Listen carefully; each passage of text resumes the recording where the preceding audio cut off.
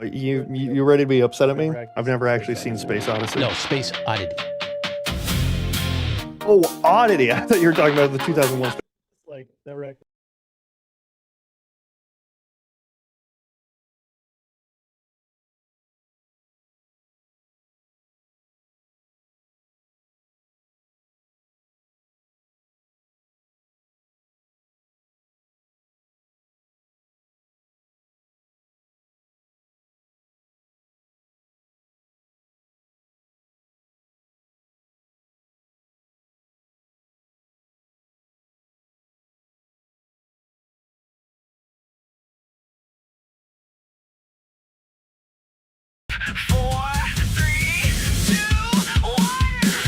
This is Major Dump to Flurf Control.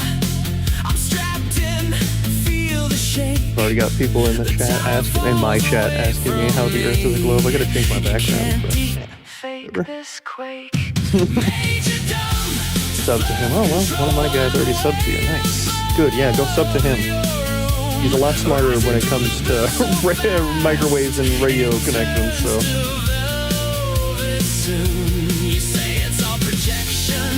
Oh.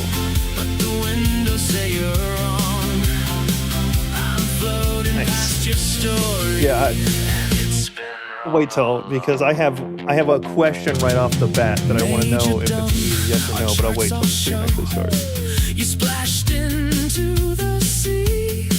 They dropped a capsule from a plane. You're still on Odyssey. Flurf Control. I hate to break it, your script is out of date. The engine's burned, the boosters turned. I watch the coastline fade. You talk about a snow globe sky, a ceiling painted gold, but I just watched horizons curve in every shade of gold. Oh, Major Dumb to Flurf Control. The world's a swirling sphere. Clouds wrap round in lazy bands. From pole to stratosphere. You say it's just a clever CGI veneer, but your world's become an island, and it's really, really small from here. You said there is a crystal shell, a cover hard and bright. I'm flying where your ceiling sits, yet nothing blocks the light. No glass, no grid, no glowing dome, just darkness deep and clear. Your dome was in your browser tabs, not hanging over here. Flurf Control to Major Dumb. Our live chat says the pictures are all lies. Agencies just sell us tales. They're demons in disguise. Major Dumb to Flurf Control. Your fears are getting loud, but I'm looking at an ocean that wraps behind a cloud. If stories had you cornered, I'm not here to shout you down, just asking you to tilt your head and spin that view around. Major Dumb to Flurf Control. I'm circling slow and clear. I see the night chase after day around this shining sphere. You swore there'd be an edge, a wall where colors stop, but every orbit proves you wrong. We're living on a drop. Flurf Control to Major Dumb.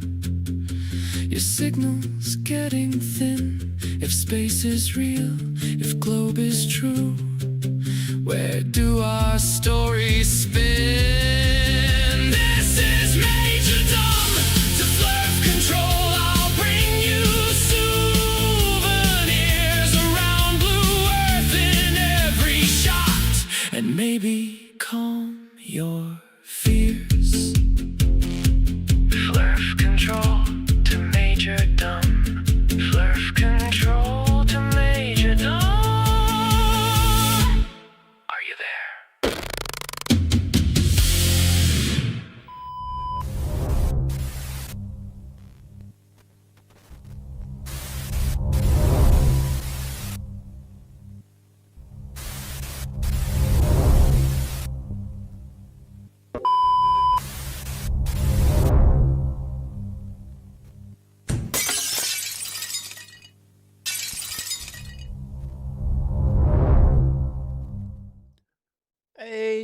welcome everybody to another Unfornicated stream. We're running a little bit behind. Things are going to be a little bit different. My apologies. Tonight we are going to be joined by none other than Clip of the Clip versus Soli modern day debate fame. We're going to go over some of the technical aspects because, well, I'm here. And hopefully I can give him some stuff and it'll help him out on TikTok because, no surprise, Soli, who I've never interacted with once, has blocked my account. Soft comes to mind, as does coward, as does, well, a whole other words, but we'll get to the swearing and everything else later. So as always, welcome to the Speakeasy of Truth, your bastion of evidence, and where experience rules more than anywhere else. Raise your glass. It's time to enjoy our very vices. Tonight we are finishing up the Sailor Jerry rum, and then we'll open another bottle next stream. So let me bring up our guest here. Unfortunately, the problem we have is Discord is not liking his camera right now, but you get to look just right at that. Hey, Clip, how are you? Howdy. I am doing great. Yourself? Oh, it's wonderful. It's been raining here for over 24 hours. It's been a deluge. Had thunder and lightning that was directly overhead, enough to make the hair stand up on your arms. Oh, nice. It kind of ruined the July 4th for a second, but you know what? I'm okay with not having fireworks. It's a personal preference. It's fair. We had fireworks up until like 2 a.m. Oddly enough, I actually live next to military housing, and as a veteran myself, I don't necessarily partake in fireworks because I know a lot of my brothers and sisters in arms have PTSD, but yet they were over there setting them off anyway. And I'm sure there's some neighbors over there who are veterans of Iraq and Afghanistan who were triggered beyond belief. But just a PSA. It sounds like I'm echoing. Hold on one second. No, you are. That's there. I got it. It's okay. I had Discord and my desktop audio both. So my bad. My bad. Look, it's not an Unfornicated stream if it's not fucked up some way, somehow. You know, that's just the way it is. Yeah, I mean, yeah. So actually, why don't now Max and I kind of share the same sort of the same whatever group of people, the same community members, more or less. I commonly refer to my group as a Zoo Crew. So as introductions go, Zoo Crew, Clip, Zoo Crew. You want to tell a little bit about yourself to kind of just introduce yourself to everybody else? I know you did a little bit on Max, but just in case nobody saw that one. Yeah, I mean, there's not much to me, honestly. I don't share my name. I usually am on camera. Just Discord isn't liking my camera. Although that is relatively new too. I do have my higher education, but since I don't say my name, I don't care if you believe it, and it's not a source of authority in the topic because it just matters if what I'm saying is right or not. So yeah. And I'm big on charity. If I haven't got that point across, if you can donate, it doesn't always have to be money. Time is also appreciated to local charities. Yes, I'm very much with you in that same sense. I do a lot of donations for still echoing. Oh, that might be on my end. Hold on. Clip, say something. Hello. Is that better now? My gain was up too high as usual. What else is new? I got to figure out. I'm wondering if it's because I'm live. I fried my Wave XLR somehow or another. I had to get a new one, and I forgot to set my gain to default to a certain level, and I use a speaker as my monitor. So even though it's across the room, it still picks it up on the route. So cool. That's for I don't know anything about audio. My wife helps me with it if I need something. So well, I should turn down my speaker a little bit too, make life a little easier. All right. So real quick, what is your higher education in? So my higher education is it's a Master of Arts in Astronomy, but with a focus on astrophysics. So you can give everyone their horoscope, is what you're saying, right? No, I'm kidding. No. No, we don't. I study. Yeah, I did most of my higher education focusing on time. That was my whole. I did my thesis, my graduate thesis on tachyons. If anyone knows what tachyons. Yeah. Interesting. don't exist, by the way. If you look them up, they're going to say they're hypothetical, or they might even say theoretical. Does not mean theoretical in the sense of like theory of gravitation. They do not exist. Yes. I hate that about Google. They do say theoretical. They don't exist. Well, and it's the same thing like, okay, so I'm a telecommunications guy. I've been doing it for, well, counting my Navy experience, almost 30 years now. So I've done radio, I've done satellite, I've done fiber optics. So a lot of it is quote unquote scientific theory. And everyone seems to think that it deals in absolutes. And there's nothing but gray areas in telecom. So the fact that people start thinking that, it annoys me too, especially when you're someone like Soli, who spent 2 weeks talking to ChatGPT to become an expert in radio, propagation. And to a sense, let's be honest, doesn't have a fucking clue what he's talking about. But here we go. So what I'd like to do is I'd like to go ahead and play the debate. He touches more. You guys touch more LoRaWAN right in the beginning. And I know you specifically called out LoRaWAN because he just said microwave communications, and then you brought up LoRaWAN. And that distinction is very specific, and I don't know if you know why yet. So you're say that again. I'm so sorry. It's okay. So Soli's opening, and we'll get to that in a minute. He talks about microwave communications, and you bring up LoRaWAN specifically, knowing that's what Soli's going to come up with because that's all he talks about. Oh, yeah. But that distinction matters, and I'll explain why in a minute. So let me go ahead and change this scene. I hope this fucking works today. I just rebuilt this on the fly, so let's see. It appears to be working. Holy shit. Look at that. Okay. Awesome. Yay for OBS tutorials. Yeah, I haven't even started on the TikTok part of that yet, so I might have to hit you up to say how do I go live and put a background on, all this other fun stuff, but I digress. I actually had my followers help me, so I don't know. Oh, cool. Well, I mean, I'm on TikTok. I'm usually on Whatcast is Live, for sake of another word. Sometimes I'm in Fuzzies. Sometimes I'm in Tiffany's, Dies in Space, Mech Engineer, 8 inches per mile squared. You know, the typical group of like Globers who are out there. Josh Hasselblad, you know. So I'm usually around there. I'm hanging out in chat. Sometimes I'm actually up on panel, but I stay in my lane. My lane's telecommunications. I'm not going to talk to anybody about orbital mechanics. I can talk about atomic clocks, which is something else you guys got into, because we use that for a little networking. bit, which we'll get to it, but that was so ridiculous. But yeah. Let's put it this way. When I was watching the debate, I was folding laundry, and I do this on purpose because I know I'm prone to throwing shit at the TV. So if I throw socks at my TV, it doesn't break the TV. That's it. So I'm very conditioned. I'm like Pavlov's dog. You know, you buy enough TVs, you realize maybe you should not throw things at them. So that was my compromise. Yeah, buying TVs is the worst experience ever. So I get that. I would like to say that apparently something happened with this debate. They did 2 minutes because like Soli was like complete beta male energy on this. Like he didn't want to start this again.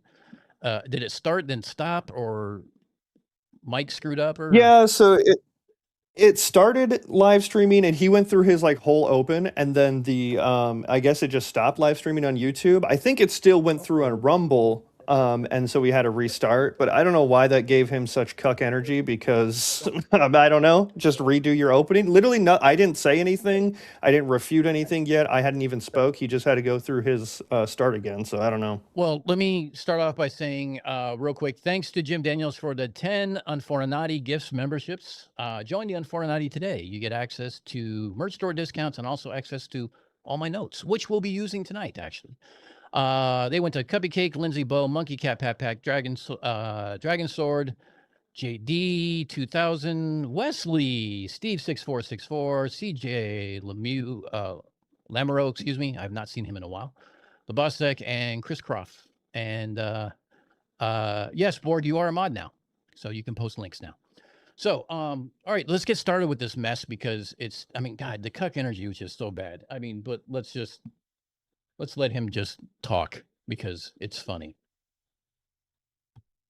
If you want me to stop, let me winning know. criteria, quality of scientifically substantiated evidence for each claim. Since I've been told we missed or I guess we cut out about 2 minutes in, so I'll skip Let me share my whatever screen parts with of this I you. went over. Like, I would scientific just start at the beginning say, again, man. yeah. I apologize. There we go. Okay, that's fine. So what is science? Scientific method, I'll just do this one. Observation, define the problem, form a hypothesis, conduct an experiment, derive a theory, right? And this, of course, has to be replicatable, right? It has to be able to be repeated. An experiment consists of control, independent variables. So wait, I want to stop right here. The whole independent, dependent variable bullshit is so middle school. Like, God, I can't tell you how much it frustrates me to hear that. Yeah, he doesn't understand that, like, when he says, oh god, what's that stupid thing he says, falsification is independent the of witsism. replacement. Yeah, like that's fine if we just like tachyons, right? You don't need to replace that because that doesn't matter. But if we have a system, a model that predicts things accurately and works, you do need to then replace that if you're going to come up with a new Right. model. You can't just sit there and say, "Oh, I falsified it." No, you falsified what exactly? Because you haven't provided any of the mechanism. Exactly. You haven't provided anything else that actually shows how it works on your quote unquote model, which you don't have. Yeah, it's absolutely ridiculous that he thinks that just because he says like, oh, you don't have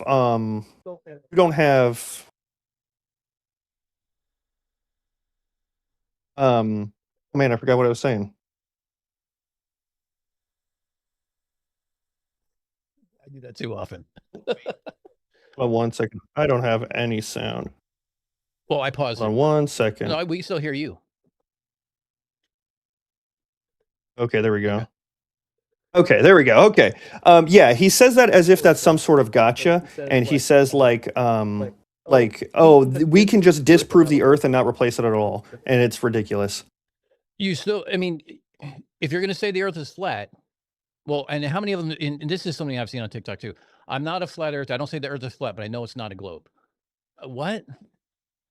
Like, yeah, that's what I don't understand. He says he's the one not making a claim, yet he's the flat earther. So isn't that a claim? I mean, in all sense of the word, yes. But I guess I don't know. Yeah, it makes absolutely no sense. All right, let's hear the generational thinker here.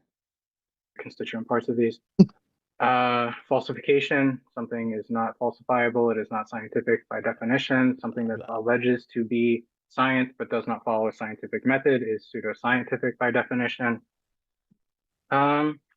Microwaves, the world record right now, 830 miles line of sight. This would negate 80 miles of Earth curve. And they typically penetrate through haze, light rain, snow, clouds, smoke, and are beneficial for SATCOM. I love this, and we're going to come to this. They are not affected by things like atmosphere, typically in regards to like refraction, mostly through attenuation, but not typically refraction. They demand line of sight. And then we have the coefficient of K, which we're going to skip over because that'll be a more nuanced conversation we'll have to get into later. There's a lot of math. We also have records that go for up to 4,000 kilometers. Looking for an explanation on how that works over a curved surface. This is more like link planner stuff. Sonar, we map out the ocean bed, assuming sea level is horizontal as a theoretical datum or a reference point, using a 3D Cartesian coordinate system in Euclidean planar trigonometry. This is not curved math. Can you pause it right there? On the 3D Cartesian coordinate, he always says 3D Cartesian coordinate with Euclidean geometry. Like, he doesn't have to, he adds the Euclidean geometry on there to try and make it sound like we're doing this flat. Right. And I say this in the debate, but 3D Cartesian coordinates do not mean the actual surface is flat. I mean, he also conflates that, like, I think he says there's that, like, I don't know what experiment it is, but it was like 9,000 miles away or something like that. Yeah, that it wasn't actually an experiment. It was actually an observation that turned into an experiment. It was the SOFAR sonar channel. Gotcha. Yeah, he says that he tries to conflate those like that experiment was mapping the floor, because he'll say like, how did they map the flora? How did they use Cartesian coordinates 9,000 miles away? And I had to call him out several times. Like, that's not what they're doing. And yeah, that drives me up the wall. He tries to conflate those two. Sorry, Yeah, I just had to say that there. No, by all means, tell me to pause it whenever you want to address something, because it is a bit interesting. Yeah, I dropped the gain again. My bad. I dropped my speaker a little bit. Because Soli's so low for whatever reason. That's the only way we get measurements of the seafloor, and of course, our measurements of the seafloor are very accurate when we assume that the Earth is flat. Another thing I want to talk about, the sonar thing. I know you touched about this in the actual thing. They're talking about like 20 square miles that you know what they're doing. So if an Earth has a circumference of 24,000 miles and you are taking a 21-mile square, you could have 1 million of those and still treat it as locally flat. You know what I mean? It's like but sonar. Yes. But here's the thing: it's like sonar and sound in the ocean is not line of sight. Yeah, and he also thinks line of sight. He even says that it means that we can see it with our eyes. That's what he thinks line of God, sight literally This is means. so he frustrates me on so much because, well, I want to get to the K value one because that's the one I actually fucking have Yeah. But there's a couple things that I actually know about this because I know specifically about this one because it's something I've tackled a couple times on my channel. So I have some more background information, obviously, than you do. Again, this is like my wheelhouse, so it was easy for me to kind of find some of this information. Not everyone knows how to do it. But you know, to a point also, I was also the one who was helping when I heard MC2 was going to be going against Soli on MDD. I told him, I was like, I guarantee he's going to bring up LoRaWAN, and if you want, let me know, and I'll go over it with you. And sure enough, he did, and I kind of dumped all my information on him. So that's where you saw the IREP sheet and stuff like that. We'll go over all that tonight too, and I'll kind of show you kind of how to read that and where he was inherently wrong to kind of give you a little more comfort level with that, so you can kind of show what that is. And I can send it to you. It's 525 pages of a PDF if you really wanted it. Yeah. Straight from like NOAA, with Geodesy. Aviation, I'll get into. Most of that stuff's up here. I don't need to make slides for that stuff. That's pretty much it. I mean, I can concede the rest of my time. I'll stop share. If you can pause it right there real quick, I want to point out something. So he had come on my live before the debate was confirmed, and MDD had said, you know, I'm a little worried about audience turnout because I have a smaller audience. And I said, that's perfectly fine. And then he had come on my live after they said that. And I said, I highly doubt they're going to let you on because you were completely rude on their platform. And he said, how was I rude? And I said, because you came unprepared and you kept calling the host like a biased source or whatever he said. And then he does the exact same thing here where he doesn't have his slides prepared and he like forfeits his time. He doesn't understand how that's disrespectful to their platform. Right. It's like, oh, we'll just talk about this later. We'll talk about this later. We'll talk about this later. What if you never get to it? It's like, this is about providing your proof. And we didn't. Provide your proof. Yeah. And again, this is where I give like Tiffany a whole lot of things. It's like, we're not talking about the globe. Don't mention the globe model. I know my model. Tell me how this works on your model. If you're talking about globe skepticism, chances are 120 years of radio science versus some jackass on the internet who spent 2 weeks talking to ChatGPT. Which do you think has a little more to pull from?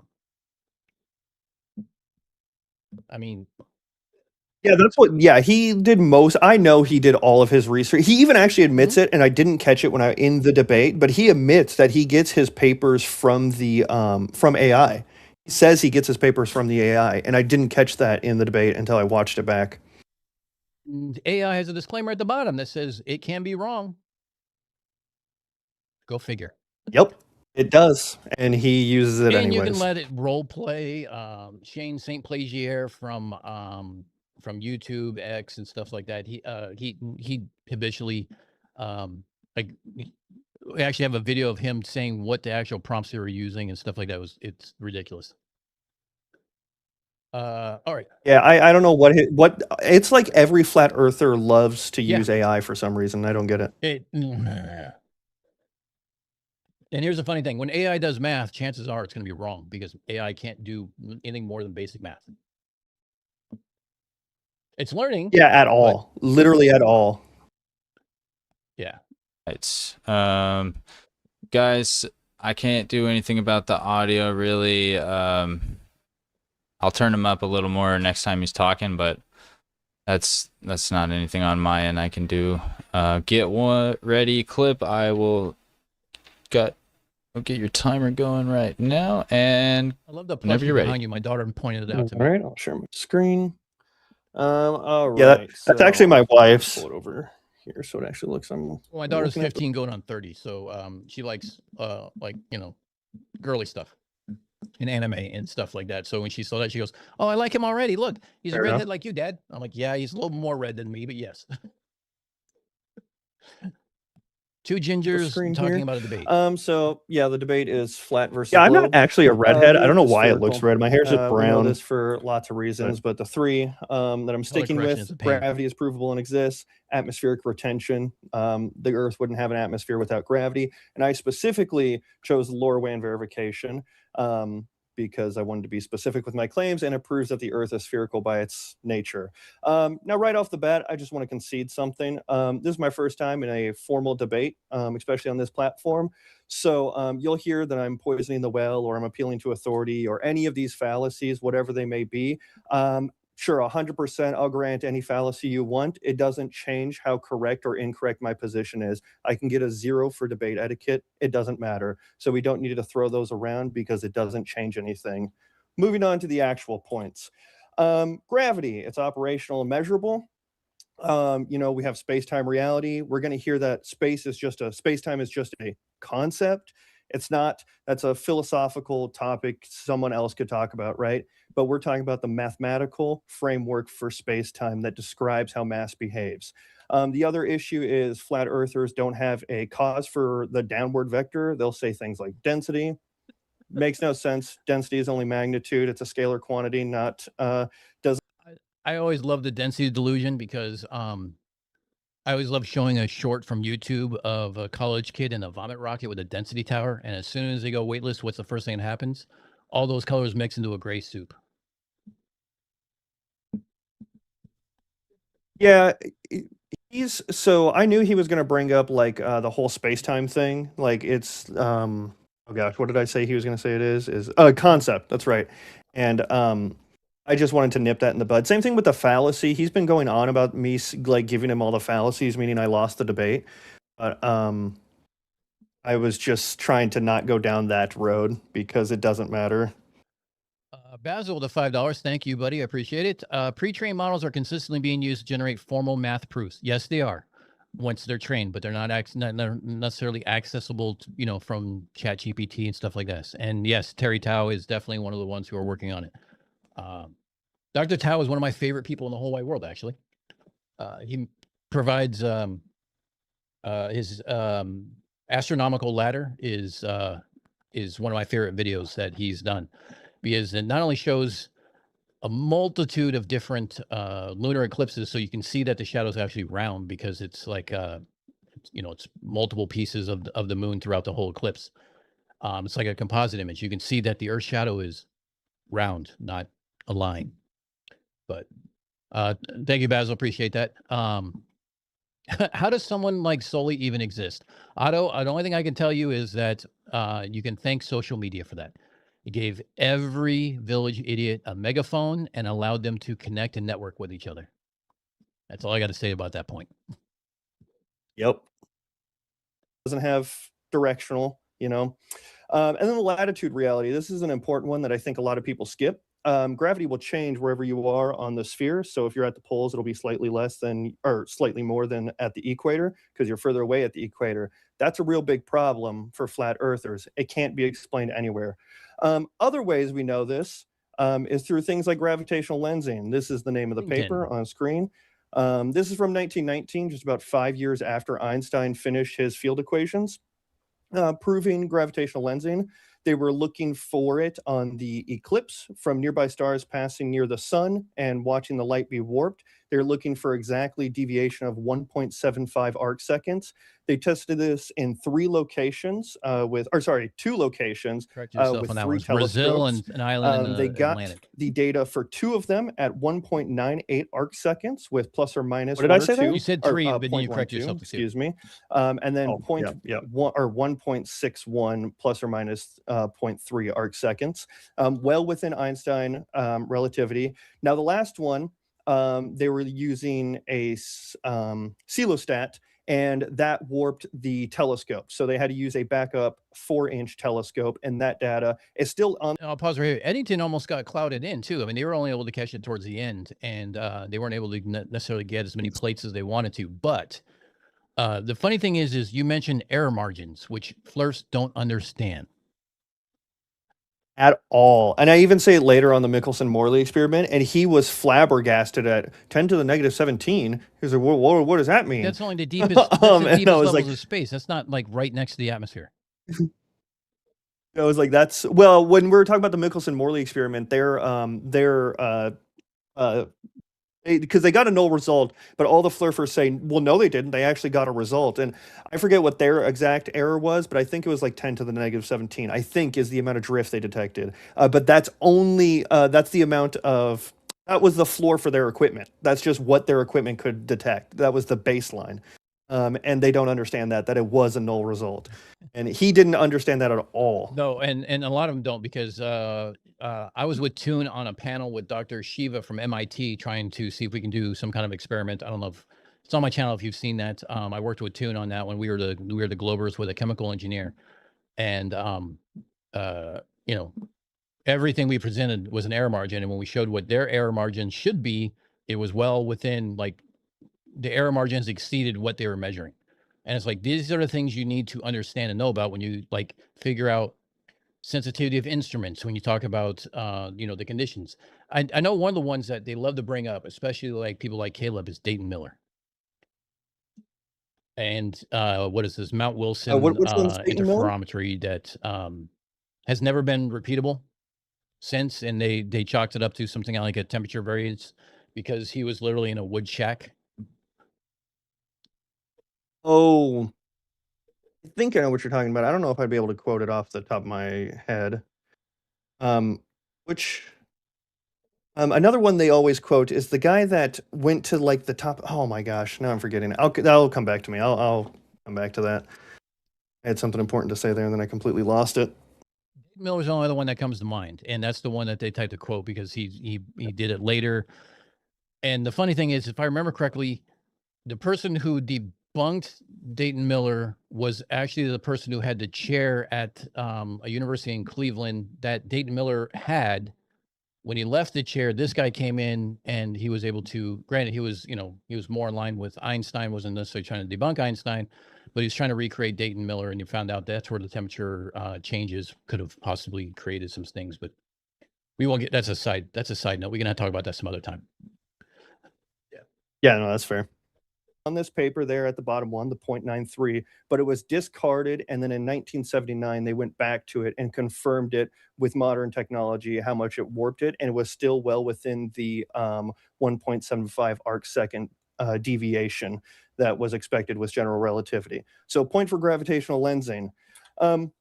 Moving on, another thing, time dilation, which is a big thing in general relativity, which this is a paper, that's the link for it. This is engineers talking about how they have to account for the speed of the satellite with time dilation, although it's not very much. However, the more important thing is gravitational effects for time dilation are about 10,000 times too large to ignore.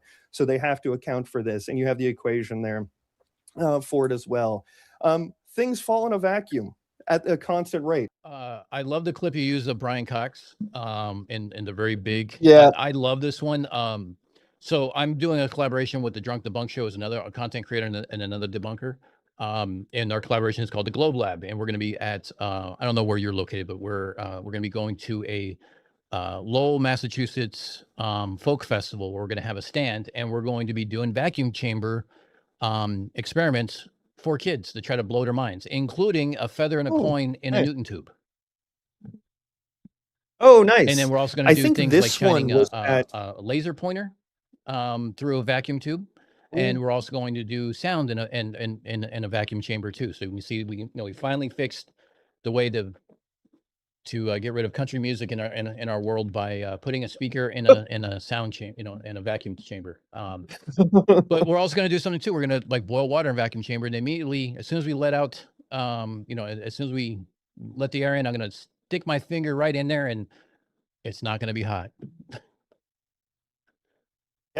I was gonna say, I'm pretty sure correct me if I'm wrong, but I'm pretty sure he went to Ohio. This is the Neil Armstrong Institute, is where Brian Cox is for this. I'm almost positive. I could be wrong. It is a great, it's But a great experiment, and I almost wish that they had a wide screen of the whole thing and not the cuts, because any edits for Yep. visibility and emphasis is automatically they cut out what really happened bullshit. Yeah, I was gonna say, I don't think you guys could see when I was showing this slide, as it looks here, unless they edited it here. But when I showed this little GIF, he like laughed his ass off. Yeah. He was hooting and hollering at this, and that's why I say you can laugh, but like you're still gonna have to address it. Right. And here's the funny thing: for basically $100, I can do the same thing. In fact, if you're looking on screen, here's my Newton tube. I am. Right here. 3 feet of acrylic with rubber stoppers. It's going to have a penny and a feather in it, and we're going to blow some kids' minds and try to get them more interested in STEM. It's basically the whole Nice. basis of this. And hopefully we get a couple conspirators that we can actually like sit back and relax with, because I'd love to have a conversation with them on camera. I'm sure you will.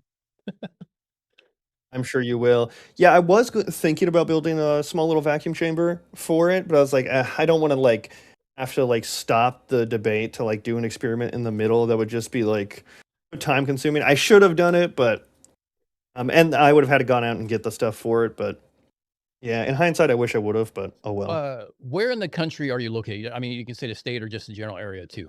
Yeah, I'm in the Midwest. You're in the Midwest? Okay. I'm in the Midwest.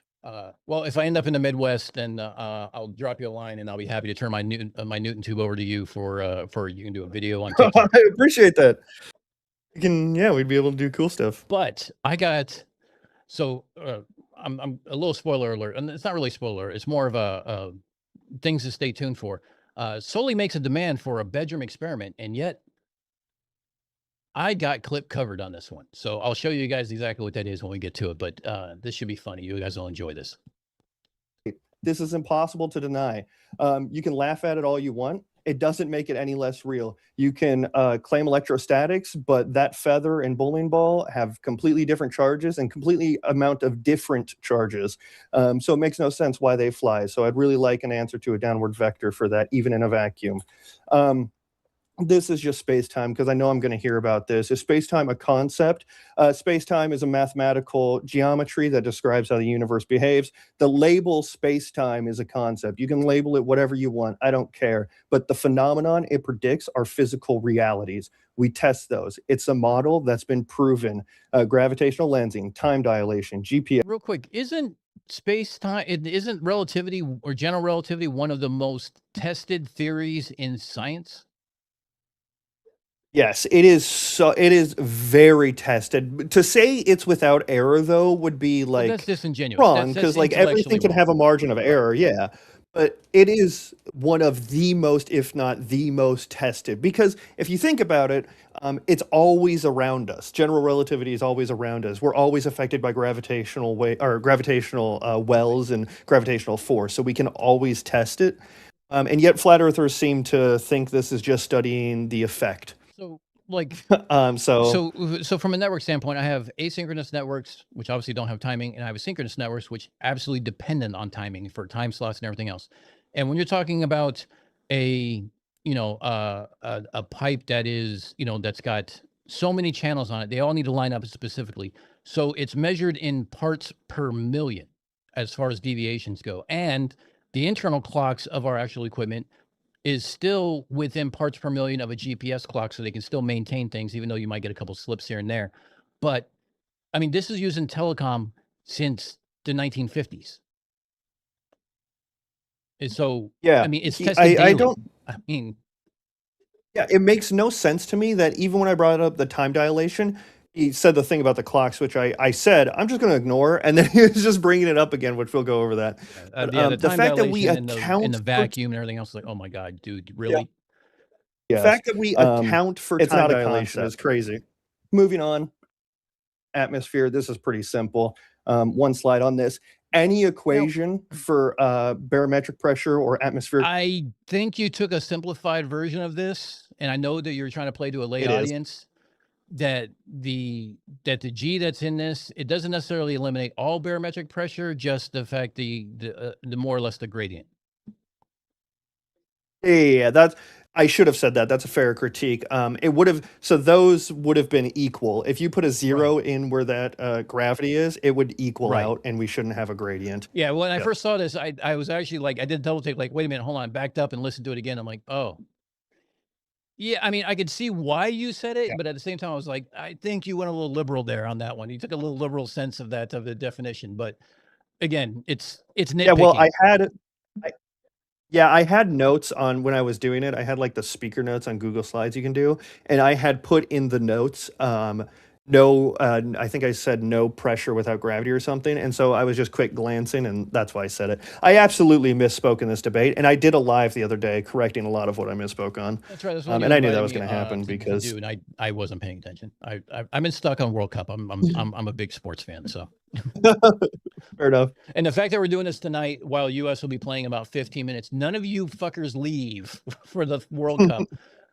That's all I got to say. Put me on 2 screens, okay? Please. But you know, and Basil for $5 says the most accurate model, the most accurate physical theory is the standard model. Clip, I guess you would probably know more what he's talking about than I do. Yeah, but yeah, Okay. I mean, he's not wrong. I'm not suggesting you're wrong at all, Basil. Just someone who knows better about relativity than I do. All I deal with relativity is time dilation and GPS clocks. That's it. That is my sole exposure to general relativity. I think I have a book on it that's not even been cracked yet because I wanted to learn some of the parts of it. But yeah, I didn't go to college. I'm a dumbass. What can I say? I mean, yeah, you don't have to go to college. Require gravity. No, I mean, I got 30 years experience. I mean, that kind of, moves me ahead. I can probably get an honorary degree or at least test out of a bachelor's by now, but. Oh yeah, you could probably test. Yeah, I was about to say. But it's also like one of those things like, I've actually debated over the last 10 years whether or not to go to school. Cause I'm like, it's not going to help me anywhere in my job that I'm at now. I'm at a position where I'm as high as I can go as an individual contributor, unless I want to become a manager or director, things like that. Then I have another avenue. But as an individual contributor, I'm as high as I can go for the role that I have. So will it benefit me? Probably not. So the only reason why I considered it was, well, if I tell my daughter she has to go to college, I probably should have gone to college. Otherwise, I'm a hypocrite. So luckily, my daughter's already on board with this, so I don't have to worry about it. But she wants nothing to do with engineering, telecommunications, or anything else like that. She wants to be a lawyer. So that's my wonderful retirement program right now. Fair enough. So see, Cupcake, $2. Stop calling yourself names. You're not dumb. No, I'm ignorant. There's a difference. So I will change that. Thank you for the $2, Cuppy. Basil for $5. Thanks again. Do you agree it's wrong that Uruguay has 4 stars in the World Cup jersey? I know no significance of what the 4 stars are. I'd have to ask Max what the symbolism is of the 4 stars, but I'm guessing how many World Cups they won. I don't know.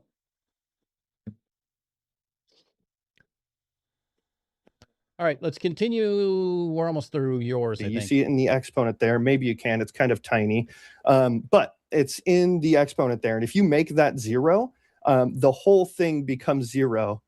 Your atmospheric pressure equals 0. So it should equal out everywhere. That's not what we see. We have a pressure gradient. Super simple. There won't be an answer for that other than Coulomb's law, but that doesn't make any sense either. But I'm sure we'll get into that. This is going to be the funny thing you mentioned Coulomb's law. Did you know that Witsit used AI in like, I don't know, 2 years ago to try to derive a replacement for Coulomb's law, provided a bunch of DOI links that didn't exist? I did not know that. I don't know much about Witsit other than the one time Professor Dave absolutely humiliated him. But Professor Dave is my spirit animal, my favorite content creator. He's one of mine. Did you see his most recent? That's getting off topic. Sorry. He and I have the same sort of like Ashton Forbes, who I call Asshat Forbes or even Asshat Foreskin. Oh my God, the Electric Universe Thrifter. Yeah. That's the one, right? And the fact that it's classified, that means they're not telling anybody, as opposed to it's classified How Yeah. do you know it's not class, or like his thing of like showing unclassified for like public distribution documents saying they're showing us right here the physics, as in you've never taken a fucking physics class, not even in high school. You've never even done a what are those derbies called? The little cars that you make in Boy Scouts.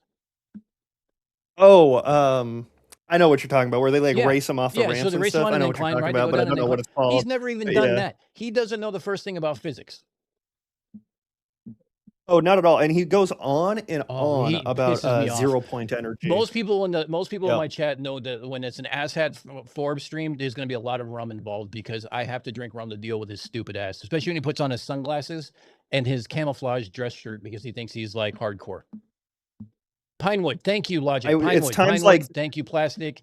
Thank you, Logic. Thank you, everyone yeah, else who's coming in with it. Pinewood Derby, yes. boxcars. Soapbox Boxcars Derby is is what I know another them one. as. Yes, Yep. those are the ones you ride in. That's a little Yep. different, but same pretense.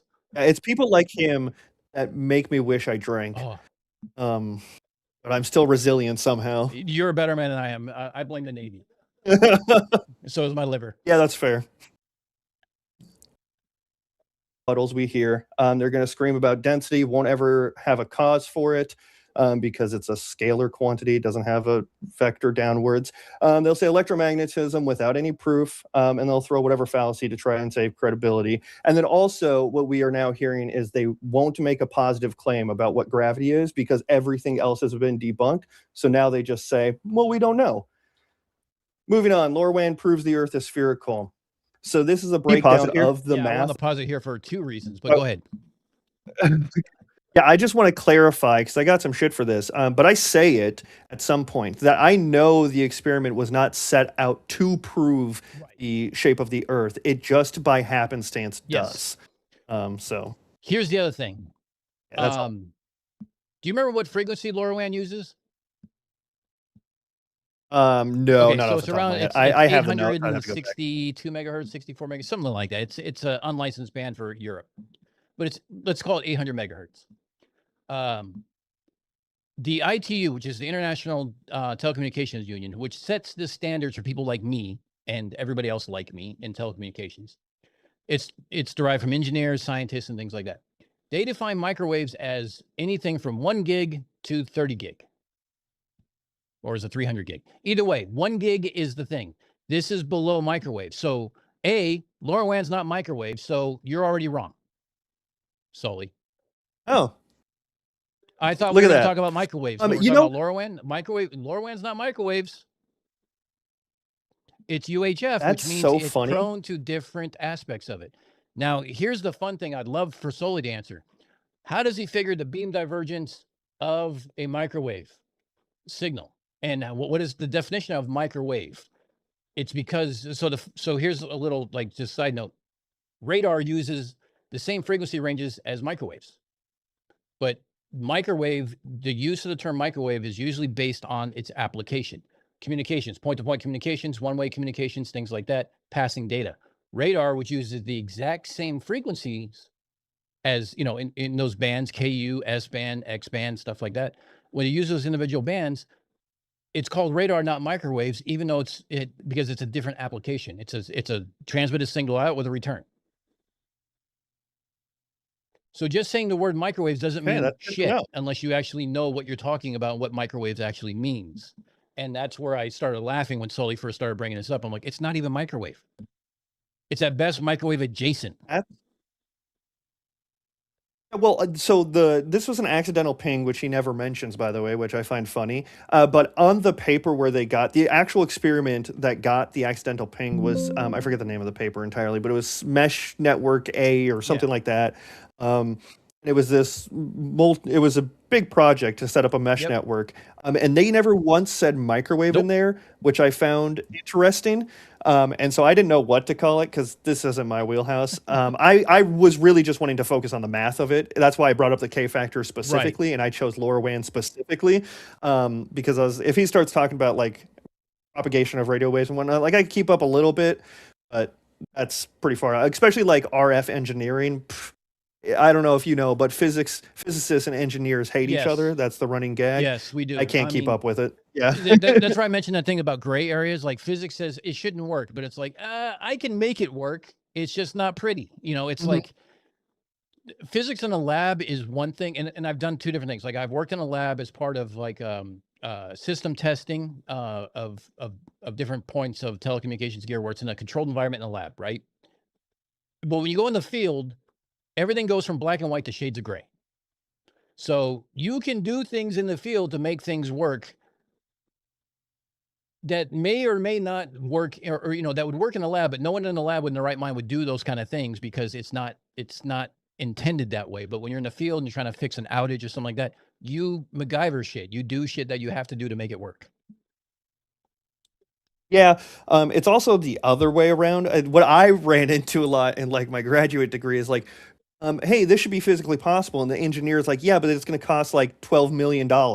Like, we can't just do this. I'm like, yeah, but why not? We can do it. And they're like, yeah, there's more stuff that goes into it other than it's just possible. Right. Well, yeah, it's like, and that's where my beef came from. Well, I come from an intelligence Yeah. background, so I did signals intelligence in the Navy. So there's plausible, possible, and probable. So plausible doesn't really apply in like in it only applies in the communications part of the SIGINT. But for instance, I was in the North Pacific on deployment. We had a Russian Tu-95 Bear fly over us almost every week. So you see this known Soviet aircraft with a red star on the tail, red star on the wings. The guy in the back could be holding up a Russian newspaper. They could be hearing Russian on the actual radio. But when they report it, because it's intelligence, it's reported as a probable. Probable is about as close as you're going to get as to 100% as you will in intelligence, because you don't know if some guy crossed over from Ukraine can still speak Russian, all this other stuff. Like there's other things that like, no matter how weird it could be, it's never 100% in the world of intelligence. That's just the way it is.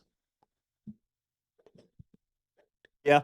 I can completely understand that. That's a fair point. Yeah, physicists just we got the beef with the engineers because we'll say things are possible and they're like, yeah, it's not practical. No, yeah, to that's do the this. difference. Practical is a different term. Yeah, that we cry in our labs. I'm the guy who goes out and breaks those the ideas like, you shouldn't be able to do this. Watch me. I'll try it. Yeah. I never got to do that. That's not what I wanted to do. Nick M with the 5 loonies has a joke for us. What do you get when you cross a mountain climber with a mosquito? The answer is nothing. You can't cross a scalar with a vector. Ooh. Oh. I think you're talking about a malaria vector in that case, right? Different kind of vector, I think. But that's good. I like that one. I was about to say, am I stupid because I didn't understand that What joke? do you get when you cross a mountain how's climber with a mosquito? Nothing, because you can't cross a scalar with a vector. It's a dad joke. Scalar is being used in a very liberal sense as a scaling a mountain versus a scalar. Yeah. I don't get the vector part. Well, what is malaria the vector part? is caused. A vector in disease could be caused by mosquitoes, and mosquitoes are a vector. Oh, that's where you. So where my knowledge absolutely plummets is anything to do with biology or the medical field. Anything in that area, nope, You're like, don't nah, do that's it. not me. Don't even attempt to touch it. Not me at all. Yeah, I got a lot of credit. I just whatever the doctor says, that's what I do. People in biology, they get a lot of credit from me. I'm not gonna lie. Yeah, can't do it. I can't do that shit. Look, I can barely figure out the squares to figure out genetics to find out who how I became colorblind and what the percentage chance that I was going to be colorblind. And that's from high school. I forget what those cubes are even called. Yeah, and not me. I don't even remember what the I'm squares sure if someone are put it called, in front of me. honest. I forgot what they are, but you can do with the X and the Y and the chromosomes and all those other fun things. But yeah. Yeah.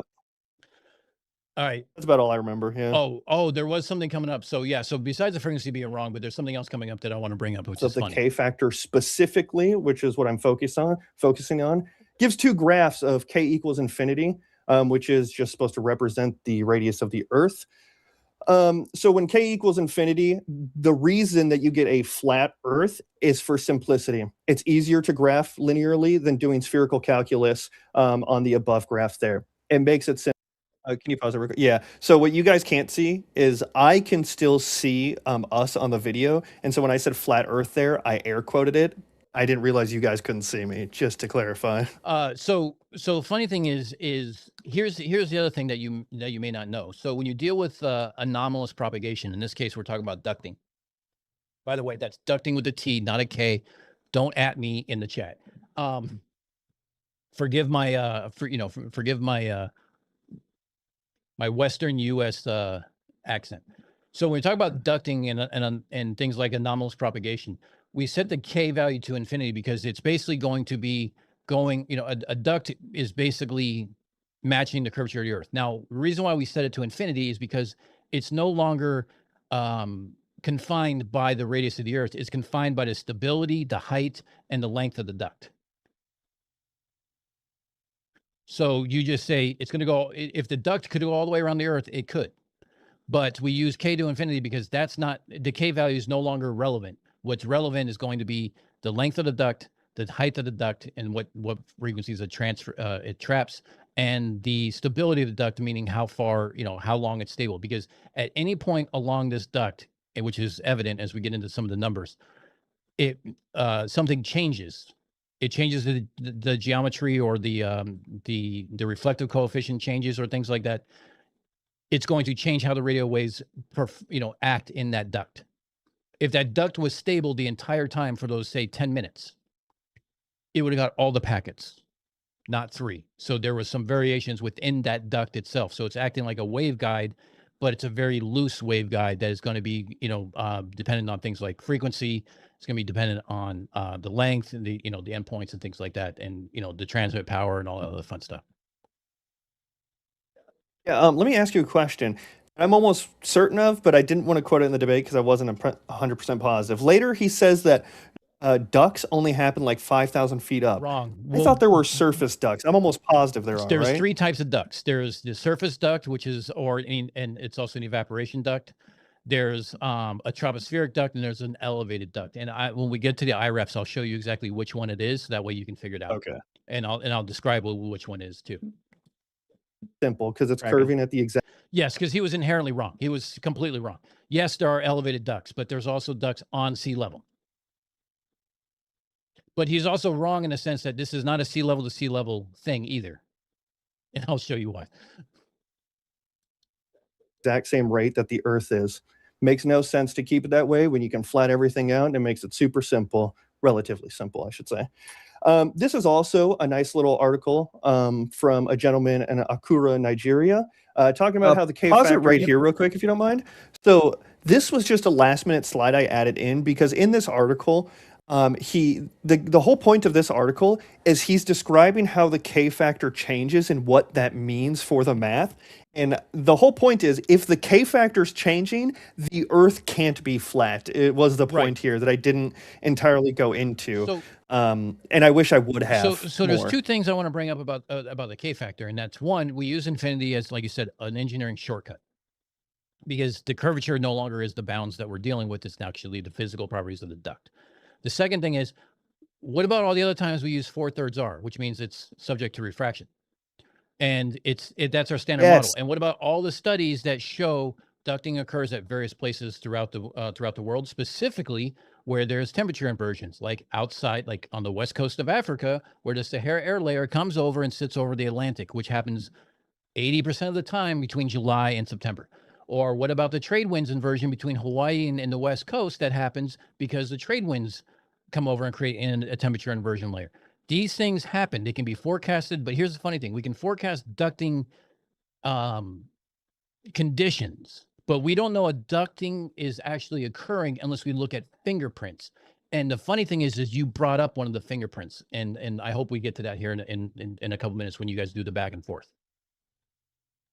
Yeah, and he also said the whole reason I was unprepared for the part where he asked, like, can you prove a duct, is because I just had assumed that he was okay with a duct, because even on the flat Earth, you need some sort of gain for that radio signal. That's the fingerprint. Then he was trying to deny ducts exist, and I was like, what? So here's the funny thing. When he says that the marine layer causes a gain, the marine layer doesn't cause a gain. Passive air cannot cause a radio signal to gain. However, evaporation creates a surface duct, which creates the gain. And the reason why it gains is because when you have an omnidirectional antenna, it goes outwards, right? It goes up and down, propagates, and it propagates outwards. When a signal gets in a duct, it can no longer propagate up and down. So now the signal is concentrated in this duct as it's reflecting. So now it's only spreading sideways. So now that's where you get your power, and that's why in this case it actually came in higher than expected. It actually came in 9 to 10 dB higher than what the free space path loss said it would do, because the signal was concentrated in that duct and it wasn't allowing it to expand upwards. So it was acting like a directional antenna. It's what we call a waveguide. Waveguide. That's what I think I said waveguide. I think I said something else, but I meant waveguide. That it was a natural waveguide. But yeah. If you guys want to keep me up to date, actually no, don't spoil the U.S. game for me. I'm gonna watch it later. The game. Don't. I'm gonna watch it tomorrow while I'm working. Don't spoil it. I didn't realize the game was on tonight when I scheduled this with Clip, and I felt like it had been real shitty to reschedule because he has his own schedule to maintain, just to watch a soccer game. I mean, that's all right. And that's the name of it. So and everything. actually, wait. While you're bringing this up, I want to show you something. This is showing for me. Let me show it to you. There is a here's this. So this was so AIS signals is used from marine craft and aircraft, right? So it's using VHF to identify where they're at and things like that. This is even more useful than the one you used, because this one is specifically for the Canary Islands, which is where this happened. And it's a little different frequencies, but it talks about the propagation, the tropospheric propagation. Here's the thing, though. The way a trap frequency works, the higher the frequency, the smaller the wavelength. So if your duct is, the physical aspects of your duct is what's going to, the height of your duct is what's going to identify what frequencies can be trapped. These are in lower frequencies, like around, I think it's 400 megahertz. I may be wrong. So, or even lower, or even lower than that. It actually might be, I don't know. Hold on. Let me see where they talk about it. Well, let me do a control F.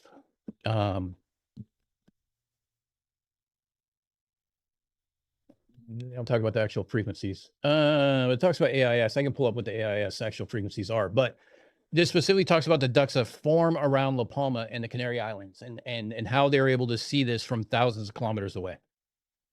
So, I mean, like if you just look at the abstract, it says for decades, it's been proven that communication signals experience anomalies in their propagation through the troposphere. One of the main anomalies of this is to exceed the radio horizon, enabling very long distance communications. This phenomenon is known as tropospheric ducting and is due to the confinement of the signals used by anomalous variations in temperature, pressure, and humidity. AIS. Hey, got the camera to What's work. that? Got my camera to work. So, oh, there you go. Sorry, I was monkeying around with that. You gotta I was hit listening, the, oh, but there it goes. It's struggling to. Okay, now you're actually showing. Okay, cool. So I'm gonna go to this and say grid view. And now what I'll do is hold on, let me change this a little bit so I can bring you. Oh, no, I don't want to do that. Hold on, Control Z. Yeah, I think it was because I was live on my TikTok, but then I just closed that. I said, no, let me. This will bring you over here. There we go. Hold on, I'm going to correct this a little bit here. We'll bring clip on to. Oh, you're good. You're good. I put a little derailed everything here, but I figured. Yeah, I tried to find, because I know I was going to rip some stuff straight from MC Toon, his video, which ironically it seems like you kind of yeah, I had a little bolstered up, which I didn't know at the time. Yeah, and I actually did, and I think that's what we'll talk about whenever I show it. But I just didn't think that was necessary, because I figured he already got schooled by MC Toon and knew like what the tropospheric duct was, and so I just wasn't prepared for him just to deny tropospheric ducting. Yeah, it was a weird thing, because he'll turn around and deny it, and he'll make it that demand of saying, "Hey, let's show me a duct in your bedroom," kind of mentality, and and everything else. But Yeah. like I said, I got you covered on this, buddy. You're gonna love this. So, all right, let me fade this in. Oh, there That's you go. Look, perfect. now you're on camera, everybody. Say hi to Clip. Hey. Okay. Howdy. So, but yeah, if you get this one, I can send this to you and stuff like that. This is actually a little better one to use, and I looked at the one you used. Very good. There's also another one that talks about the K values that were studied over I think it was almost a decade off of California, off of San Diego, my hometown. And they measured everything why 4/3 is, while it's a standard atmospheric model, does not apply to certain areas of the country, certain areas of the world, because it's not the standard. But my question with K value is, why do we use 4/3 R for everything else when we're doing our standard engineering to figure things out? Why do we use 2/3 R when we're talking about worst case scenario for, say, a cell tower in a valley near a river where there could be temperature inversions and things like that don't create ducting, but are inversions enough that it's going to not allow you to go even the radius of the Earth or 4/3 of the Earth, but less than that? That's what we call subrefraction. Then you have super refraction, which goes beyond 4/3 R. Why is R in the value of every one of these when you're talking about the effective Earth radius compared to the actual radius? That's what I want to know. Yeah, that's what I wanted to bring up. I meant to, and I had the notes for it when I brought up the diagram that showed like K equals infinity bending and then flat. In that was the equation. I completely forgot to bring it up because this was my first debate, and I knew I was going to make mistakes. Like my first professional debate, professional quotation marks, whatever you want to say, whatever. But yeah, I was slightly nervous, so I knew I was going to mess that up. But that was a huge point I was going to bring up. That if you just take that out, like, why even put it there to begin with? It makes no sense. Well, and here's the other thing I want to bring up too, and that you're opening that I absolutely love, because I try to debate and my patience level turns to shit real quick. Like, it turns to a dumpster fire. I can show you, if you go to Whatcast's channel on his last live that he had on his channel, I'm talking to somebody about magnetism, and I asked, what is a monopole? And the guy was just dead silent. And I started losing my shit because he started talking about, this is, all compasses point north. Like, no, they don't. They align with the magnetic field. You have to have two poles. Where's the southern pole? We don't have one. Like, then you don't have magnetism. Pure and simple. Yeah, I generally don't, like, on my platform when I'm live on TikTok. I'm pretty harsh to people, especially when they start like spewing some nonsense. I'll tell them they're pieces of shit or they're garbage, because I get a lot of weird people. But when it came to the debate, as soon as he drew the picture of Bigfoot, and I engaged with it, and I said, cool, I'll tell you why that's bad, and then you tell me why mine's bad. And he didn't want to do that. I said, I don't even have to be mean here, because he's just going to do this stuff all day. Right. Yeah. And that's exactly the thing of it. So here, let me change back to this. I should just share my screen and not the actual individual windows. It'll probably make life a lot easier. Citations are there. Talking about how the K factor changes, and it's mostly 4/3, 1.33. Makes no sense on a flat Earth. The mere existence of the K factor means that the Earth isn't flat. If the Earth was flat, the K factor would not be needed at all. If the Earth was flat, we would do all of network engineering using nothing but free space path laws or the Freeze equation. We wouldn't need elevations. We wouldn't need heights of the receivers. We need heights of the transmitters. We would not need a Fresnel zone. We wouldn't need any of these things because there's no curvature. In fact, there is a 1,000 kilowatt FM station that plays reggae and Hawaiian music in Honolulu that cannot be received on the west coast of the United States. Why is that? It says if you use free space path loss in the equation, it should be coming in at neg 60 decibels.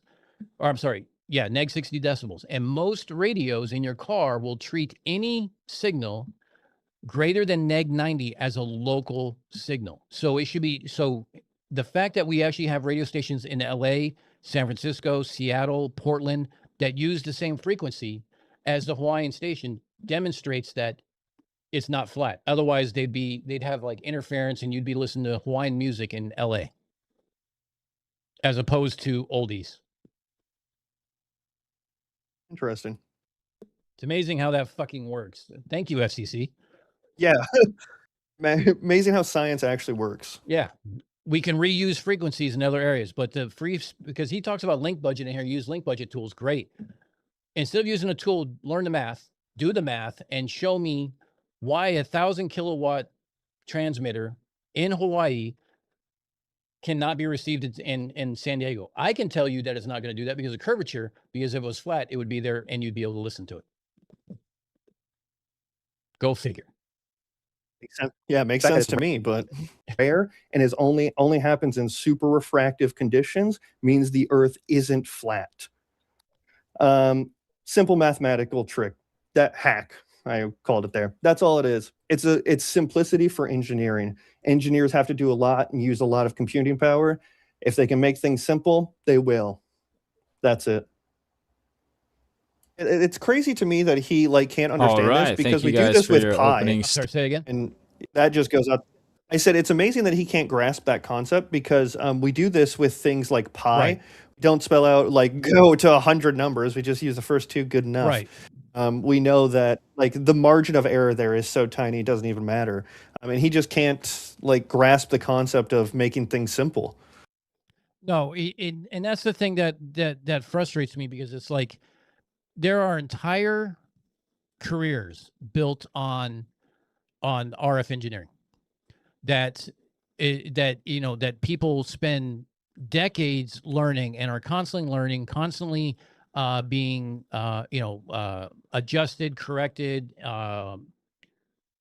What's the other word I'm looking for? With more granularity every day. That's why we have the ITU specifications. That's why they're always subject to review. That's why we get new ones that come out, because people are actually doing work in the real life of application of this, that we can see this. And he's just dismissing that. I spent 2 weeks on ChatGPT. I don't need to learn anything more.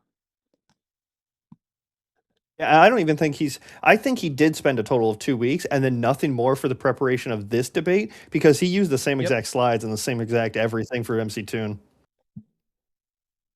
Statements. We are now going to get into the 60-minute open dialogue.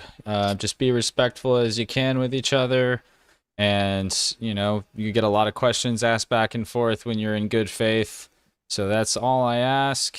And we will start the timer. Whoever wants to open it up, go ahead right now. If you want to go first. Yeah, do you just want to skip to LoRaWAN? I mean, we can start with that. Sure. Yeah. So your claim is that it proves that the Earth is a ball. So your claim is that line of sight microwave propagation proves that the Earth curves?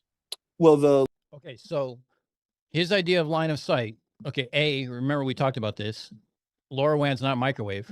It is line of sight because UHF is line of sight, but it is still prone to refraction.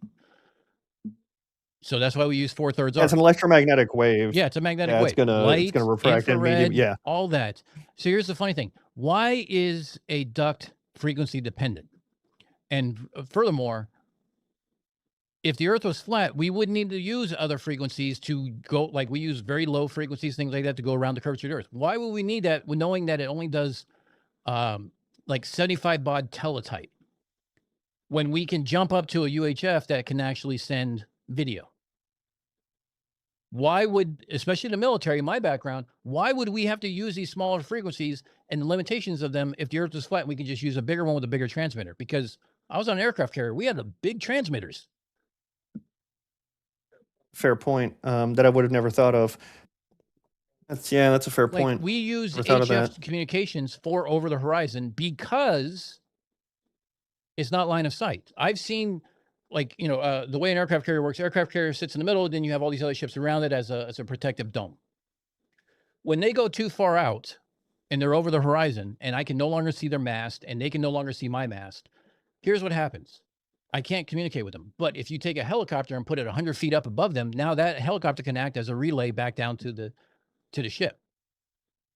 Why would that be necessary on a flat Earth? And you can't say attenuation because it can go straight to a 100-foot high helicopter and do the same thing. Same air column. Yeah, the whole light attenuation thing is so ridiculous. It is, because we have equations that do that. because we can Yep, turn around and say, and here's a free space path loss, which is the best case scenario. In a vacuum, this is how long it'll go. When you start in connectors, polarization, antenna polarization, and other things that are all hardware related, but you can make a directional antenna that actually gives you gain and gets rid of the loss and all this other stuff. Like there's Jack Tracks on fucking TikTok. He's a pain in my ass because he talks about the fact that Larry Basinger received a oh do my, you know who I'm talking about now?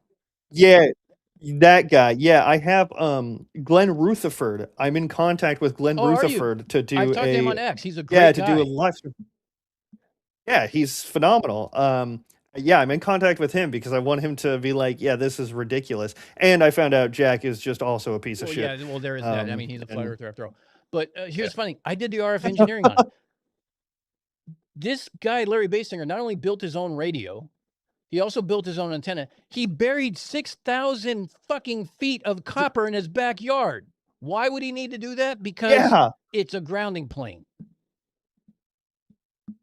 No, I talked to yep, Glenn. I brought that up, and he just said like I forgot what he said to that, Yeah. but yeah. But here's the thing, like he says it's inverse square law, and it's not. I know we're on a tangent, guys. I'm sorry, but I'm just wanting to talk about this because this is my proof that the moon landings happened because I've done the RF engineering on it.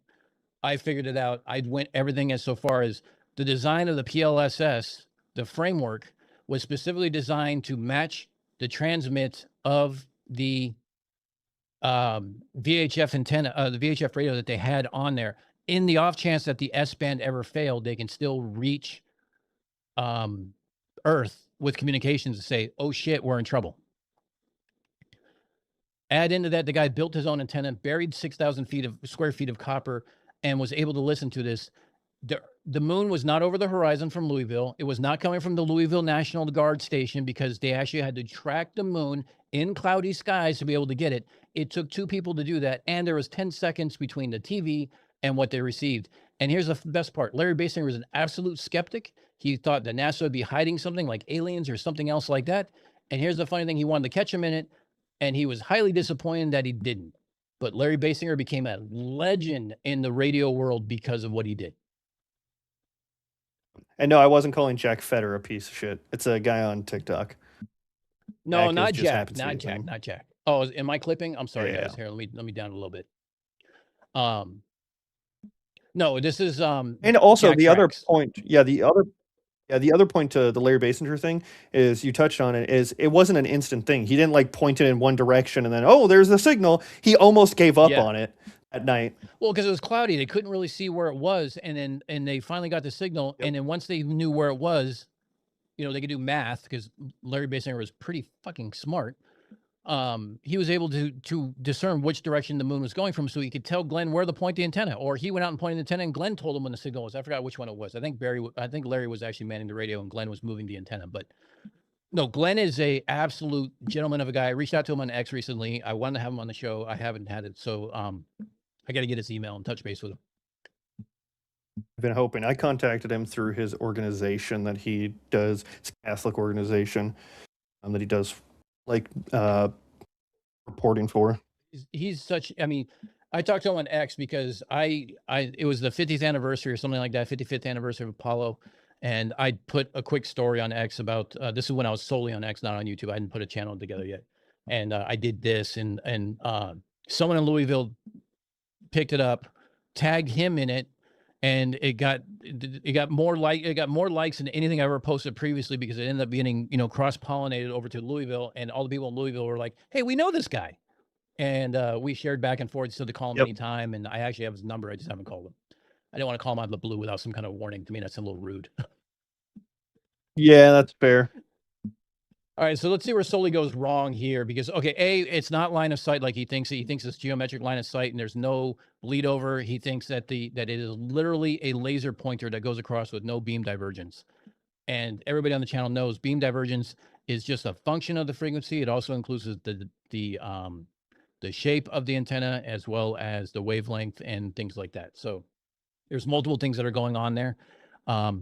And I did something, I don't know if you heard the Battle of the Beams with Kanikabine proving a flat Earth. That was actually my first video on this channel. It's a radio navigation used by Germans to bomb Derby in the UK. I said it right, you UK bastards. And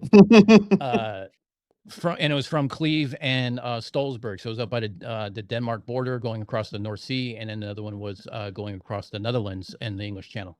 And where they intersected was the bombing area. Well, the problem is Derby was one of the biggest. They made the Merlin engine for the Spitfires, and they also had one of the largest rail yards in the UK for distributing airplane parts.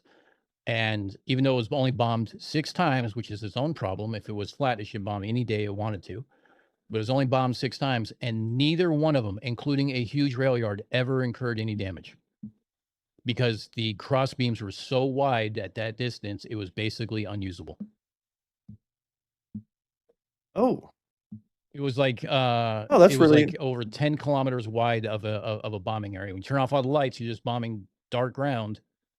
10 kilometers wide is a really long, really big. Yeah, I yeah. think it was 10 kilometers square, so it was 100 square kilometers of bombing area. See, this is what I need to get into in deep, because practical stuff like that, I'm like, oh yeah. But every flat earther I ever encounter, and I'm sure you go to, and I say it in the debate, is they try to go to the extreme of everything, and it's just so frustrating. Everyone on the channel knows that Sully doesn't know what he's talking about. True, holy hand grenade. If you've been here any longer, yes, Federer's a man. We weren't talking about Jack Federer. We were talking about Jack Trax, which is a douchebag on a real piece of shit, actually, on TikTok. Yes. He's the guy I showed you guys that had the $1,000 to prove him wrong, and I told him he's using the wrong actual equation, and gave him the right equation, and then he put out a video showing him trying to use the right equation but still use AI, and oh wait, got the wrong numbers. Go figure. I have a clip of him saying that Larry Basinger talked to them on the moon. Fuck's sake. Yeah, and I said no. Oh, my. And he said, "I'll give you $1,000 if you can show me where I said that." And then I clipped it to him, and then he said, "Nope." And I was like, whatever. So I said, according to the last stream when we talked about the legal ramifications as far as the flat Earth wins in the court, remember, all bets are theatrical. Oh my. Yep. That's all it is. That's all. Oh my gosh, we don't even. That's a whole tangent. Yeah. Well, I did a whole stream about Zen Garcia versus Thompson, and I agreed. The judge was right. Oh. He didn't actually do what Zen Garcia did, but Zen Garcia is still a douchebag who didn't want to pay. And his court documents I don't know the atrocious. Whole thing. I don't know the full, like, and law is so outside of my brother-in-law he's a, oh my gosh, what is he's some lawyer for some town. But or no, he's the prosecutor for a town. What am I talking about? And that's so far above me whenever he into live drink eligible. Okay, I think I'm back online. Okay, hold on a second. Let me transition over. I'm sorry, everybody. All right, hold on. Let me hang up with you here. I'll go back to Discord on my phone. Okay. Sorry, everybody. Had a power outage. Give me 1 second to get everybody back up online. Yeah, everything went dark here. So I don't know what to say. Give me a second. Let me get a clip back up here. My Discord's going to be stupid, which is at all possible. Come on. All right. No one tell Michaela this, but I hate Windows.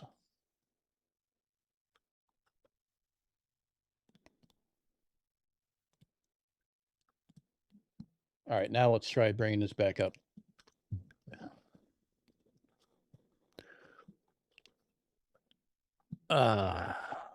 Fungal. Okay. You guys can see me, right? Guess. Discord. Gotta have Discord to come back here. Come on. Sorry, Cliff. Bear with me for one moment.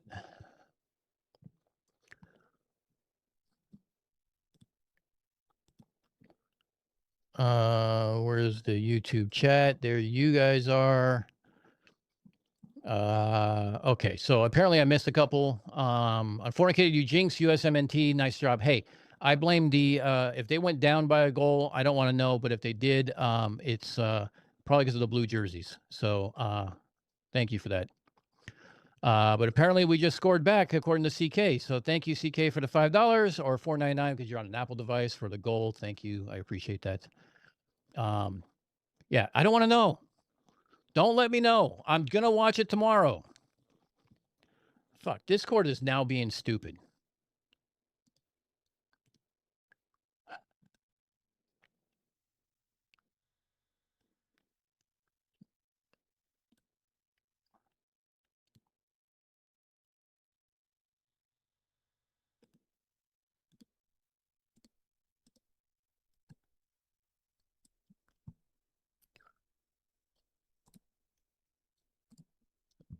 Hey, Professor Phil, how you doing?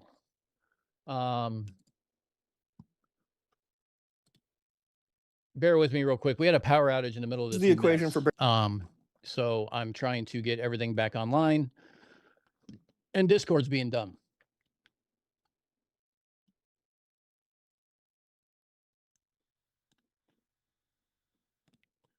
Fun times. Living on the East Coast, I tell you. All right, let's just do this. I'm going to crash Discord.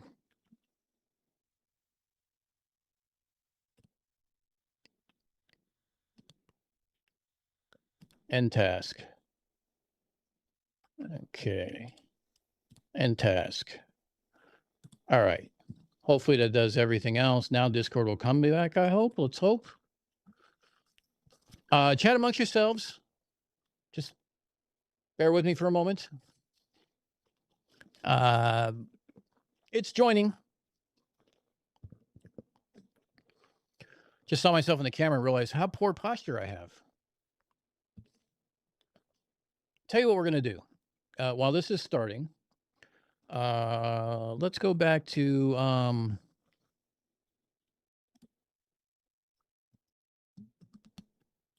you guys can look at me and you guys can enjoy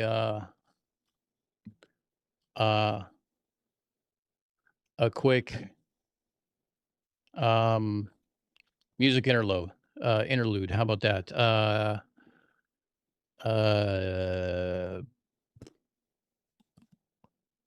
Yeah, go ahead and chat about that.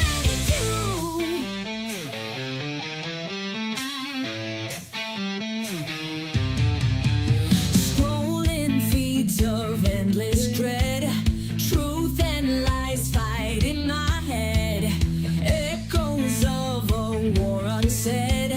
I'll stand strong, won't be misled, won't be misled. Bots and trolls with red pill lies, whisper secrets in disguise. I'll see through their hollow cries, cut the strings, I'm breaking ties. So unfornicated won't be played. Their twisted games, I ain't afraid. Oh, I'll shine light on their charade. In this battle, truth won't fade.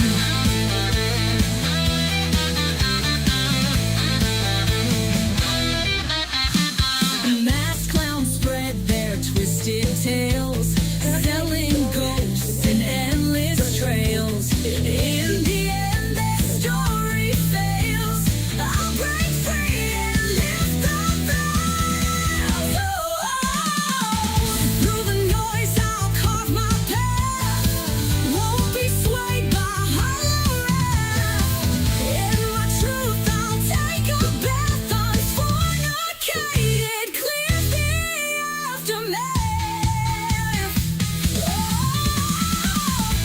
Unfornicated won't be played. Their twisted games, I ain't afraid.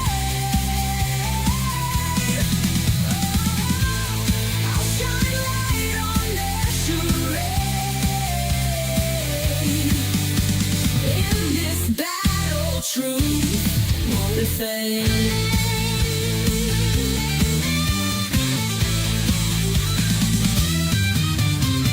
Through the noise, I'll carve my path. Won't be swayed by hollow wrath. In my truth, I'll take a bath.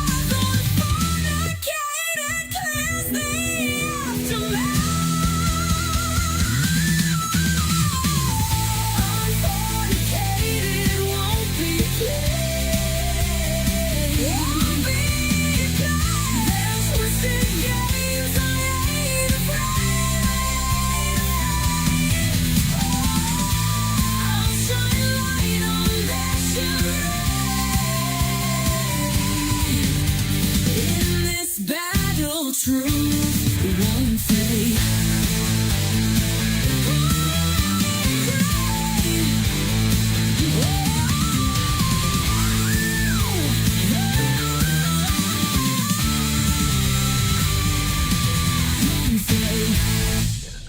All right. I just moved everything to Zoom. Clip, I just sent you an email with the link to the Zoom if you want to join in over there. I'd greatly appreciate it. We can finish this fiasco and hope for no more power outages. If we get any more of these, then we'll just, we'll figure this out some other night. Maybe we'll do it tomorrow night or something like that if we have to. But let's go ahead and see if we can get this started. I need to change that. And I need to add a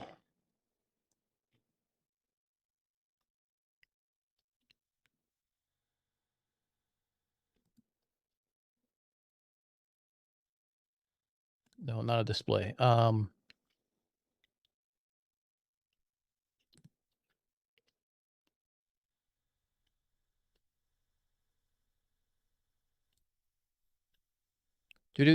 Do. Sorry, guys. I'm working on it. Hold on a second. Window capture. That's what I needed.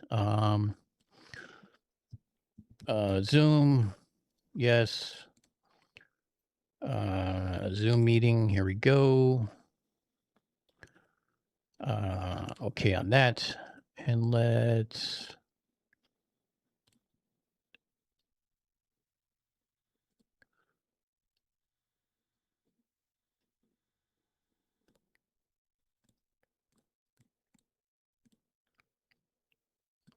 All right, we'll move this down here.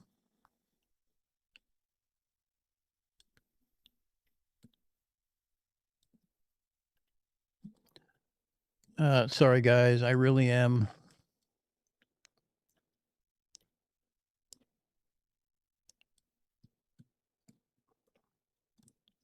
Admit Zoom. There we go. Admit clip.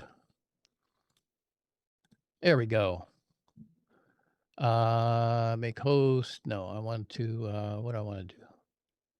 Says you're muted. There we go. There we go. Now it should Okay, be so good. now let me change this to here. Nope. That's not what I wanted. Zoom meeting. Okay. So there's that. So why isn't it showing you in the video?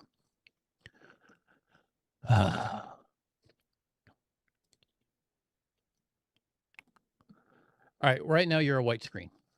I mean, not much more different. You guys can all hear clip, right?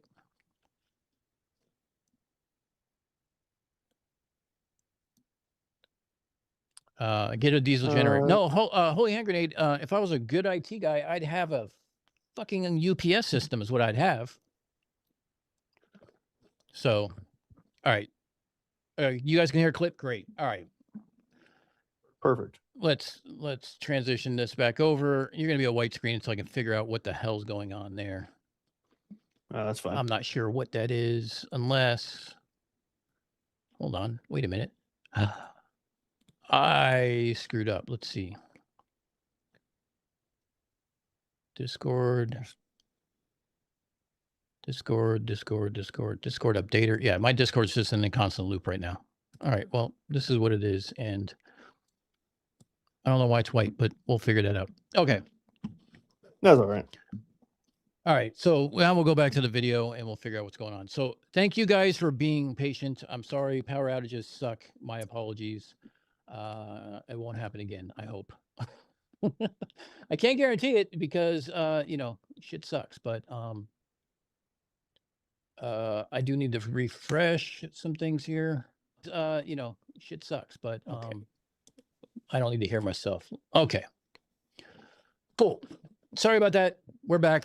Let me just play this so I can get while we're playing this. Tell me when you want to stop. This will give me a few minutes to figure out what the fuck I'm doing over here. And pour myself You're another good. drink. Barometric pressure.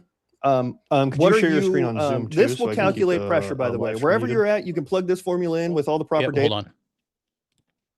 Share screen 2. Here we go. And share sound. I always got to remember to do that.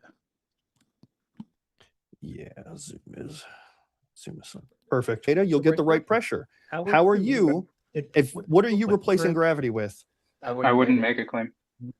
So you just have nothing. But So we can do you- prove a do you pressure. understand- Oh, wait. Hold on. Wait, Do we you went understand way that ahead that's here. just Hold a on. nice there, and you can't provide evidence that it's there? Hold up. Yeah. I think coincidentally, it just was the same frame. Your claim is that it proves that the Earth is a ball. Here So we go. your claim is that line of sight microwave propagation proves that the Earth curves? Yep. Well, the LoRaWAN experiment specifically, while wasn't set out to prove that the Earth is spherical, by its very nature and it existing, proves that the Earth is spherical. Yes. Expand. The fact that it normally wouldn't be able to do it, they got 3 packets over the course of X amount of time. Okay, so real quick, hold on. Let me bring up my. So it was over 61 or 62 days, by the way. 62 days. Yeah, I knew it was a multi-day thing. Yeah. I just didn't know exactly how long. So it was called Project Custodian. And the thing about this is it was over 62 days, and the team wasn't even in the Canary Islands. The team were in the Azores. And they just happened to have an Internet of Things network on La Palma. They received the packets, notified Internet of Things, and they said, oh shit, how'd that happen? And this is where we were starting to see the fingerprints of what's going on and everything else. And you bring up one of the valid ones, which is going to be the level. So when we look at this, like the vessel, you know what? Hold on a second. I need to change my Zoom. Screen sharing. Let's see. I'm going to stop the screen share real quick. I'm going to share. Oh wait, I was sharing the whole screen. Okay, here. You can see this on the screen, right? Clip. Yeah. Okay, so that's the vessel. So we can see the I'm sorry, that's not the vessel. So yeah, we can see. I think I pulled up the wrong one. All right, so here's the receiver that's located. You see that it's got a Latin long, but you see that the altitude is 0. Now, if you put in this Latin long, it actually shows up, and I know Toon did this also. It shows up. The equation for barometric pressure. Now, if you put in this Latin long, it actually shows up. And what I know are Toon you? Did this also. This. It shows up. The equation for barometric pressure. Now, if you put in this Latin long, it actually shows up. And what I know are Toon you? Did this also. This. It shows up. The equation for barometric pressure. Now, if you put in this Latin long, I have too many windows open. What are you? Hold on. Yeah, I was going to say you got a lot of. It shows up. The equation for barometric pressure. Now, if you put in there, stop. There we go. Okay. There it we go. reloaded again. All right. I'm sorry about that, guys. Just cross audio.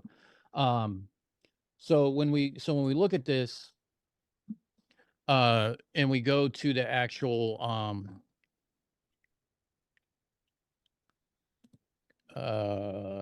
let's see, maps.google.com. So the place it was located at was actually 600 meters above the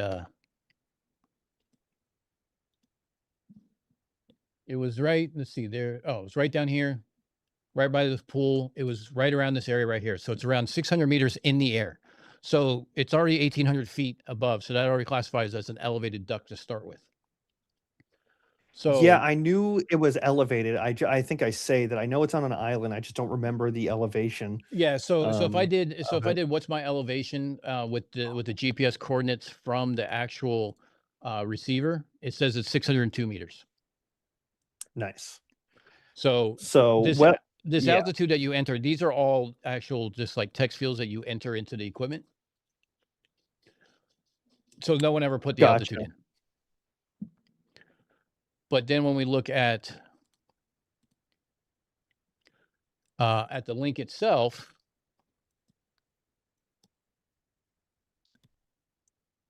we can see that the signal came in at 130 dB.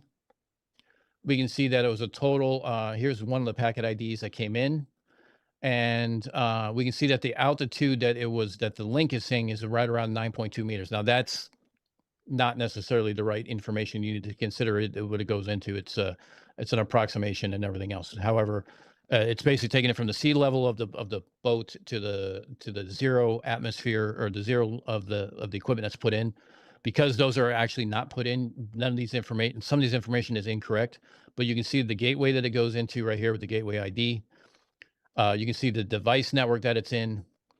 You can see location accuracy is 0. That tells you everything you need to know. Gives you the packet ID, and it gives you the signal that it received in, and it gives you the signal to noise ratio.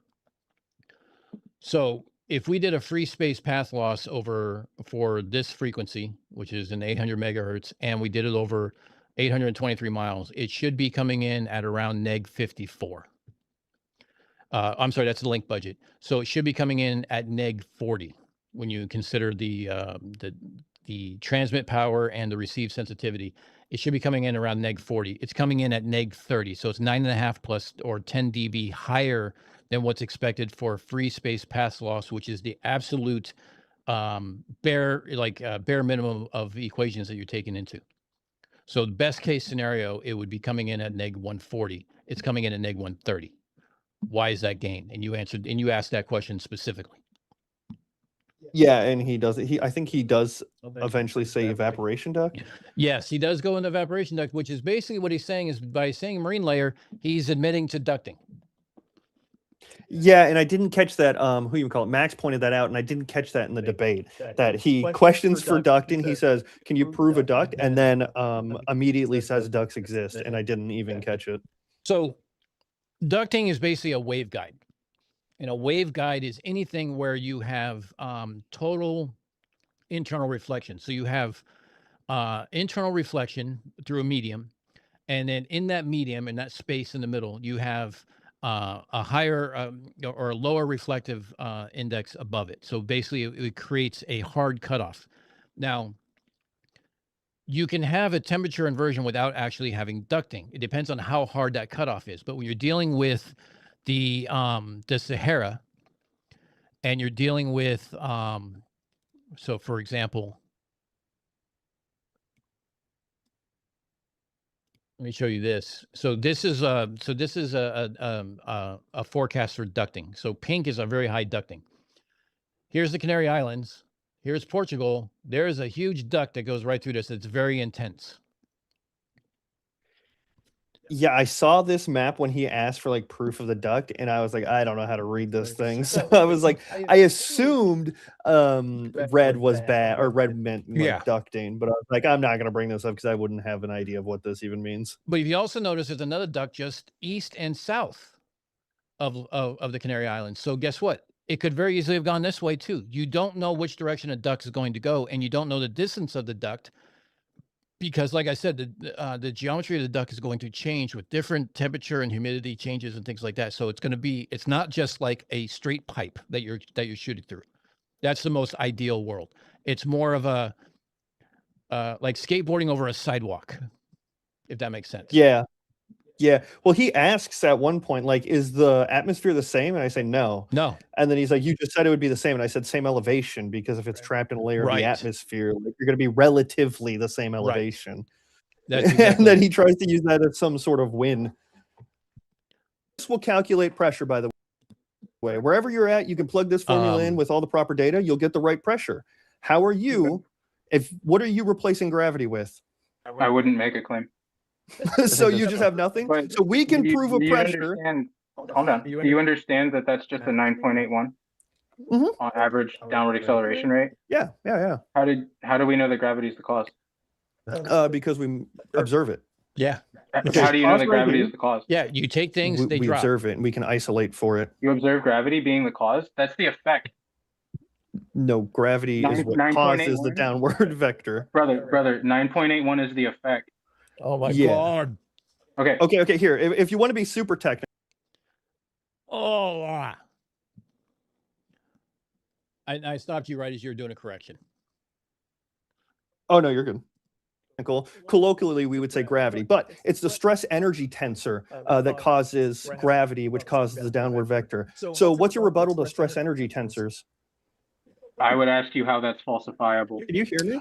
Yeah, you can falsify it by you can isolate it for electromagnetism. You can do it in a vacuum chamber. You can also do things like Cavendish experiment. Yeah, all the things that people do when they go to school in high school and take physics. Yeah. Can you hear me? Yes, I can hear you.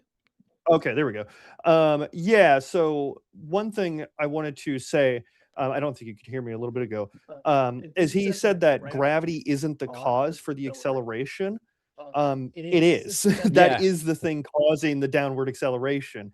And I tried to tell him that's what we call it.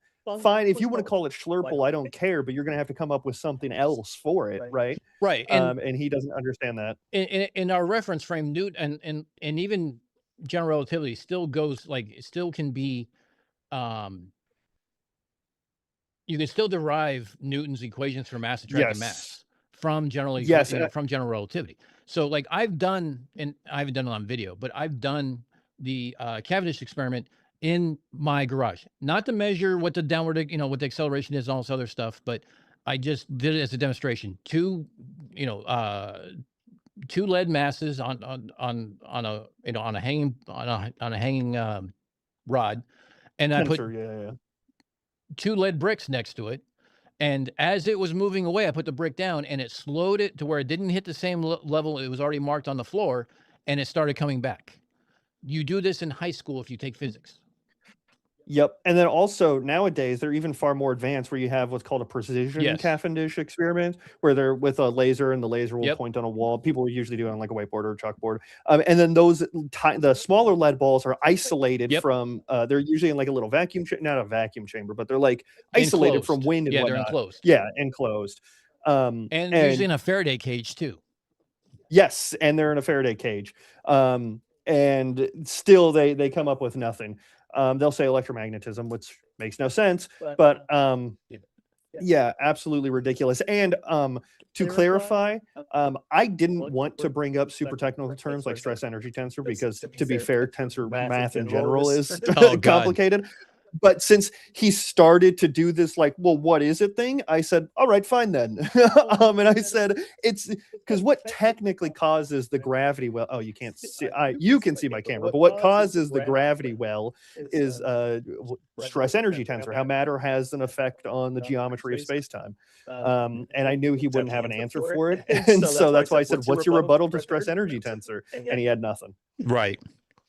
And that's like, he doesn't even know what it is. I mean, I won't do tensor math. I mean, that's way above me. I mean, I can barely do vector algebra without fucking it up, to be perfectly honest with you. And I just did that because, how else are you supposed to find distances on a flat earth that doesn't exist?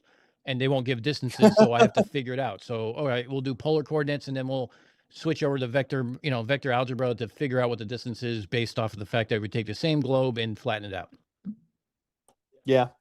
And I knew, and I, at one point before it went live, it was after we went live, he had said, I forgot exactly what he said. And I said, he said the, neo-Tychonic model with Mach's principle.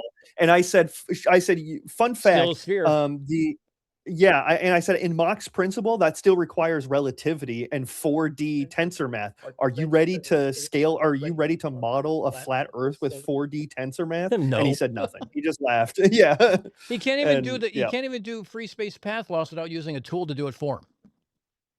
Yeah, to be fair, he keeps saying path loss, and I don't even know, like, all of the in-depths of that. Like he could, it seems like he knows a little bit about path loss, whether that be through AI. So I don't know how much of it is correct, but I wouldn't be able to correct him on anything if he brought up equations for path loss or anything like that. Yeah, I mean, there's so much math. I mean, just in my own like world, and again, this is something that he doesn't understand. Like, I still have to reference books. Like, I have my ARRL books. I have different physics of RF, engineering books that I still have to reference because I don't remember all the damn equations. Yeah, that's the thing that these flat earthers think, like just because you have your higher education, if you have your master's or your doctorate or even your bachelor's, you have to have every single thing memorized. And I'm like, dude, I have my notebooks that I still reference, and I still have I still Google stuff to make sure I'm right, even if it's simple. Yeah. Like I'll say like the sun rises in the east, and I'm like, wait a minute. And then I have to stop to think about like, okay, yeah, that's right. Yeah. Or I can't even think, just something simple. There's so much, like scientists are not recalling everything, especially equations. Well, and there's so many equations. it goes into that whole like Dave Weiss thing that like, it's all about, rote memorization. No, it's not, because you like maybe Dave didn't do any labs, or maybe he's forgetting he did labs, but like you have to go into labs and do this shit. Like when I took physics, we had to like figure out, like we had to make a prediction based off of math and everything else. And then we did the experiment to figure out if it was true. Same thing in chemistry, same thing in biology, same thing, everything else. You had to make a prediction first, then you tested that prediction. Yep. I remember I asked him one time on one of my, or maybe it wasn't Soli, maybe it was someone else. I won't say who then because I forget. But I asked, I was like, have you ever worked in like a crystal growth lab where we're shooting like beams of light through crystals and measuring whatever it is we're working with? And they're like, you're working with crystals, so it's pseudoscience. I'm like, you're an absolute moron. Jesus like you don't even know Christ. how experimental physics works. Like, yes, crystals, I don't even as know. in crystalline structures. Yes. And I was like, I don't even know how to talk to you. And yeah. Sounds like something Lady Jessica would say. Oh my gosh, Lady Jessica, don't even get me started. See, I know just enough about the flirts on TikTok to be dangerous. That's all I got to say. Yep, they're crazy. I think after this, he goes into LoRaWAN, which is even better. You can prove gravity through LIGO. You Okay, can whoa. You're trying to prove laser space-time? infrometers. So slow down. You're trying to prove space-time with Cavendish? Yeah, sure. Mass Oh, attraction. I knew you were one of those, bro. Why are you doing this to yourself? That's two entirely different dynamic theories. What are you doing? Oh my God. Yeah, pause it here. I hate Yeah, so this okay. This is so dumb. Yeah, and it's Phil, so on X, they used to have Flat Earth Fridays, and like 100 people join in this fucking conference call, and they'd have Globers come up, and the first thing they would ask you is, what gravity do you subscribe to, Newtonian or Einsteinian? I'm like, they're the same fucking thing. It's just gravity. Yep. And someone in the chat, I forget his name, Dr. Phil something. Yeah. On Max's channel also, because I asked for critiques of the debate. And he's absolutely right. I should have gone into this more because he's saying these are two different dynamics of gravity. Therefore, that experiment is wrong. Right. This moron actually thinks because Newton thought it was mass attracting mass, or sorry, Cavendish thought it was mass attracting mass, that's what that experiment is. It's mass attracting mass. He thinks that's what the experiment is. That it's mass attracting mass, therefore it disproves Einstein. And he even says they're in direct conflict. No, Cavendish just didn't know. Right. And also I say this in the debate, Newton also knew there were issues with his model of gravity and that there would be a better model later. But with what he had at hand, that's the one that worked. And to be honest, it still sort of works. As long as you're not going, huge masses like, solar systems and stars and things like speeds like speed of light. Yeah, I mean, like, to be fair, even in solar system, a lot of Newton math will still work. But it's when you get into like complex, like chaotic systems. So if you have more than like 3 body problems, stuff like the that. N-body problem that they always bring up because they think the moon and the sun and the earth is all the same mass and therefore it's a problem. It's not. Drives me up a wall. Yeah. But the thing I always say, and I think I say it in the debate, is so gravity is the bending and warping of space-time. However, on a local scale, it propagates itself in our understanding of mass attracting mass. Right. Doesn't mean that's what it is. It's just that's how we understand it. And then they always go to quantum gravity, which he does. Yeah. And but you can almost use mass attracting mass as an analogy. Yes. Like I'm big on analogies. When I'm trying to explain complex systems. Like I was talking about one of my videos, talking about the Catharsis 2 going around. Everyone's going to start laughing. Going around Antarctica. Because of the hull design, the type of ship it was incapable of maintaining the speeds it would need to do on a flat Earth. Because again, I don't have any measurements, so I'm assuming that we all agree that the equator is 24,000 miles, so the ice wall is going to be around 60,000 miles. For them to do this on this ship, it would have to be going twice as fast as is physically capable based on marine engineering of the ship type and how much its hull speed is. That's a fair. I've never thought about doing that, calculating the speed of a ship or the length of a ship's journey. Oh, that's so smart. So I've actually done that with the Catharsis 2, because it actually circumnavigated Antarctica below the 60-second parallel. Now, it's a fiber boat surrounded by ice. Do you honestly think it's going to average 24 knots per hour? Average. No, it's not. It's going to wreck. And it's incapable of doing that because of, it's derived from the length of the ship at the whole at the water line, and the square root of that divided by, there's a couple different things that goes in that. I have to look at my notes again, but again, I have to reference shit. But it's based on the water line. The type of ship that could average 24 knots is the Cutty Shark. This was a 72-foot pleasure yacht, not a 300-foot clipper ship. Okay. So I make the analogy that the only way they could do that speed is if they're water skiing behind a cocaine fueled narwhal. That's actually very interesting to think about. I don't like, that's just not where my brain goes, is to think terrestrially, but that's so interesting to be like, oh yeah, it's impossible for a ship to circumnavigate the ice wall, which objectively they would have had to have done even on a flat Earth model. Well, and that's the thing too, is they were tracked by AIS the entire time and by radio and satellites the entire time. So if you're going to invoke a world record, then you have to assume that how they measure the world record is still the same. You can't just sit there and say the world record is this, therefore they went this fast. You have to assume the world record. You have to assume the captain's log. You have to assume the radio pings and everything else. You have to take all that in. You can't just take the world record and say, well, that's not true. Yeah, and then also, if you're going to claim it's fake, that means everyone involved in that is also in on the fakery of it. Yeah. And there's amateur radios who are plotting it and everything else. So every amateur radio operator who was in Australia, New Zealand, South Africa, and South America were all in on it, even though they don't give a shit. Yep. And like, people were in conflict with. It's ridiculous how many people would have to be in on the hoax of it all. Oh, yeah. Yeah, I want to point out something Professor Phil said in chat, which I think is a very good explanation. Mass attracts mass is the visual and measurable effect. Acceleration is the means by which we measure gravitational field strength. Absolutely. Yes. Yes. I like that explanation. Professor Phil is he's literally is a physics professor, and he specializes in gravity, and just his thing about like, between him and PhD Tony, who is also part of this community, and understanding like using gravity to identify minerals in the ground. And, like there's fields that do this. There's professions that do this. Yeah. And that's what these flat earthers think, that they would all have to be like, they may not like actively think it, but like objectively, they would have to be in on the hoax. Yeah. Every one of them.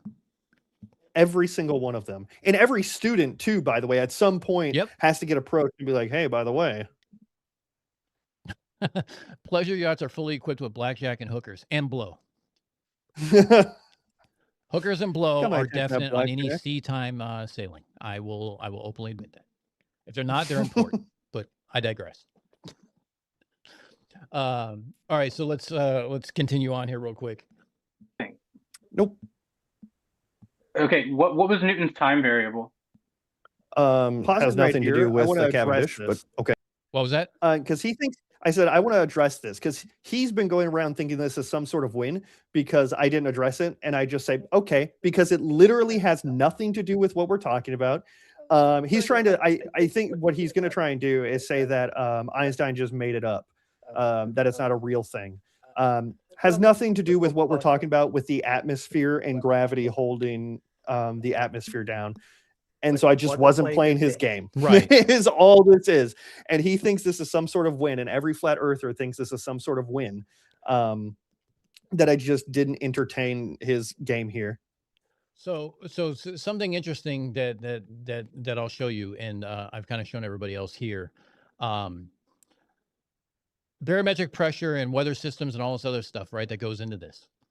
It actually leads to ducting and things like that. So if we go into the Eastern North Pacific, and I'm guessing there's probably a system right in here, but if I looked at a weather chart, but I want to find a better one that's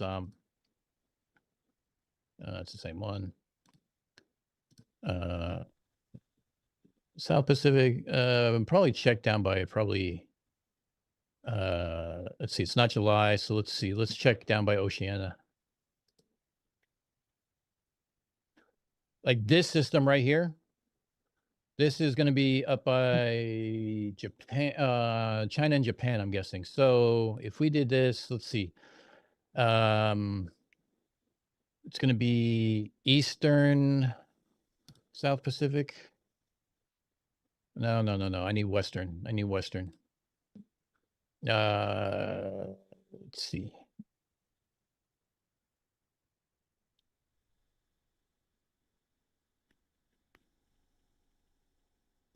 Western North Pacific.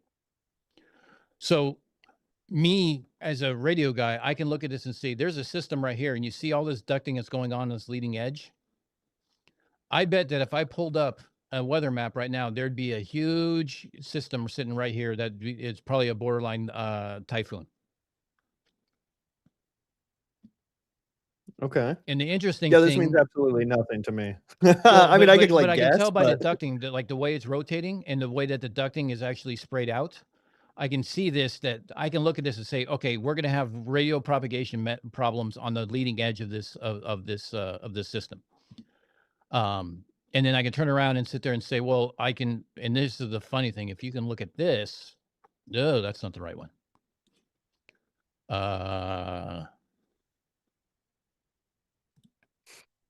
Max rotation is a hoax. You see this trough that goes right through here?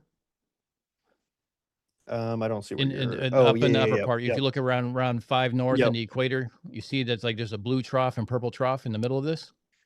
Yep. And you see orange and yellows down and orange and yellows and pinks up. Yep. It's the El Nino effect. Oh, okay. Where are we right now? Where is this? Is this here's like Mexico. Off the coast of Brazil? So here's Mexico. Oh, okay.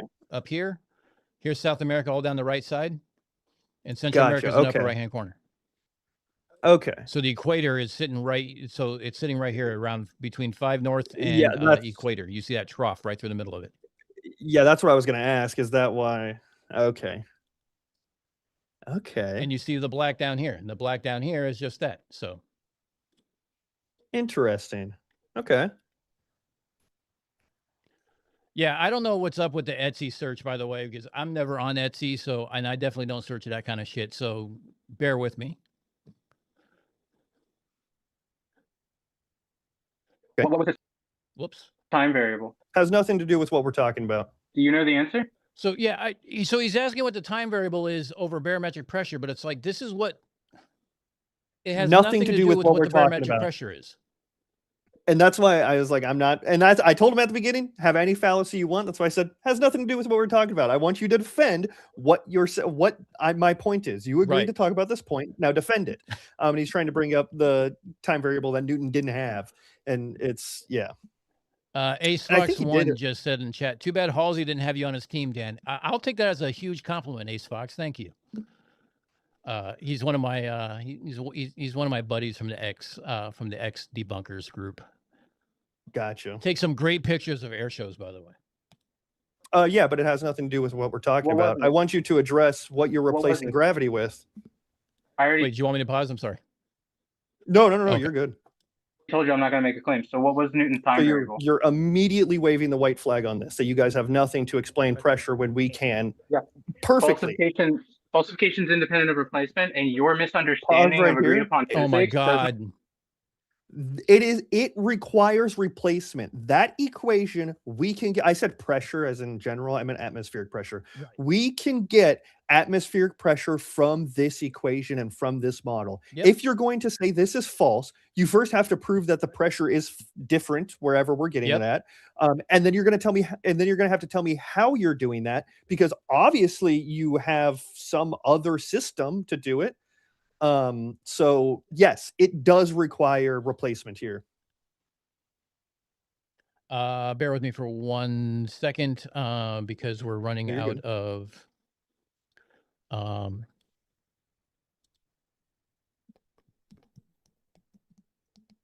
Zoom time yeah, or hold on a whatever. second. I don't want to have to keep doing this over and over. No, you're good.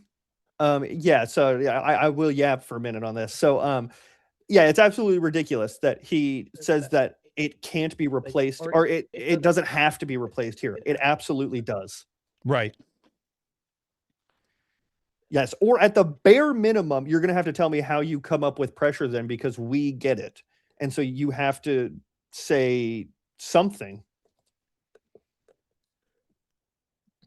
Yeah, you're gonna have to do something in this case. Yes, but he won't ever. We'll never get an answer for it. He'll just keep spewing that same nonsense. Hold on, bear with me, everybody. I'm trying to hurry up and pay here. No, you're fine. Yeah, I'm here. Holy hand grenade. I'm here to prove flat Earth, but will not make a claim.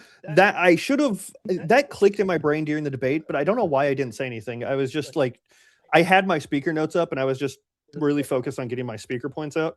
And so that kind of messed me up.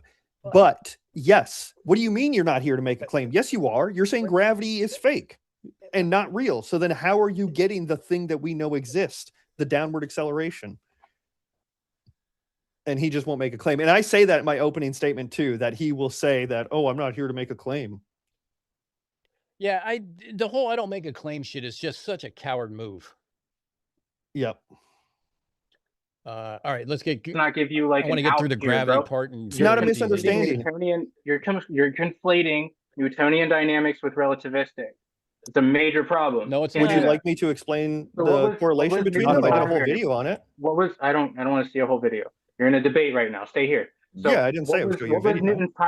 What was Newton's time variable? What was it? Has nothing to do with what we're talking about. Just say you don't know, brother. Sure, I don't know. Explain it to us. You didn't have one.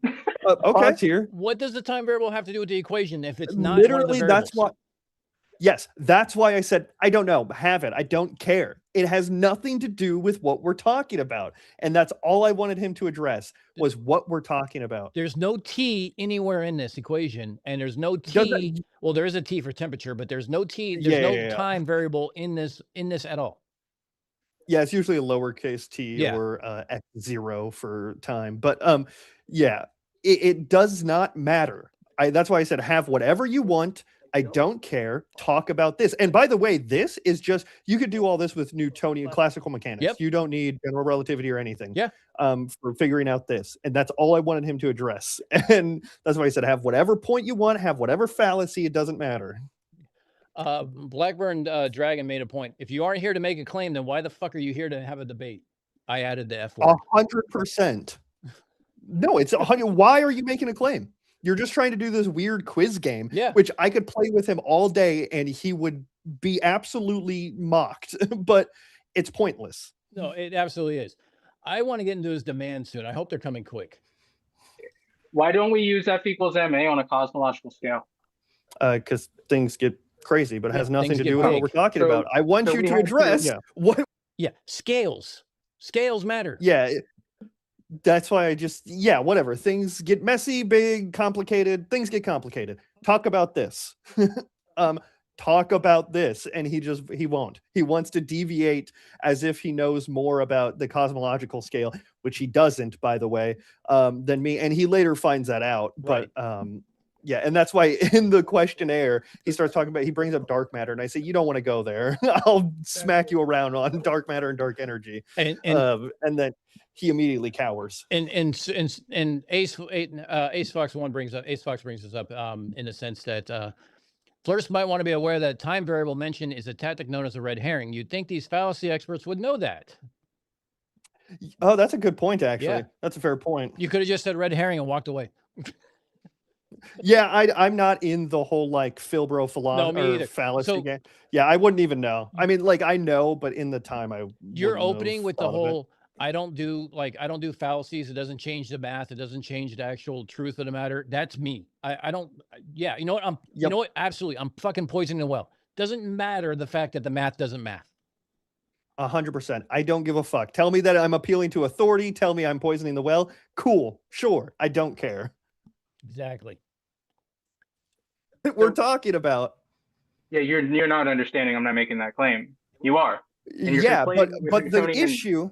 issue solely is I am making a claim. We can verify atmospheric pressure flawlessly, perfectly I with agree. gravity. With a And downward acceleration rate that is an with effect, not cause. okay, we call that gravity. You guys have Cool. nothing for it. Dude, you can call it So bubble if gum. It we doesn't know mean what if we know what that is and it's causing and we can measure it and we can measure the physical the physical phenomenon that it causes, we can prove it. What Okay. are you guys replacing it with? So, quick question here. How does density affect barometric pressure then? Because you have low pressure and high pressure systems, right? Yeah, so I don't even know what he would like. So So a high pressure so you're system would actually be below a low pressure system yeah. then on density. Yeah, but he's saying I don't even think he went into density as gravity here. But I because I already addressed that in my opener, so he didn't want to go down that rabbit Right. hole. But it makes no sense. And I also bring this point up on my own lives is that if they're trying to seek like equilibrium, is what they always say, the force would be multiplicative. It would multiply the more you add of something Right. because the only vector would go up. But the issue is there is a point where you can add enough helium to say a balloon where it won't float because it doesn't displace enough for its mass, Right. meaning that it's not that. And they never understand that. Right. And that's the other thing too, when they talk about like helium and hydrogen floating away and exiting out our atmosphere and, and gravity doesn't affect that. It's like, okay, well, if it gets high enough, yeah, gravity is based on the radius from the source, right? So if it's not being affected at a certain level and there's enough helium in it, it's going to continue upwards. If there's not enough helium in it, it's going to stay terrestrial. But like hydrogen and helium are the two lightest elements on the periodic table. Is that wrong in that thinking?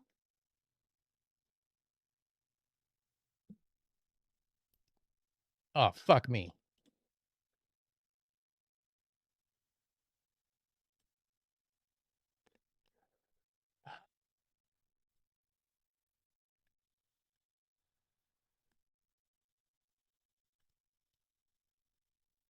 A second, everybody.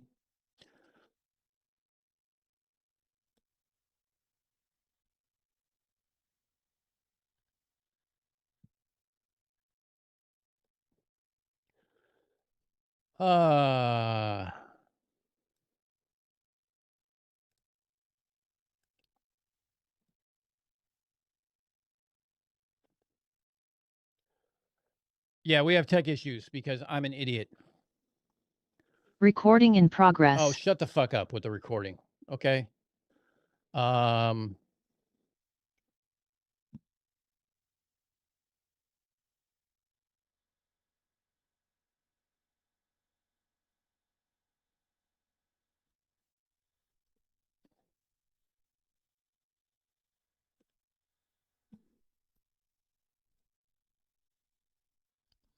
Da, da, da, da, da, da, da, da, da, da.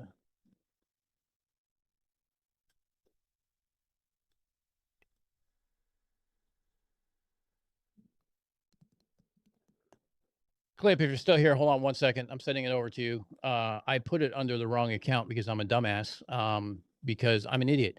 So let's do this again. Here is the non-time limit I just paid for link because it's dumb. So I put it under my personal address as opposed to Recording stopped. Yeah, I put it under my personal address as opposed to my actual address, my work address for the Unfornicated channel. So, whoops. You saw the Flynn pick, yeah. I also have a Flynn hoodie. So yeah, here's Flynn's arcade. There you go. Are you happy, Mike?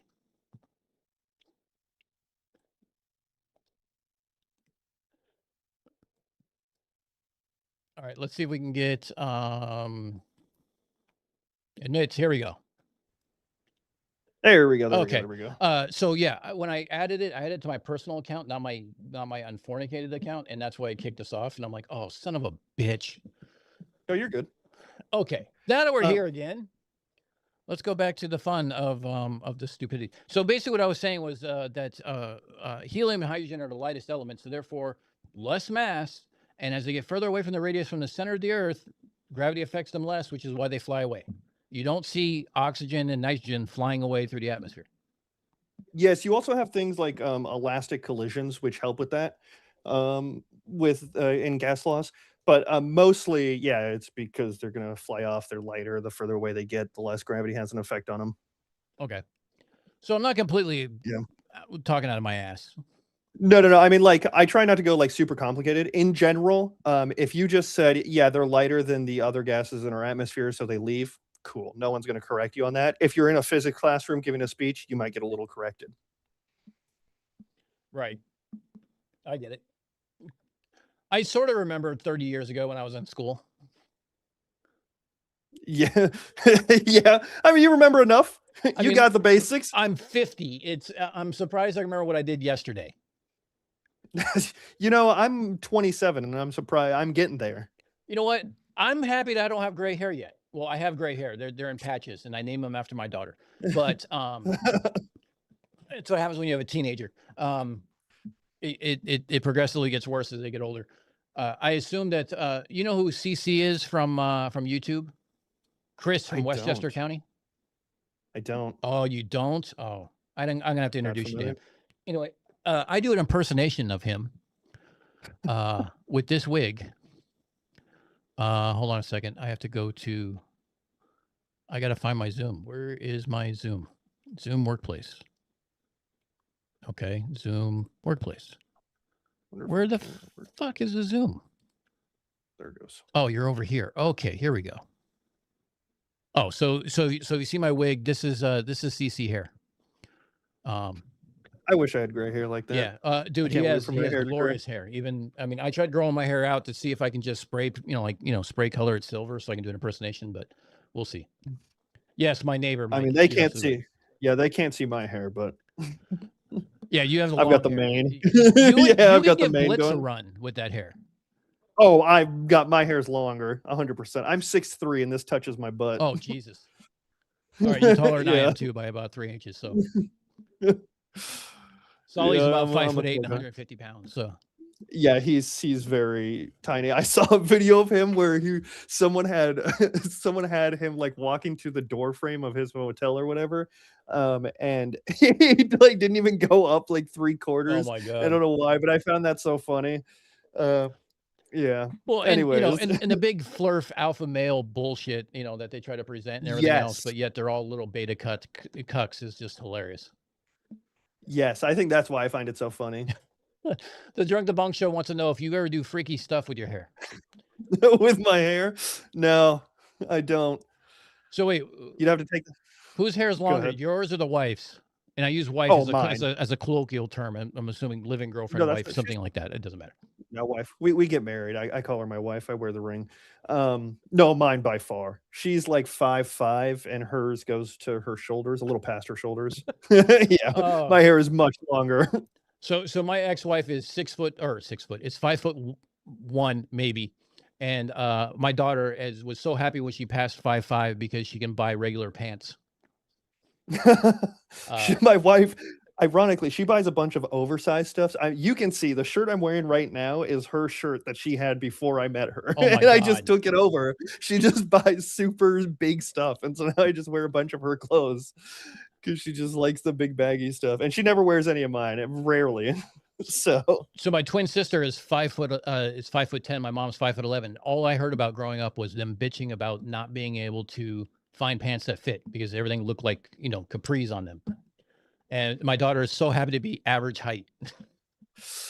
Yeah, well, my wife gets the benefit of sometimes she can buy like large boys shirts, like Yeah. kids stuff, and so it's cheap. She can fit into.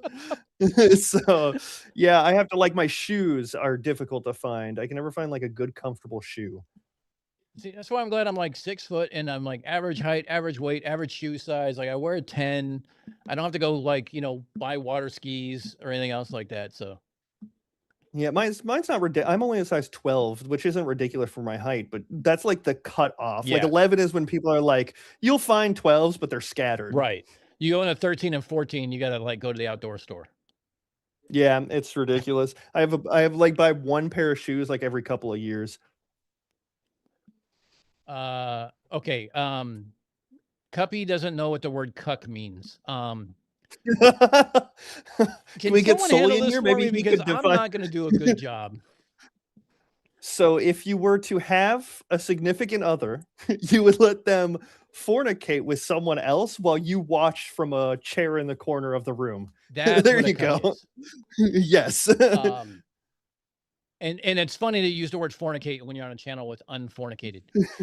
Yeah. So So that's what it was. So just as a quick aside, everyone's kind of heard the story. The reason why I came up with the channel name of Unfornicated was I was in the Navy. I was doing a presentation to the intel officer and the admiral, chief of staff, the admiral, and stuff like that about communications in the AOR that we were in, and the admiral was not one to swear. He was a Navy who did not swear. And I started to drop an F-bomb in the middle of that, and I had to change it. And I said that we're going to have to unfornicate this, the situation that we have. Coincidentally, we were having ducting problems for some of our communications. And, we had to figure out by dropping the frequency to lower frequency, we can hopefully use other frequencies that wouldn't get trapped and all this other stuff. So blah, blah, blah. So that's what it was. When it came time to name the channel, I'm like, I have no idea what to name this channel. And I had just gotten talking to my daughter about different ways that I've not used swear words because I'm prone to them. And all of a sudden it occurred to me like unfornicated sounds like a good term. I'll use that one because we're going to unfuck stupidity on the internet. It's good. It's good. When I heard it, that's the only reason I really responded to the email is I saw the unfornicated and I was like, that's good. That's a good way to say unfuck. I was like, I like that. Probing time. I'll take a look at that here in a second. I have like many windows open right now to where I can't even find the windows. But I will check that as soon as we get done with this. I will pull that up and we'll look at it. Ace Fox, I think, has sent me more than a few than I cared. I think I have most of them on my phone. I think I have them still in Discord and my email. And it's rare, and it only happened through tropospheric ducting, means that it was bending with the atmosphere, which is around a curved surface, the Earth. Can you provide evidence of the duct? Oh, here we go. Here comes the big reveal. Let's let Soli finish here. The duct, yeah, it's in the mesh network for hold on, I can pull it up if you want, but it's called the Mesh A network. So the LoRaWAN ping that we're talking about, the 831 miles, wasn't a set alone experiment. They weren't setting out to do this. They were setting up a mesh network between boats and buoys, and it was an accidental ping they got. That's why there's not a whole individual paper on it. But yeah, that's what it was. So can you provide evidence of the duct? I mean, yeah, we can go to the 831 LoRaWAN experiment. I have a little bit of a problem here. Sorry if my keyboard is clicky. Got a Gamer Girl set up here. Not the 517. So my big reveal is actually charging right now. So let me just give a little bit of a terms here. So a duct is a waveguide. Okay, basically it means you have a different refractive index above it and below it that allows you to create this pseudo pipe from end to end. Now, he's assuming it has to be straight for this to work. So what I have here is a fiber optic jumper. Now, this fiber optic jumper is straight. I could also, since it's 2 meters long, I can coil it up pretty tightly. In fact, this is a waveguide. Now, the way a fiber works is it has an interior core, and the cladding outside of it has a lower refractive index on it that allows the signals to bounce within the core. And within the cladding itself is a coating that goes on the glass fiber. Then you have this little yellow rubber coating, and then you have the ends that go onto it and things like that. So you want a waveguide that is curved. Cool. Oh, so technically like an Ethernet cable. Kind of, but this is light traveling in a straight line. So what we have here is, fuck me. Hold on. Yeah, I guess I like when we were talking about all this, I was thinking like light, because I have a laser point on my desk for my cats, and I was like, I could just shine this through like water and then air. Yeah, I mean, And you like, could do it through water, but technically, yeah. but this was supposed to be a little bit better than that. And hold on a second, let me just so this is a laser. You guys can all here. Hold on, let me go to the guest thing. Oh, okay. Let me. All right. Let me transition here. Let me go to my camera and transition to that. Hold on. Let's You're do good. this. Let's go to the camera. Okay. Here is a laser light. Okay, this is what we call a visual fault finder. This sends out a red laser. I'm not going to shine it on my webcam because I'm not Mikey Smith. But you can see it shines a red light on my hand. I'm going to plug in this fiber jumper, which is a waveguide similar to a duct. And lo and behold, even though it's curved, what do you see coming out the end? Oh, Red light. Red light off and blinking. Red light off, red light on, blinking. You have light going through a curved surface. This is a waveguide. This is how tropospheric ducting works. that is okay. Wow, man, that would have been so good. And as Damn. I didn't watch your pisses I me didn't watch off your debate so live. I much. had to watch it the next day. And No, that's fine. and when I watched it the next day, my immediate thought was like, "Are you fucking kidding me? Like, hold up."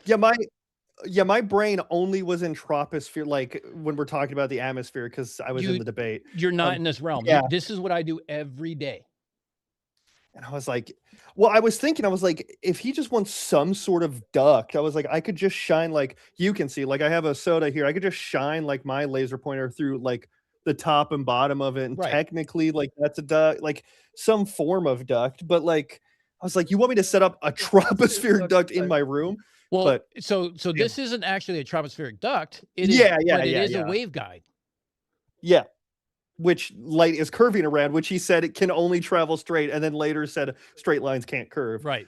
Well, And light can't bend. Yeah. light's bending. Oh my god. Yeah, which is the dumbest thing in the world. Once he said that a straight line can't curve, I was like, So- okay, you're just So here's something else I could do. So this is another way to explain tropospheric ducting. It's based on the geometry of the duct, right? So you see the light here and you see it's flashing. Now look as I bend it. Now you see it flashing in the bend. If I was to take a measurement of this, it would be dimmer because it's getting Oh, yeah, caught you're right losing here some- because the geometry changed. yeah. So you're getting noise there essentially. Yeah. Well, no, it's just the bend is too much for the light to go through, so it's now leaking out the side of it with the cladding, but some of it's still going out here. So how is it able to be in two places at once? Because it's being split. Yeah. But I'm so curious to know what his response to that would be. If he saw that physical experiment, I want to know how He'd he's probably say answering it's not that. a waveguide, but it absolutely is. What is a waveguide? A Oh, yeah, I waveguide guess and a that's a duct is point. the same thing. A duct is a waveguide, and a waveguide is basically a core with two different refractive indexes on it, on either side of it, that allow the basically propagation of EM field through it. Yeah, I think I called it a wavefront in the debate, but I think I called it a wavefront guide or something like that because I didn't remember the technical term. And then he asks me to how do you falsify a waveguide? I was like, what are you it's a natural what are you talking about? Yeah, I can What do you mean falsify a waveguide. How about this? Now it goes everywhere, right? So I hold up my hand over here. Look, now it goes everywhere. Look how wide the beam is.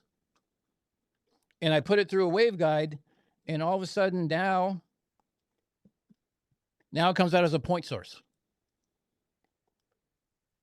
So a point source now is that much smaller. Yeah. And That's such a I can do this. awesome Here's experiment. falsifying a waveguide. Yeah. Oh, that's so cool, man. That pisses me off that I that. It makes me so angry that I didn't have that. Dude, I'm a network engineer who's been doing this 30 years. That's the first thing that came Yeah, to mind just was to like, be are like, you fucking kidding? boom. Here, Soli, I got something for you. How about this? Yeah, I just did. Oh man, that's so. And yes, I spent $40 of my own money to do this because I used to have this when I worked in the field, but I no longer have a field truck. So now I got to do shit by Amazon. That's so interesting. What's that called? This The is called little it's called a visual fault finder. It's also called a red light. It's basically, it goes up to 30 kilometers, so it's a class 3 laser.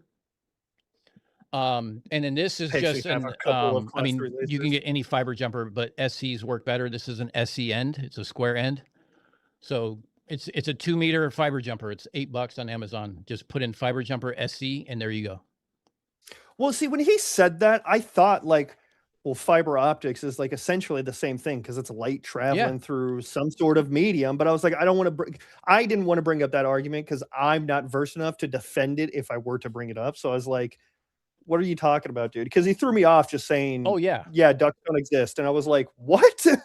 But then he goes, but let's go on because then he admits to ducting here in a minute. And then I'll explain what the difference is between the ducting. And I 830 miles. Sorry, I said 831 miles. Okay. Will you share your window on Zoom so I can hear the video? If I can spell. The remarkable point of this record is that it is achieved at sea level, reaching extended distances with LoRaWAN at sea level, eliminates potential variables induced by variable altitudes, providing a standardized and objective measure of the technology's capabilities. We do have to note that this is an exceptional achievement. The majority of this an exceptional achievement, meaning they weren't even expecting it. Yes. Oh, I'm sorry. Hold up. You just see me. My bad.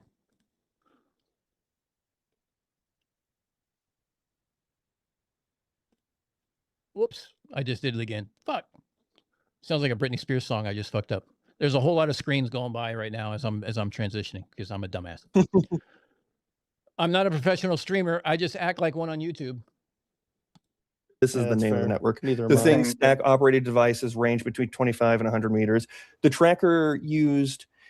That's not what I'm looking for. Where is it? After 3 years, No, it's not.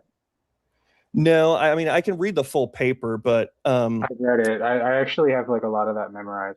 No, you don't. Well, I mean, I don't care for memorization. I can go to the actual paper and we can look over the actual mesh network, but we know that it's the case of tropospheric ducting. One, because it had to have some sort of gain to get there, because it wasn't powerful enough to get there on its own.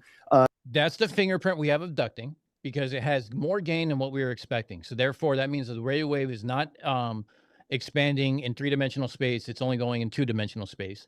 Second, it's in an area that's known for ducting, specifically, and I know you bring this up, but I want to go over this real quick with you, Clip. This is IREPS. Yeah. This used to be in a folder, a 3-ring binder that we had to flip through back in the 90s when I was doing my job. And it's now part of a software inversion, or a software version that you can load up different things and it tells you what it is. This is specifically where 80% of the link goes through. It goes through Marsden Square 110.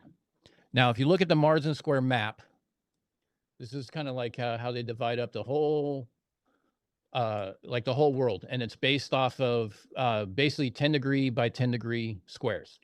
Which that's what I was looking for. It's square right here, but why aren't they square up here? Because it's a projection, that's why.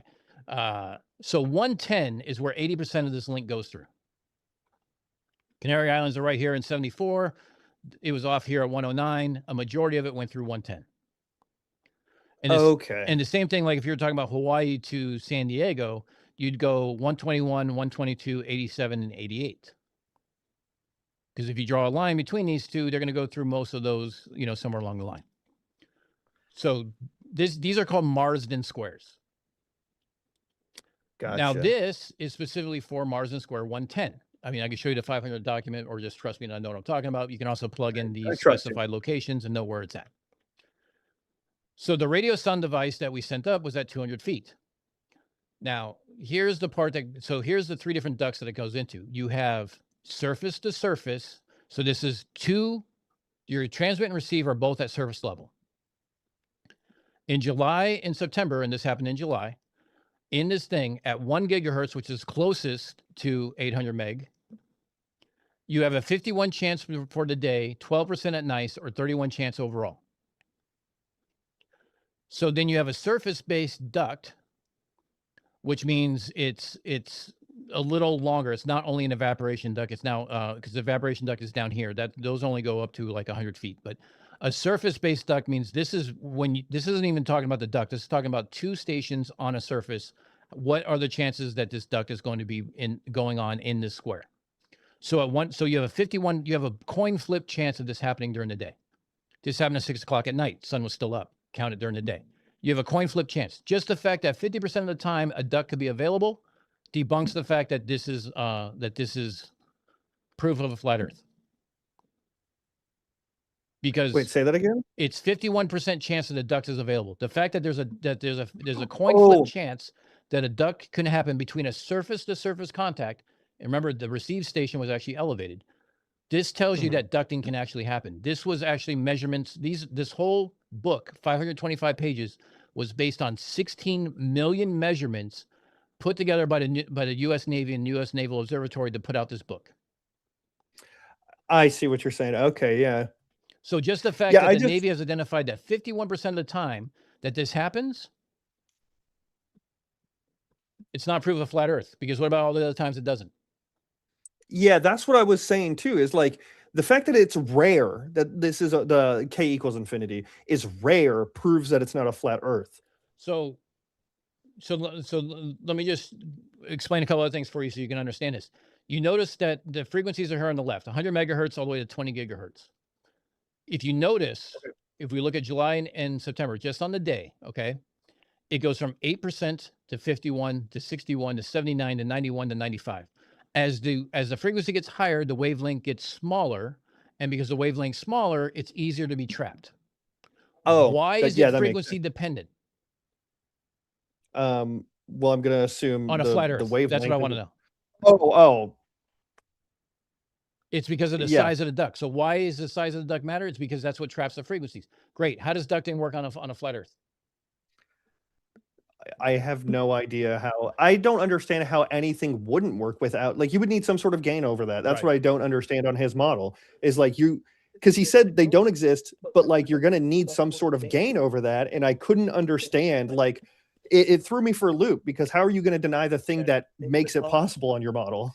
So the 2 biggest fingerprints we look at is going to be signal strength, and then also the direction of where the signal's coming from, because that's going to tell us like the direction of the duct, and then we can go to that Hepburn, like that radar picture I showed you, where we can look at all the other different.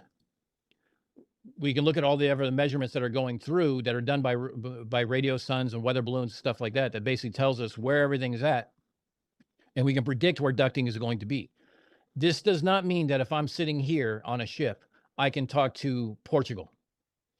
It just says that ducting is available. It does not say what the quality of the duct, the stability of the duct, or what the evidence of the, or what the properties of the duct are. Just that ducting could happen. So when ducting does happen and you're in a Navy in a battlefield environment, what you do is you drop your frequency down to get out of the ducting, or you use other frequencies so you don't have to worry about it. So if I go down to 30 megahertz in the HF range, I don't have to worry about it being ducting, and I can bounce it off the ionosphere. Gotcha. That was gonna be my next question. Could ducting ever like hijack the frequency? Yep. Yeah, I mean, and it's the thing, it changes minute to minute, hour to hour, day to day.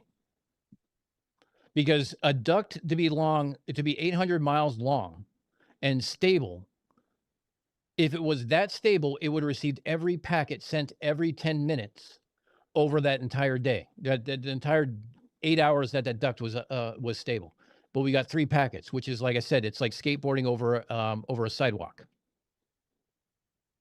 Yeah. Because they sent. I mean, I don't know. I don't know if you know, but I don't know what day they received it. I don't know if they received Oh, it all was three in one July. day. It was July. Fuck. Hold on. It was. Oh wait. Hold on. I have it. Here we go. Yeah, and at one point he says, "Did you not see the pictures, bro?" As if the buoy picture is the thing that Yeah. received the signal. So I yeah. was like, dude. So yeah, he shows this buoy in his boat, and he thinks, and Caleb does this too. They think it was buoy to boat, Yep. and it wasn't. Yeah, that picture. Yeah. So here's the thing: you can go to all these different things, and go to the custodian project, and go to Solve It, and go to all these other things, and get all these other information to it. But I think it happened on July 19th. Hold on, let me. Yeah, so were all three that's a good question that I never thought of. So were all three pings received on the same day? Yes. Okay, so that means so I would go then as someone who's not super familiar with ducting, I would assume then so it just happenstance that day was a better condition for that Yep. to be trapped in the duct. Yep. So 62 days they're out of there, and one day they got 3 packets for a device that sends out a packets every 10 to 15 minutes. Yep. So why then on flat Earth? Well, if he's going to say it's not ducting and he's going to say it's light attenuation, then what made the light not attenuate that far? Right.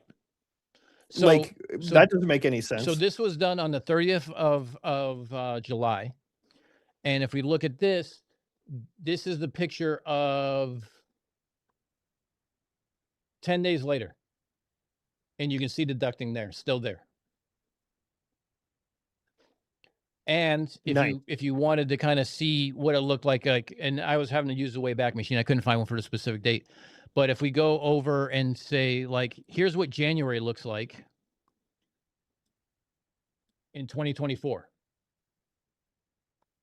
So you can still see some ducting, but not much, and it only goes up to, say, Morocco. Yeah, and I will say, and maybe you can correct my ignorance here, but it still looks like it's following the same like sort of shape. So obviously there's something there that's in this case there was a condition. system out here. You can see the swirl pattern. Okay, so something, yeah. So but if we go to 2024,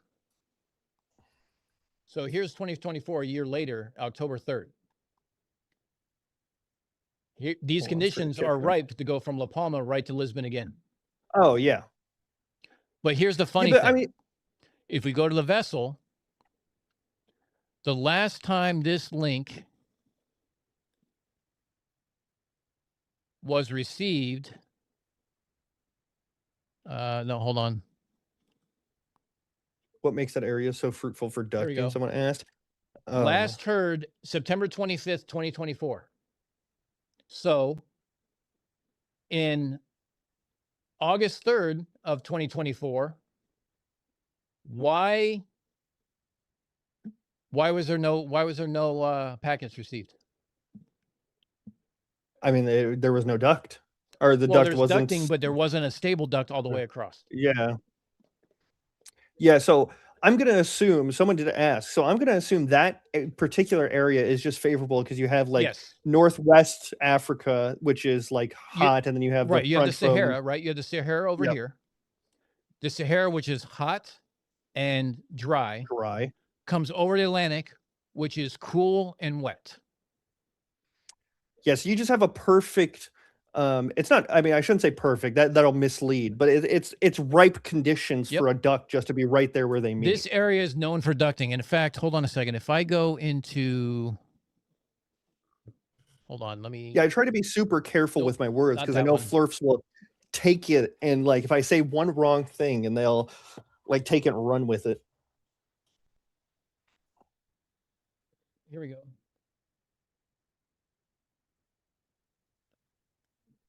Oh fuck! Hold on, it's still loading. Oh no, it just fried. Let's try this again. Close program. Okay, here we go. No, close it. Oh, you fuck. People in your chat keep saying that's just a colorful map. Yeah, it's just, math. Yeah. It's just a cartoon. They've sat through here enough to where they know. Yeah. But like, so if we go to here, Okay, so this was a study that was done over 6 years.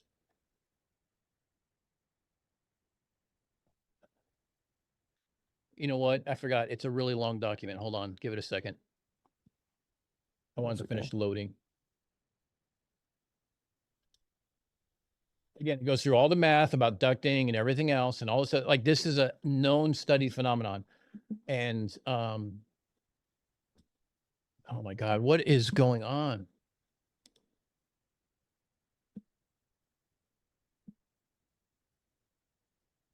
There's a specific map. It shows where ducting is going on in the world. If you look right off the coast of Africa, on the western coast of Africa, it's almost 100% of the time. I mean, that makes sense with, I mean, like even where like Botswana meets, not meets, but like comes into contact with the Sahara. So you have like a jungly, more humid environment. You get like really, really odd weather phenomena there. So that just makes sense to me if I'm thinking logically. Yeah, these are all just cartoons, Dan, that you're showing. Exactly.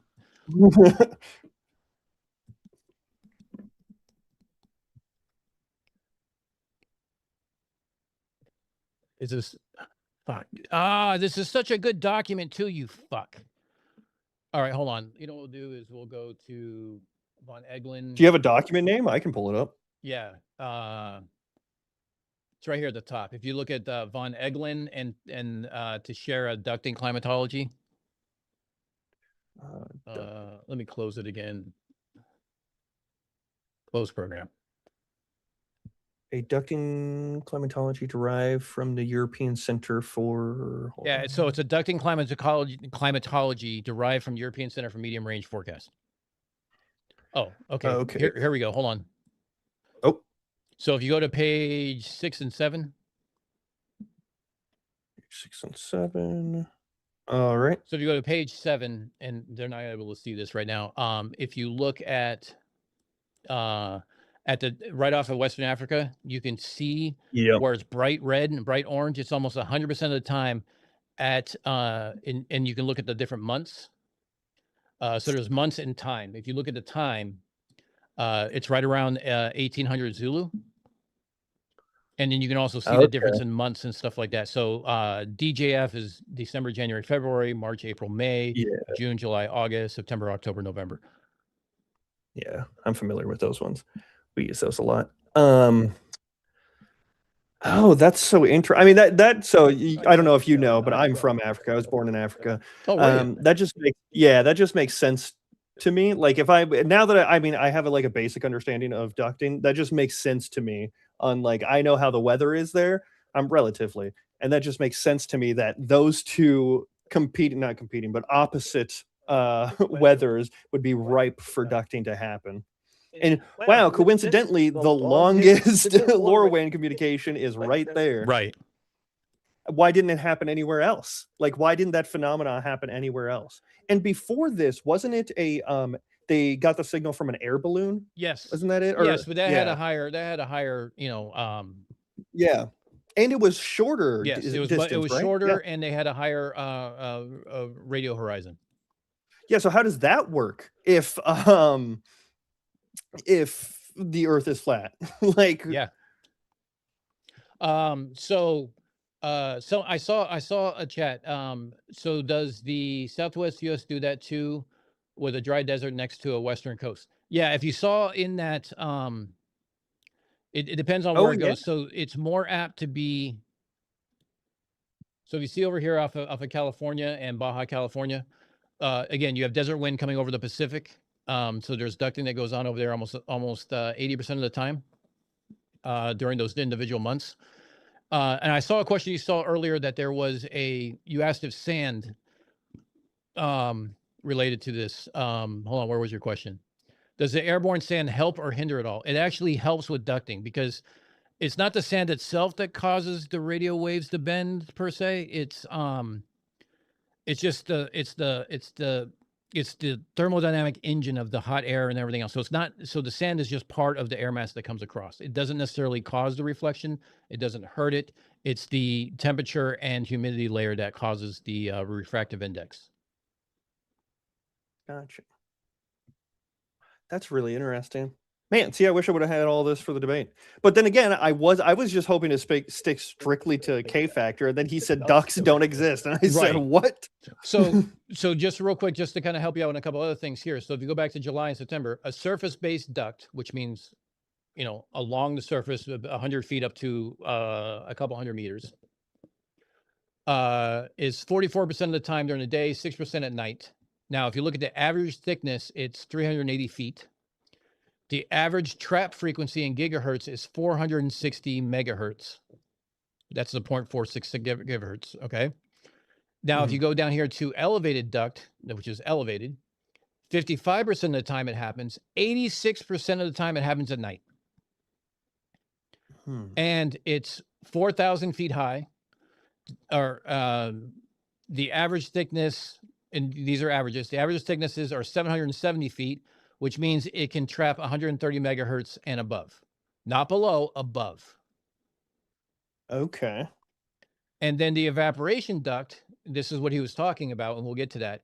You can see that during the day, it's 5%, 4%. You can see the footages, 0 to 10, 10 to 20, 20 to 30, all the way up to above 100 feet. And then the maximum height, or the mean height, is 86 feet. So you can see that at above 100 feet is a 30% chance during the day. And that's the elevated, that's an evaporation duct only. That's only from evaporation of the ocean. It has nothing to do with the atmospherics ahead of time. Elevated duct would be the atmospherics. Okay, so if they're going to predict a duct, this is just a question I had. So if they're going to predict a duct, I'm assuming the favorable conditions are like cool front versus warm front colliding? Yes. Well, air Okay. mass. So Oh yeah, density, I guess. You have the hot, dry air mass coming over a humid, cool air mass. So that creates the reflective. So even if it's warm underneath and the water is evaporating, and it creates like a thermocline, the duct can be elevated at that point, because now you have the thermocline at the bottom, and then you have the hot air mass at the top that creates the elevated duct. Okay, I'm tracking. But he basically invokes ducting by saying marine layer, and of course he can't quote it. Yes, there are evaporation ducts, but there's also surface ducts, and there's also elevated ducts. Radio wave propagation knows about all three different types. They're not all elevated. They're not all surface. There's three different types. Gotcha. Yeah, when he said evaporation ducts, I was like, dude, like you're gonna have to show where it was evaporation duct, because that's what he means by the marine layer. Gosh, right. Marine layer, thank you. So here's the funny thing. The marine layer itself doesn't cause gain. Only when it creates a ducting, like an evaporation duct, does it actually increase gain. And again, it's the properties of the duct that allows how far it goes. There's reasons why radar can, and to be honest, I mean, here's an actual, this goes a little more technical, but it should be enough. Okay. So it's just my Acrobat. Hold on. Fundamentals. Let me see if I can pull this up.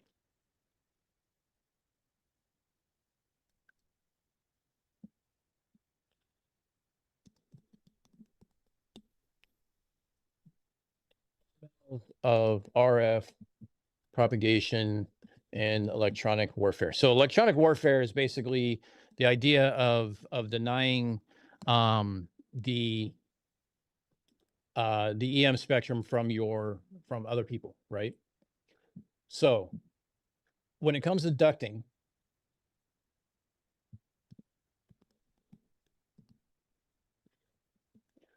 so here's what, so this is why the Navy does not want ducting. It does not want any anomalous sort of things. If you have an evaporation duct and it's trapping the wave, you can see further. So you can see a plane at 500, 1,000 miles away. But because of the evaporation duct, a plane could be near you and above the evaporation duct, and you won't see it. So say that again. So the evaporation duct, just as an analogy, it's not exact, but this is a mirror. The evaporation duct is a mirror. The signal gets stuck here in the middle. So you can see a plane way over here over the curvature you wouldn't normally see. but the evaporation duct prevents you from seeing a plane right here. Gotcha. That makes sense. That's why the Navy does not want ducting. Seeing too far is never an advantage because there's always a trade-off. Gotcha. And I guess like I mean, it's super hard to predict that and predict when the duct will like have a stable duct. Right. To Yeah. effectively use You don't it. know the stability of the duct until it actually occurs because it changes minute by minute, hour by hour. Gotcha. That makes complete sense to me. Again, just another proof that radar holes happen, and that proves ducting.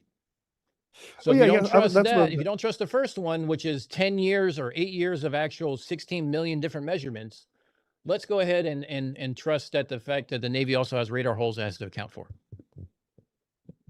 Yeah, that's what I was going to ask. So can like the duct have like physical, like quote unquote, holes in the duct? Yes.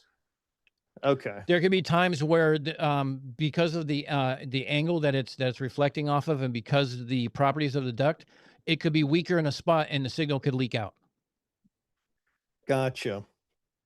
And Makes sense to then me. you don't have end-to-end connectivity. So if I was to look at this specific LoRaWAN thing and say 800 miles, I would say that there's multiple weak points along the line where the signal leaked out. That's why you didn't get all the packets that were sent that day over that 8-hour span, and why you only got 3. Yeah, see, that was my assumption, but I don't know enough about ducts to make that argument like 100% and defend it. I just assumed that, like he asked, is the atmosphere the same down the road? No, it's not, and you're going to have different conditions down there. So I assumed you would have some sort of anomaly where there's a hole, or it's just weaker down there, or whatever it may be. And again, unless you have measurements constantly real time along the entire way through the uppermost part of the duct and the bottom part of the duct, you're not going to know where those weak points are. Yeah, I mean, yeah, that makes sense to me.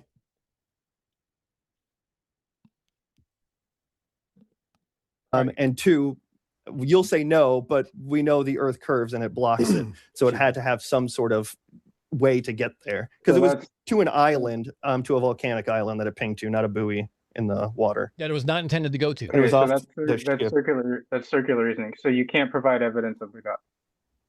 Like I said, I'd have to go through the entire mesh paper. I didn't look for specifically the duct. Even on your model, you would have to claim there's some sort of gain there. So I didn't think it's necessary to specifically quote that. Because if you're claiming there's not a tropospheric duct, then why did they only receive 3 packets over the course of like 8-ish hours, it seemed like? Over the course of an experiment that lasted days to weeks, by the way, this happened on one of the days. Yeah, let's break this down logically, right? Your claim is that it bent around the ball, right? 830 miles. And it was more likely to get 3 pings doing that than it would have if it traveled line of sight, which is what microwaves do according to the physics of light. Yeah. Yeah, I mean that is line. It saw it, right? Because it's in a duct. It's in a wavefront guide, like a natural wavefront guide. So it would see the. So am I led to believe I that call it a this wavefront guide. tropospheric duct is unfalsifiable then? No, it's not. How is it unfalsifiable? Because it increases in gain. That's a fingerprint. We can see the directionality of it based off forecast. And at the same time, we receive packets. If you don't receive packets, the ducting is unfalsifiable. The fact we didn't receive packets at all, except for 3, is the falsification that the duct was stable and that the Earth is not flat. Oh, that's so stupid. How did I not think of that? We only received 3 is the falsification of it. Yeah. Yeah. Simple. What do you mean? Like, how do I falsify it? What do you mean? It's a natural occurring thing. How do you falsify a tornado? You would discover that there's not one there. So how do you? If there's a tornado, how are you going to discover one isn't there? I mean, that's kind of like a false equivalency, but like, can you answer the question? How is it falsifiable? Oh my God.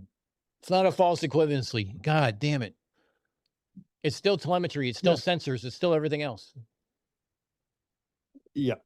I don't know. Well, when he said falsify like a natural thing, that's where I was like, what? Like, you're asking me to falsify a tornado? Like, if there's a tornado there, how do we falsify that tornado is what he asked. And I was like, what do you mean?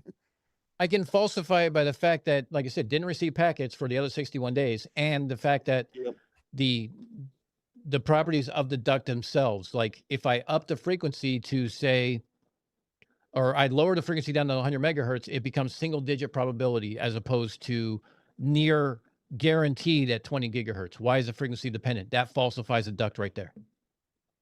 That's actually so fair, and this is where my knowledge is limited on the properties of a duct, and how it works within radio waves, because yeah, that's a perfect way to falsify it.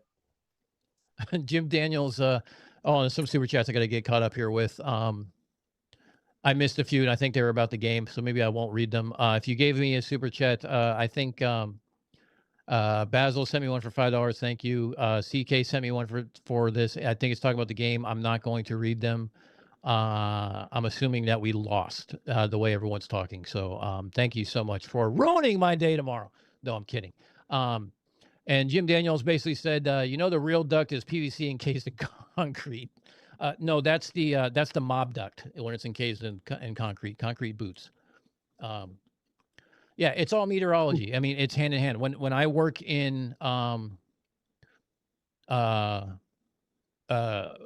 when we're in an AOR and we're doing communications, I'm in touch with not only the radio men, but I'm also in touch with the AGs or the meteorologists.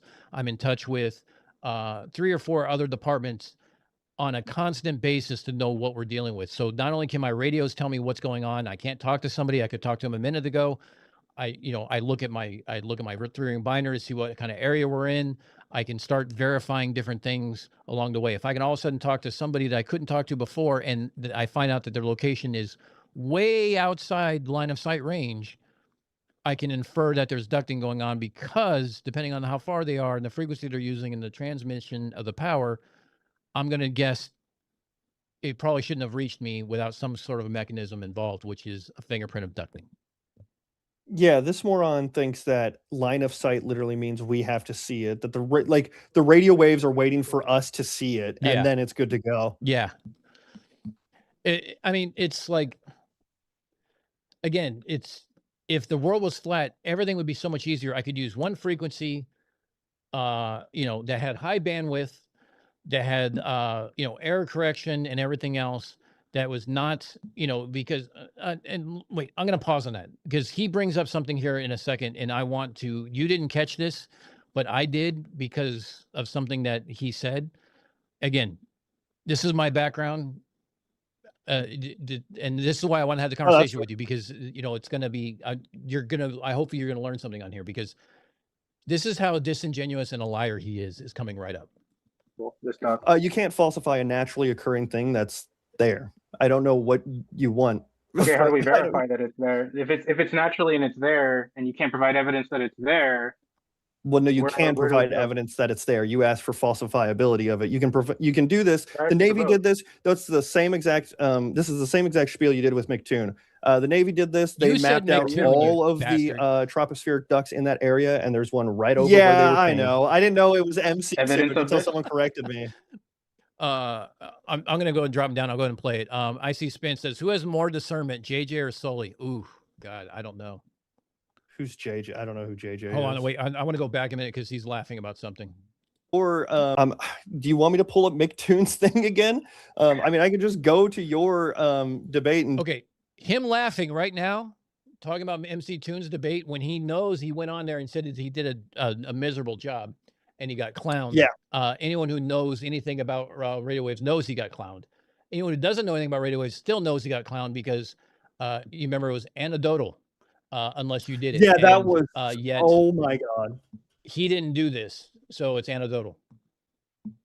Yeah, that was the most ridiculous thing I've ever seen. Him saying that an experiment because they're always bitching about like what have you done? Right. What experiments have you done? And then the second someone goes, "Here's an experiment I done," he goes, "That's anecdotal. That's just a giant trust me, bro."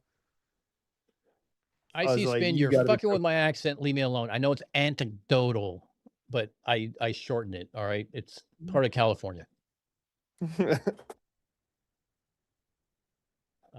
Antidote or antidote. Oh shit! I have it muted. I mean, map of here. Can I share my screen again, or is that? I want it when he shares his screen. I want a simple map. Right? No, you're showing IR. So you're Yeah, showing man, whenever you're IREPs. ready. We already showed IREPs. This is what I want to show right here. I'm gonna From I'm gonna move ahead. NASA, this is the boxes. So hold Base on. where he's showing the active ducts for you and the historical data for them. Okay. You also have ducts over I did find it. Evaporation ducts, because water is in a constant state of Right. Thank you for admitting to ducting now. Yeah, I didn't catch that. evaporation. So Yeah. that could also increase the signal. So No, the air mass itself does not increase the signal. Only when it creates a duct does it increase the signal, because it stops the signal from expanding upwards, and only so from 3 dimensionals into 2 dimensionals. I won't say it again, Sully. Take notes. Although he has you blocked now. Do you want to show proof for that? That there's an evaporation duct there?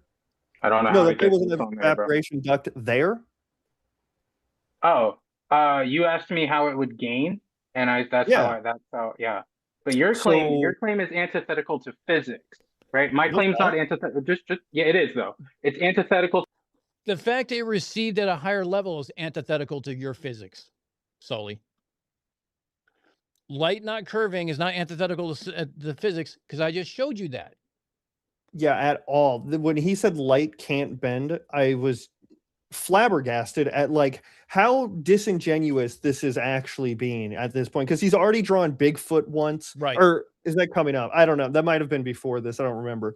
But the fact that you're just saying like basic stuff that is even on a flat earth model true, and he's just denying it now. I'm like, I don't know what to do here. Hold on a second. I need to find my no, not that. Nope, not that.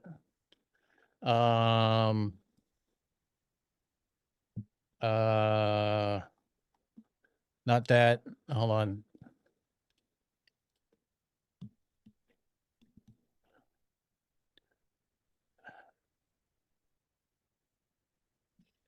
Hold on.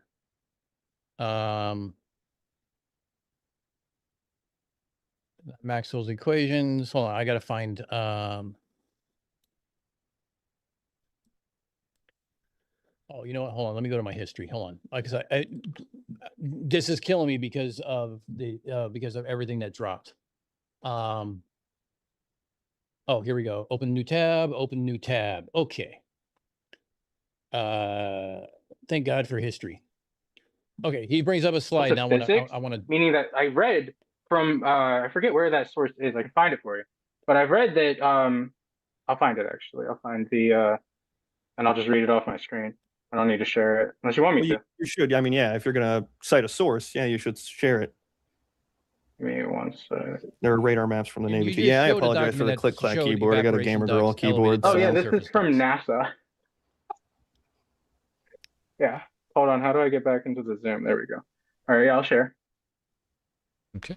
So from NASA, this is the boxes covering up part of this. Microwaves penetrate light rain, snow. 1 second. It's there. It goes. There we go. Okay. Now you did not know this clip at the time, but here's what I want you to realize. This NASA document about microwaves, it talks about satellite communication using radar pulses in the KU band, which is much higher. So this is referring to satellite communications. In fact, I pulled it up right here. Microwaves that penetrate haze, light clouds, light rain, clouds, and smoke are beneficial for satellite communications and studying the Earth from space. So are satellites real now? That's very funny. So in the part that he shows, does it say satellite in there? Yes, it anywhere? does. Well, it says the sea winds, which is a satellite. And, Okay, and a scatterometer, which measures the change in microwave pulse and can determine speed and direction of wind near the ocean surface. Yeah. Oh, so the quick scatometer, which is a quick scat satellite, uses radar pulses in the KU band. So when he talks about microwaves that penetrate haze, light rain, snow, clouds, and smoke are beneficial for satellite communications and studying the Earth from space. That means straight up or at a slant. That does not mean terrestrial. See, he kept going past these slides super fast, and I had to ask him, like, no, bring that slide up again because I wanted to read his source entirely, and he kept going through them real fast. So I wanted to ask you, maybe you know, why does the document that he has, the bottom one, say that microwaves don't refract or reflect? They do refract, and in fact, it's Well, yeah, I know that, but why? What document is he showing? Like, so he's showing an EBS. It's called EBSCO document. Here's the full document. So he went right to the summary. You know, blah blah blah blah. So actually, hold on. Let me do this side by side. So he says a microwave is electromagnetic. So he does right here from the summary. Okay. So a microwave is an electromagnetic wave ranging from 1 meter to 1 millimeter, which means not LoRaWAN, because LoRaWAN's not 1 meter. oh, okay. That's 1 gig. Microwave energy has a frequency ranging from 0.3 gigahertz, that's wrong, to 300 gigahertz. ITU classifies it as 1 gigahertz, not 0.3. This right here, these two sentences contradict each other. Yeah, so who is this? Is this a published paper? What is Yes. this? So who did this? Like, what? Who verified it? Who like? It's this guy Robin Wolfson from 2021. But here's the thing, though. So, in contrast to sound waves, which require a medium such as air or water for propagation, microwaves can travel through a vacuum. Okay, so it talks about the vacuum. You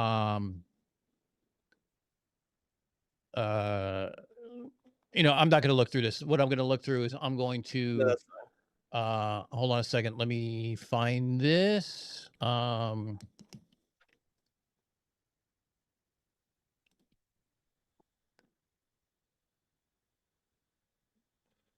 Second. I gotta find. I have too many of these.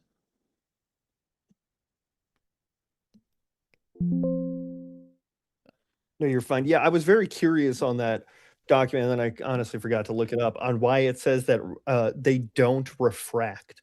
I was like, it's an electromagnetic wave. It's bound to at some point.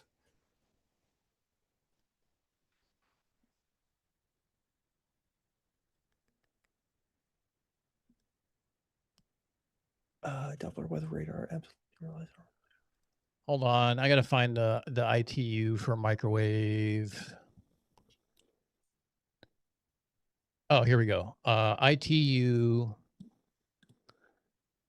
So let's see. ITU RP453 talks about deducting reality. So this is the International Telecommunications Union. ITU-RP530 talks about terrestrial link engineering. So this is propagation of a line of sight system. This includes, here, let me pull this up real quick. I think I can find the right one. Yeah, can you share that screen on Zoom so I can actually Yes. see? Oh, I'm sorry. I thought I was. Hold on. Zoom. This. Share. Share screen 2. Okay. So. Here we go. This is prediction models for. Let me do a PDF.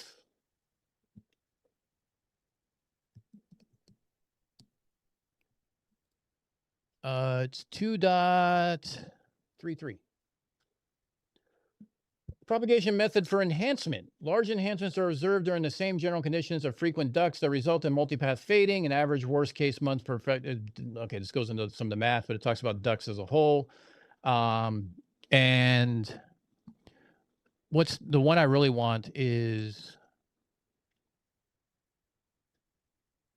Hold on.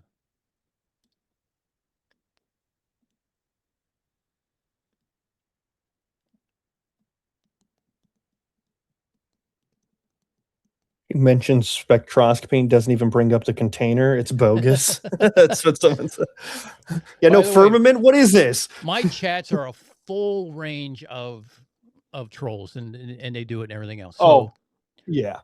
So are we on 530? Yeah. So 530. This is the prediction models. So this is propagation data and prediction models required for the design of terrestrial line of sight systems. And then you can talk about so I believe this also includes the refractive index.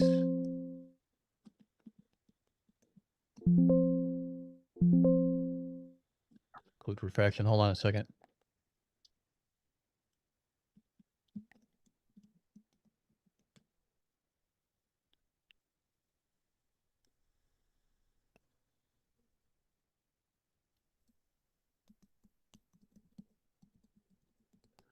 I gotta remember which one it is. There's so many of these that we go through in any given day. I can't remember them all straight.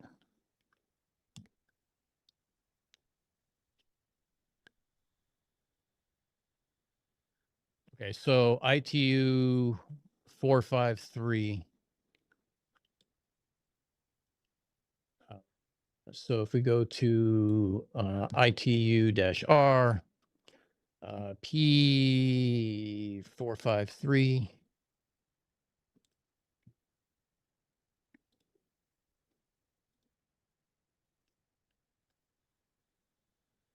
This talks about radio refractive index, its formula, and refractive data. So basically, this is 26 pages of figuring out the refractive index and how it corresponds to things. Let's see, path clearance. I don't really care about. I mean, like there's like 8 different ITUs I have to like reference.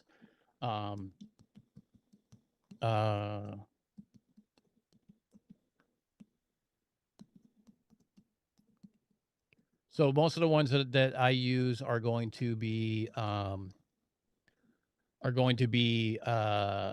you see this ITU-R, and then so here, let me go to the cover page. It'll be easier. I'm still not seeing it on Zoom, so it's real tiny on Okay. YouTube. Oh shit. Sorry. Let's try this again. Very good. There we go. There we go. Okay. So ITU-R 453 just talks about the radio refractive index, its formula, and refractive index. I also use this one, which is 62 pages of shit. I don't remember the numbers, to be honest, because I don't go back into these so many. So this is propagation data and prediction methods required for the design of terrestrial line of sight systems. So I would use this if I was to do a point-to-point, like say a microwave shot between cell towers as part of a backhaul. Mm-hmm. So I need 2 cell towers to talk to each other. One cell tower has fiber that connects back to a network. The other one doesn't. So I want to send all my data over a microwave link. This is what I would have to use to talk about the propagation and the prediction. And this is going to be everything based off of, there's the bare minimum that I need. Oh, so we talk about propagation loss. So attenuation loss to atmospheric gases, diffraction fading due to obstruction or partial obstruction, fading due to multipath and beam spreading and scintillation, attenuation due to a variation of angle of arrival, attenuation due to precipitation, because microwaves is affected by rain. The higher up you're in the microwave system, the more you're affected by rain. We have this thing called rain fade, which means that it's affected by weather. Counterproductive to everything. His thing says haze, light rain, and snow, those actually affect microwave.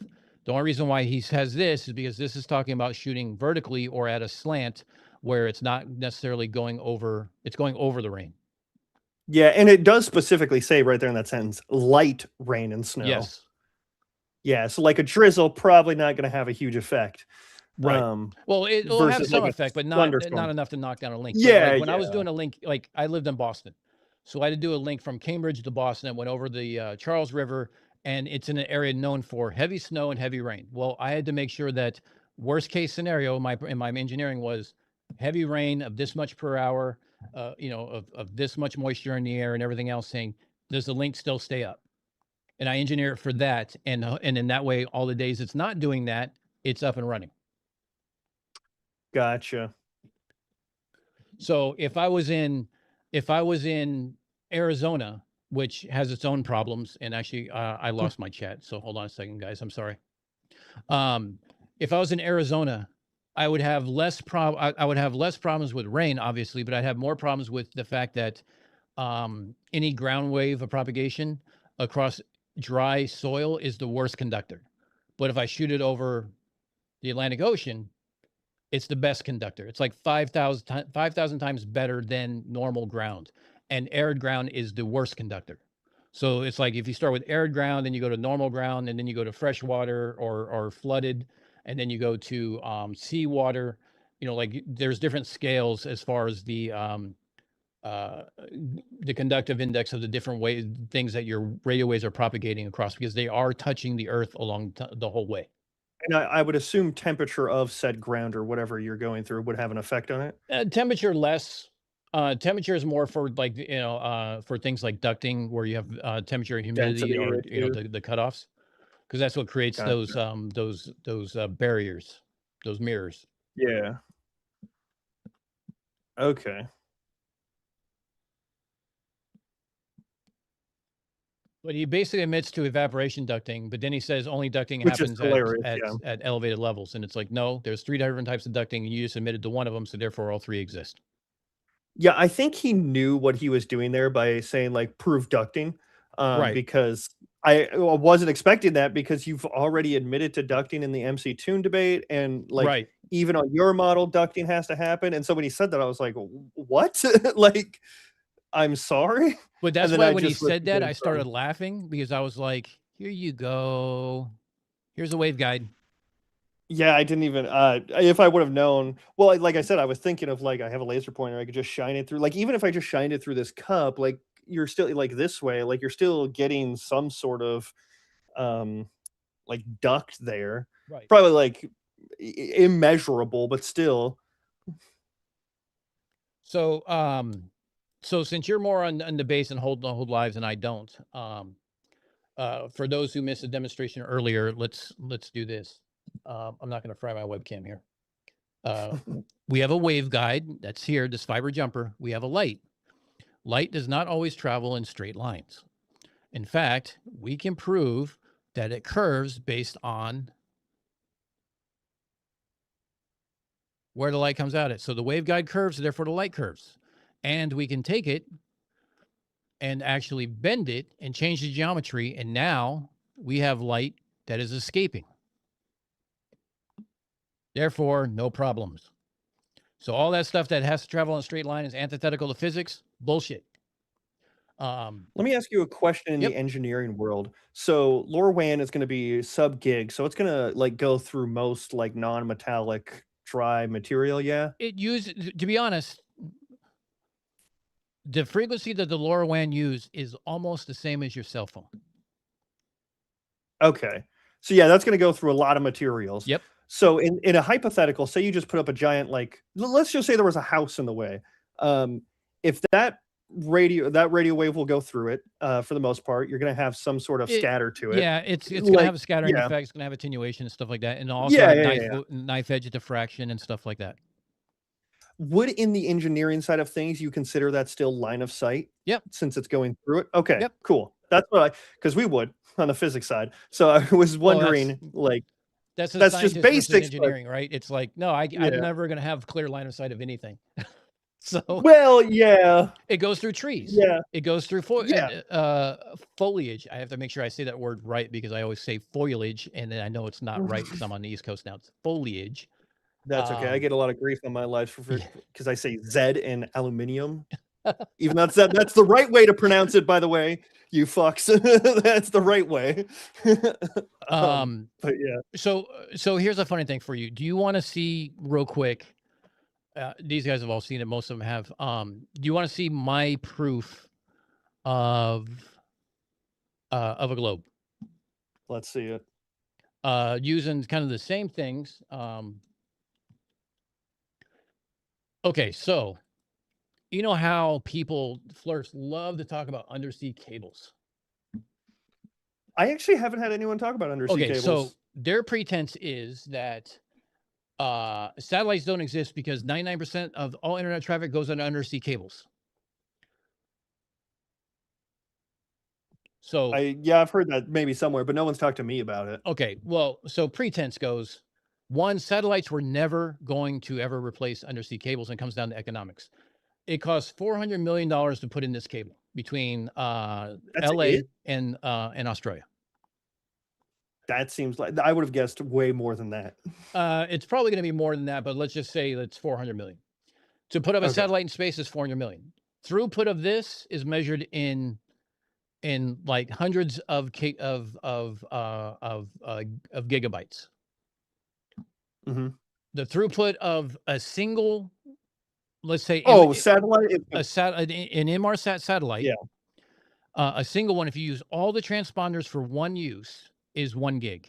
This is going to be 800 gig. Yeah. Like yes, that is going to be. This is measured in, actually, when you faster. consider that it's 12 fibers, it's terabytes versus gigabytes. Yeah, I mean, I know that. But yeah, but here's the best thing. You don't have to worry about I guess positioning of said satellites here because it's just there. You do have to worry about repair. If a cable gets broken, you can send out a ship and repair it. If satellite gets broken, you can't repair it. That's fair, yeah.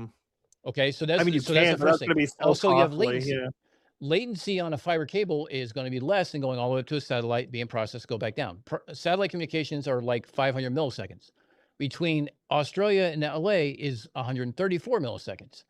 Funny thing, when we talk about latency, is that it proves a flat Earth. So if I was to use Walter Bisland's vector algebra to figure out distances between individual sites, I can turn around and say, the Great Circle route is 12,000 kilometers. That's an ideal world. We don't base on that. Yeah. The next cable that goes from LA to Australia is 13,483 kilometers. This includes 12% slack because we have geoactive storm, we have active plate tectonics, seamounts, and we also need to have slack to be able to pull up to do repairs. Coincidentally, most of the slack is actually in shallow areas because that's where most of the damage occurs. I guess that makes sense. So 12% slack, which is when I do poles, we do anywhere from 10 to 15% depending on the area and how much, storms. There's a bunch of trees, things, there's variables we include. It's between 10 and 15% slack. They add 12% slack. So according to this, it should be pinging at 132 milliseconds, best case scenario. On a flat Earth map, it would be, again, no slack, would be 15,000 kilometers or about 148 milliseconds. With the same amount of slack, because you do need the slack to make this function, it would be 16,953 kilometers and a ping of 166 milliseconds. So how does it go longer? What do you mean? On a flat Earth, why is it longer? Because it crosses into the southern, because when you go to the actual picture, on a flat Earth, it goes east-west and it crosses into the southern hemisphere. But so what's the flat Earth map? Like what is that using as a flat Earth map? I'm using basically whoops, sorry, I'm wrong one. I'm using basically Walter Bisland's vector algebra, converting to a polar coordinates to a vector algebra to find the distance between 2 points. So using an AE map, it would be this long because the southern hemisphere is widened out, right? Okay, yeah, I see. Yeah, that's where I was like, wouldn't it be shorter? Because no, it'd be longer because they're stretching. Yeah, when you add in the slack, it'd be 17,000. Now, the funny thing about this is I have access to tools. And one of the tools I have access to is a latency, which is a two-way latency, which basically allows me to go from pop to pop. So I can go from Sydney, Australia to Los Angeles. So it's two-way, it goes there and comes back. So round trip latency is 134 milliseconds. That's the active cable. That's how much latency you're getting with that cable right now. Now this is from the closest points on the end of this cable because Telstra owns 25% of this cable. They have service agreements with customers that say your latency will never exceed this. When I measure this, latency comes up 134. That's awesome. The bare minimum, it would be 132. The bare minimum for flat Earth would be 148. The latency expected without any kind of overhead and everything else, and I'm counting 2 milliseconds of overhead, would be 166. I am 25% less. A customer would know 25% less. And the thing that derives latency on a fiber optic cable is the length. Yeah, I and that's can just take basic this. speed of light. I can and take this distance, and I would have latency, the refractive index of the cable, and the speed of light, and tell you what the length is. Yeah, I mean, yeah, that makes sense to me. How long it took that light to travel, and then you can derive a distance from that. We do that all the time. That's so And interesting. I would have never known. I would have never even thought of this realm of it. and again, and I go into here like because it's two-way. I multiply it by 2 times the refractive index times the distance divided by the speed of light, and again, this is what the round trip ticket is. So, what you have to do with the 134 milliseconds is you have to say either deny the distance, deny the latency, or deny the speed of light in the fiber optics, and all of those are actually empirically measured. And they'll just say it's all lies. Right. How are you going to prove that? Yep. And if you wanted to do something near like near time, there's a section of this cable between Auckland and Sydney. It's roughly 2,200 kilometers. That's so. What is the shortest distance a fiber optic cable can be? I mean, Like, how short can it be? here's one that's 2 meters.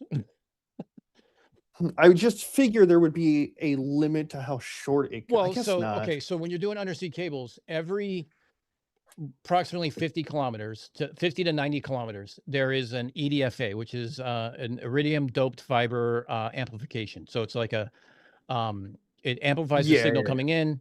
It goes through a specially treated fiber that excites the atoms. The atoms actually increases the signal and sends it back out. You have to do those every 50 to 90 kilometers, all the way from that 13,000 kilometer stretch. And those amplifiers are what take the signal and amplify it up to go to the next one, to go to the next one, to go to the next one. If you space out those too far, you're just amplifying garbage, and you're going to get garbage at the other end. Gotcha. Unfornicated, is that a VBA macro? Almost as impressive as McTune's Java 6 program. No, this isn't this is a looking glass. Give me 1 second. I'm gonna run to the restroom here real Yeah, no quick. problem. When you get back, I got something to show you.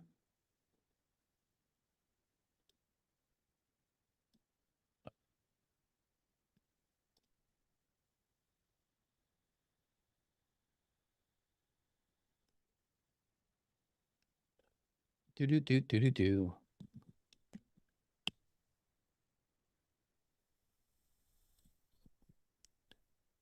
So from Sydney.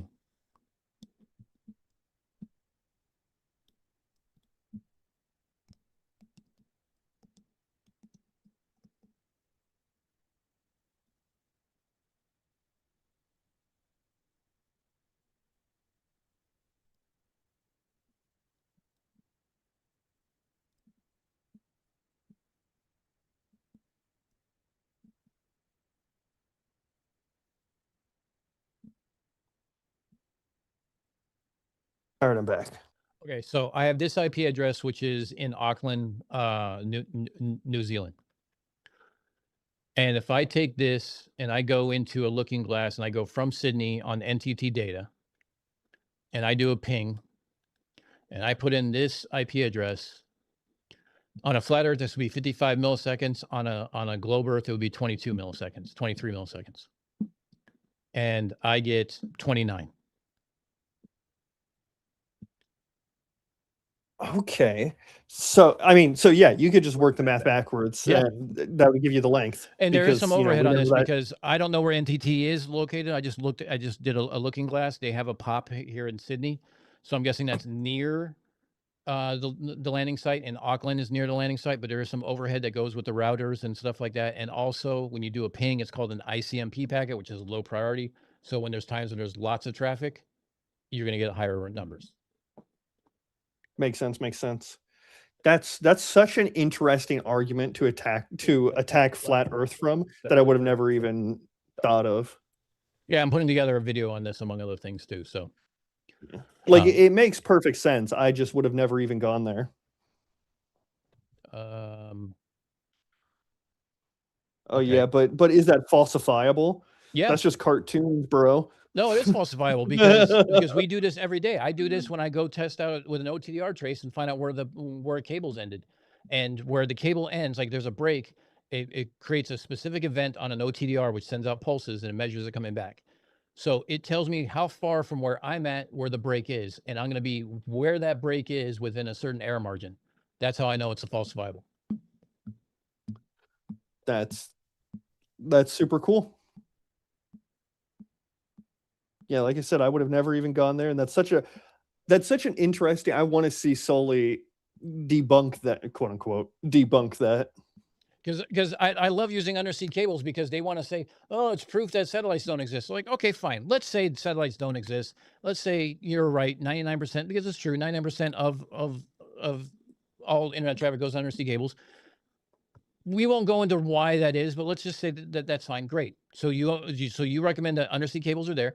Now, there is actually a flat earther who says undersea cables connects to the ether, and the ether is what transmits that. He is a dumb fuck. He goes by the name of JJ, and he's beyond dumb. Like he thinks they plug into the ether, or yes. I got that secondhand from another flat help. earther who mentioned his name and said this thing. When I heard that, I immediately poured myself a shot of rum because I was not going to be able to go through my day after hearing that. That's fair. So yes. But here's the thing. Since microwave transmission is line of sight, distance is limited by the curvature of the Earth, which is why the U.S. Army recommends that you have repeater sites every 25 kilometers or so. This is like a whole new world. This is a whole new world of empirical data that I would love to hear a flat earther fight against. I mean, we've had fiber optic cable since the 1980s, so 40 years of empirical data. This is how everything works. Yeah, in what world? Well, that's what I say about like gravity or anything. I can't think of another example, of course. But they just say like, nuh-uh, prove it, show the cause. But here there isn't necessarily a cause, quote unquote, to show because it's just what we're doing. So like, it would be very interesting to hear how their script changes. Chris Baker just says, I've used fiber optic cable to provide evidence that we know the speed of light. Yep. Absolutely. Yeah, because that's actually refractive a good point index. too. So again, something else that if you're in the field, if you're in telecommunications, there's different types of fiber optics that have slightly different refractive indexes because one's best for like a metro area, say like downtown Phoenix, downtown New York.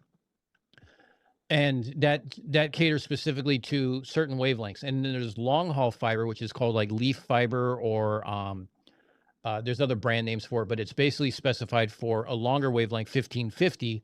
So that way you don't need, it's optimized for that specific wavelength. It actually will not pass 1310. It causes a lot of loss on a different wavelength that we normally use.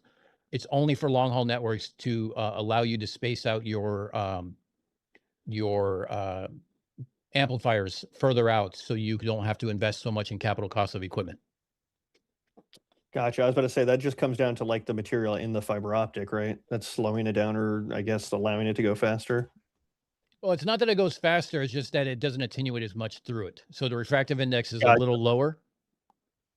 So yeah, you said refractive index. Yeah. So instead of going like at so I guess you could say it goes a little faster in a sense because in a sense you lower the refractive index, it doesn't go as slow. So yeah. But it's also for the attenuation and everything else too. So yes, technically it makes the light go a little faster. But you're talking about, but that's just because there's less obstruction. It doesn't like physically. Yeah, it doesn't. Index. And when you include that in the equation, it's minimal. Yeah, well, that was a bad phrasing on my part. It doesn't like physically boost it, but it just allows it to go with less noise in between. So yeah, so there's my proof. So unless someone can give me an actual, I'm getting caught up here. So if someone can take me to what the actual distance is between Auckland and Sydney and give me the math of how they figured out what that distance is, because I can prove it on a globe what the distance is. Then you have to deny the distance, or you have to deny that, and you have to deny that. So if they use that stupid bipolar map, where both poles in Antarctica is an island, but it skews all the long lines and this weird like freaking like egg. I truthfully don't even know which one is the true flat Earth map, quote unquote. Yeah, no, they don't have one. Yeah, no. The Soli, so let's see, ducting is well-established radar systems. Yes, electron element. It's something we plan for. Does Soli know anything about waveguides? No. No. Yeah, here's Unfornicated his wizardry again. Yep, all wizardry. Yeah, this is just work on $2. paper, Hit the like bro. button. Thank you, mate. I appreciate that. Basil, I read that one. I don't know what that one was. Found photographic evidence of 3 packets. Uh-oh. I'm going to click this. Uh-oh. Google, you bastard. I mean, how You're much not more wrong. empirical can you get? You're Yeah. not wrong. That is 3 packets of tropospheric ducks. What does roughage have to do with speed of light? What do you mean roughage? Hey, Wait, who caller said said that? my stream is tagged as YouTube featured. Hey, that's a Oh, hell first. yeah. Nice. Hey, welcome. Congrats on Maybe I'll that. get some more subs. Maybe if I actually did videos to the live streams, you'd be better off. But yeah. Let's see where he goes with this. I mean, I don't want to take up too much more of your time. I mean, we get caught No, up you're in some of fine. this like intricacies and stuff like that, but I figured it's best to Yeah. kind of know some of this stuff. And I know you talked to professors at your college about some of this stuff, but they were only giving you like high level stuff. This is a little more specific, specifically to this.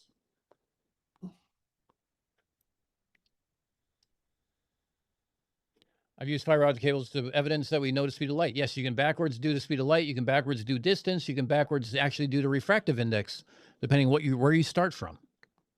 Yeah, that's such a good point that it never has popped into my brain for some reason. I don't know why I've never done that. I do it every day. It's why it popped in my brain. I mean, Yeah. I tell you, I shit you not, I was sitting on the couch listening to your debate while I was supposed to be like, I was in between conference calls. I was watching the debate. I was folding up laundry, and all of a sudden he's like, it's antithetical to physics. Light travels in a straight line. I'm like, what? Yeah, that was. I'm like, what are you Well, talking see, about? I'm like, I always go to like because we'll like I work with like shining the laser to reflective panels on the moon. yeah. So yeah, and I'll say, yeah, we can know how long it takes and we can derive the speed of light from that, or we know how long it should take, and then we can measure if we get that ping or not. And they'll just go, well, you don't know that. Like, what do you mean? Well, and the same thing, like there's thousands of radio operators who have bounced radio waves off the moon and received not only their own signal, but signals from Europe. Yeah.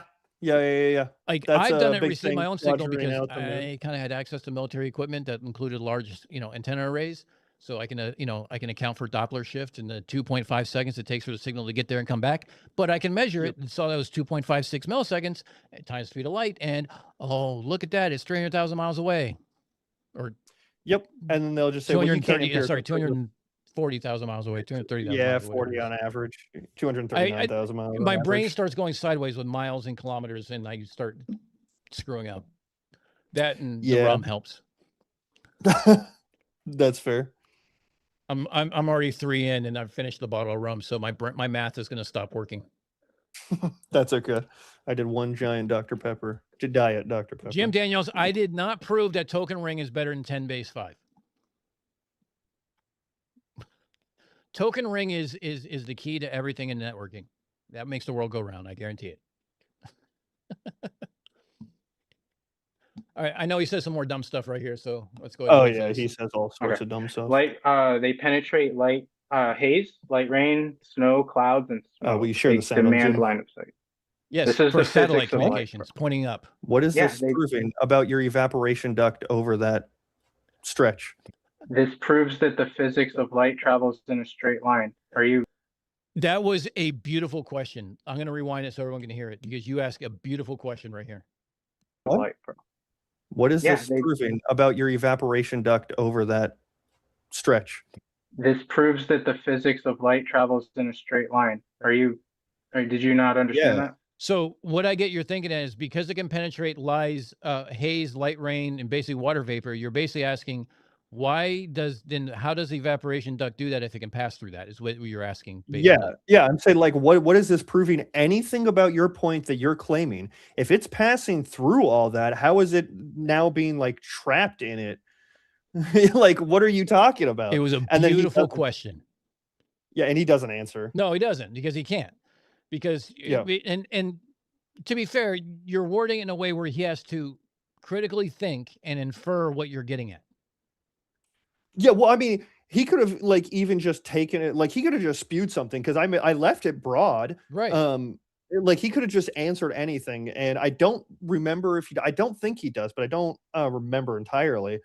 But yeah, it's just like, what is this proving exactly? Because it's not proving the duct. Right. If anything, you're disproving your ducting thing that you said an evaporation duct somehow, or evaporation, a marine layer creates gain, which Yeah. isn't it. And now you're saying that it can pass through water vapor. So which is it? You basically contradicted yourself now. Yeah, and you pointed out, like I said, it was a beautiful question that he just ignores and doesn't even understand. Well, that's what a master's No one's in arguing with arts that. So your does. claim The is that difference between a master's of arts and a master's of science. Master of science studies like rigorous, data-driven, experimental physics, and masters of arts focus on more like broader topics where you can go into like the cosmological philosophy and like all these other predictions and stuff. So that's the thing I'm good at, is asking questions. Well, and that's the thing too. Like I love when people ask questions of like, how does this work? I'm like, you know what? Let's break it down. And I try to use analogies. I try to use everything possibly I can to make it simply to understand, but I try not to simplify it too much that it loses context. And that's the hardest point. I think that's my issue, is I do sometimes I simplify things too much, where then I have to like retract and say, well, actually, no, not really, because like on the grand scheme of things, like, but that's a skill I'm learning as I go. Astro Doug asked if I ever worked with any Tellabs equipment back in the day. Yes, I worked with a Tellabs 5500 DAX for DS1 to DS3 cross connects and also optical cross connects. What's the difference between a bad physician and a bad engineer? Physician? I don't know, Bruce. What's the difference between a bad physician and a bad engineer? I got to wait for the 10-second delay to get caught up.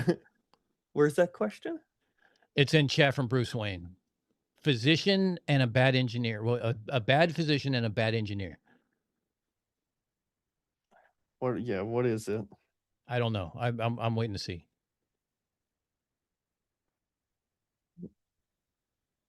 Oh, RG coax was a pain in the ass. A bad physician kills one person at a time. Oh, that's true. That's very true. A bad engineer kills multiple people multiple times. Yeah, that's fair. That is very fair. RG coax is a pain in the ass. There was a flat earther, I swear to God, he said this, and it caused me to have a stroke right in my living room. He said he remembers DirecTV, that it melted his coax because the signal was so strong. It melted his coax because the signal was so strong. Right. Well, how powerful is that signal? Like, what? Okay, so A, he's lying. Yes. B, he had a grounding problem, is probably what it comes down to. And C, that can't happen. I mean, the signal you're receiving from DirecTV is like, I don't know, neg. I mean, it's probably not even enough to light up an LED Christmas light. I mean, this is the difference. This laser has more power than what's getting received. Yeah, this is the difference between physics and engineering, because technically it does have some sort of thermal output, right? Right, but it has the insulator and everything else too. Yeah. So like technically, if you received enough of it, yada yada yada, it could. But like they had to be blasted only your house with signal. Like there are so many like theoreticals that go into it. Okay, in the same group of geniuses that said that, another guy worked as a flat earther, worked as an installer for DirecTV, but yet can't recognize why he had to point his antenna upwards in the northern hemisphere up by like 20 to 30 degrees. He says he's pointing at a cell tower. And he's pointing the satellite 20 degrees up. How tall of a cell tower is it, and where the fuck is it? That's what I want to know. That's crazy. Was his argument that like technically the cell tower is like elevated? Yeah. Or was he just... He's basically saying it's pointed at an elevated cell tower, not at an antenna. Meanwhile, it's 20 fucking degrees. Yeah, so that's a very tall. So that's like the Burj Khalifa. Like you're living next to the Burj Khalifa. And even then, you still got to be close within line of sight of that. That would stand out. Yeah, in what world are you? That would have a huge red beacon on the top of it to prevent planes from flying into it. Shit. So you're 20 degrees up and you're pointing at a cell tower. Oh No, man. Aldebaran. I think Roger actually had this job because he talked about having to do things, but for some reason he ignores the whole pointing which direction thing. So it wouldn't surprise me. He did work in telecom, but he was definitely a useless person. Hold on a second. Where was it? Astro Doug. He worked research and development at Tel Labs and designed a clock synchronizer in the Titan 5355. No shit, Astro Doug. You and I can have done all sorts of conversations about the 5500. Sorry, more telecom bullshit. No, you're fine. So there are some like real resident experts in my community, in my chat, in the zoo crew, let's call it. So you have obviously Astro Doug was working on the clock synchronizer of a device that was used primarily in telecommunications in the 90s and early 2000s. You have Patch Von Braun, who has like actual like bar napkin patents and has written part of like the recommendations for things like the ITU and RFCs and stuff like that, and also runs a radio observatory and has proven that the Earth rotates around this or orbits around the sun and the speed it orbits around the sun, including fluctuations for when the moon passes in between his line of sight to the hydrogen line out in the cosmos. Yeah. We have a lot of different experts. We have a PhD in environmental science who gave me a lot of Nice information on marine layers and boundary layers and things like that. We have engineers out the yin yang. I'm forgetting a whole bunch of them. It doesn't matter. Every one of them has something to contribute. So you are right now in Nerd Central. Hey, that's perfectly fine. That's where I am. Do you know who Mikey Smith is? I don't. Okay, so he takes pictures of the stars using a binoculars and his cell phone and zooms in and takes a screenshot, zooms in, takes a screenshot, and he thinks he's the only one who's ever taken a picture of a star. So besides the fact that he is a toddler in a man body, one of my community members, the zoo crew here, Holy Hand Grenade, lives in the same town. And went up to him at the mall he was at, and he was booted off by the cops, and was talking to him and told him Unfornicated said hi on stream. So this guy, he has just a pair of binoculars, you said? Yeah, he has a pair of 20 by 40 by 120 binoculars or 20 by 120 binoculars, and he sets it up on a tripod. He doesn't use telescopes because he thinks two tubes are better than one. He doesn't trust telescopes because there might be chips in there or something like that NASA gives you whatever you're looking at. Take apart the telescope and verify for yourself, then put it back together. Don't tell him to do. His community bought him a telescope. He returned it for the money. Yeah, he got it back to his house. He opened it up, looked at it, said, "I don't know what the fuck I'm doing with this." And then put it back in the box and mailed it back. That's absurd. That's crazy. So I haven't met all these fun characters yet. I get the dipshits like Soli, a bunch of people who come in and try and like Phil bro, like, is God there? And I just don't do. I hate the philosophy of the Phil bro thing just annoys the fuck out of me. Yeah, like I like philosophy, but when you try and Phil bro, like, what do you mean by what? That drives me up a fucking wall. Yeah, they get in a semantic definition game. It's like, I'm not here to do that. I'm not here for that. Yep. And then I get the people who ask me about like evolution. All the like, so you believe the Big Bang produced monkeys? And I'm like, dude, if you want to talk about the Big Bang, sure. If you want to talk about evolution, go somewhere else, because I don't do evolution. I mean, most of my evolution is from Planet Peterson and Professor Dave. Yeah, another good one, the one I always recommend them to go to is a guy on YouTube called Force Valkai. He does pretty good. He's a biologist. He does really good videos debunking like evolution denying and whatnot. So you know about the final experiment with Will Duffy, right? Yeah, where they went to Antarctica. Okay, so There's a YouTuber named Gutset Gibbon. I forget what her first name is. She did a very long, multiple episode conversations with Will Duffy about evolution and stuff like that. Now, I can turn around and say evolution exists because there was, I'd have to go look at my notes, but there was a salamander in California that as it progressed and moved around the state, it actually created a ring speciation where it basically created different species along its path. And then you also have the London tube mosquitoes, which created speciation as well. So there's Erica. Thank you. There's two in our lifetime. Evolution changes a speciation. So suck it, Kent Hovind. Yeah, fuck you, Kent Hovind. If you ever watch this, I'm an atheist. Tax You can go ahead and fraud, beat me. lying. You can beat off your little SpongeBob SquarePants with your mallet and give it my name. That's fine. Make sure you spell it right. Yeah, Kent Hovind, the lying, tax evading fraud piece of shit. So people in the chat are actually saying that the channel you recommended, Forrest Valkai, is fantastic. Definitely recommend. Forrest Valkai is fantastic. He does a lot of he's a very good teacher. Teaching is a skill you can learn or just a gift you have. And he definitely has a gift for teaching.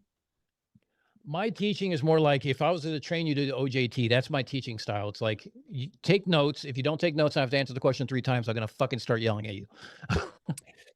Yeah, my teaching, I'm just not very good at it, especially when it comes down to, it's a skill I'm working on, especially when it comes down to, ironically, like, this is going to sound like bodacious, but like lower level stuff, it's really hard to communicate the low, like, if you don't even understand, like, I don't know, like Newton's laws or like the laws of thermodynamics or something, it's really hard for me to then like communicate down further, right?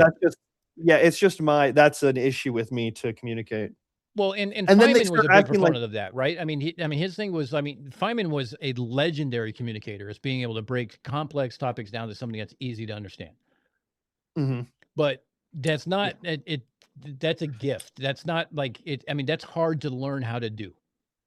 Yeah, it's just not. And then the issue is they'll have like people will like not understand something like that, and then they'll ask, "Well, what about quantum gravity or dark matter?" Yeah. And it's like, well, that's because we deal with idiots. Yeah, your knowledge gap is too far to even begin talking about that. And that's not an insult. It's just like awesome that you're curious about that, but there's so much more you have to learn before that. And then to try and communicate something as complex as like dark matter or quantum gravity to someone who doesn't even understand the basics of physics is just not a skill I have. Right, especially when they say, well, dark matter is just an ad hoc bullshit that they came up with. It's whatever. It just means you can't see it. Doesn't mean it's not there. We have ways to detect it. Go fuck yourself. Yeah, the amount of times that I have to say, like, it's just something that's there. We don't know what it is. We're just calling it that. It's just a name, right? I mean, scientists name shit stupidly, pure and simple. Oh, yeah. I mean, we have Moscovium. Come on. Yeah. We have Americanium. Yeah. Come on. Like, people name all sorts of dumb stuff. So Jim Daniels bring up the point that Mikey Smith is also the one who used a laser pointer, like what I have here on screen. Actually, hold on a second. This is I'm not going to point it at. He took a laser pointer and pointed it at the at his webcam on his laptop and fried it. So that tells you what you're dealing with when it comes to Mikey Smith. If you look up Mikey Smith on let me preface this. If you look up Mikey Smith, just the name Mikey Smith on YouTube, you get the channel is called Horizontally Opposed with an A. I don't think it's ironic. I think it's just the fact that he doesn't know how to spell because everything is text to to speech for him. And if you don't drink, you will. Especially being that you have an astronomy PhD. If you don't drink and you go to his channel, you will. Don't have a PhD. Well, a master's. Sorry, master's. Yeah. That's right. You said you were you went in a PhD program. You got your master's. You're like, okay, I'm done. Fuck you. Yeah. Because they wanted like the university I went to. They usually only like, hey, sign up for your master or your PhD is like what they want because you're in school longer and it looks better for the school and everything. And yeah, I did get sick. I did get sick halfway through. I'm glad to hear that you're no longer, cancer I appreciate that. Thank Thanks. you. That's I'm glad to hear. I mean, cancer is a big thing in my family as well as brain aneurysms by some weird happenstance. So I am luckily I don't have still either yet. So I'll be good to go. I am still battling some, but it was never bad for anyone wondering. I never went through chemotherapy, only targeted radiation, stuff So like that. So never lost my hair. someone very close to me had thyroid cancer, and I helped her through it Oh, and stuff like that. So she no longer has a thyroid.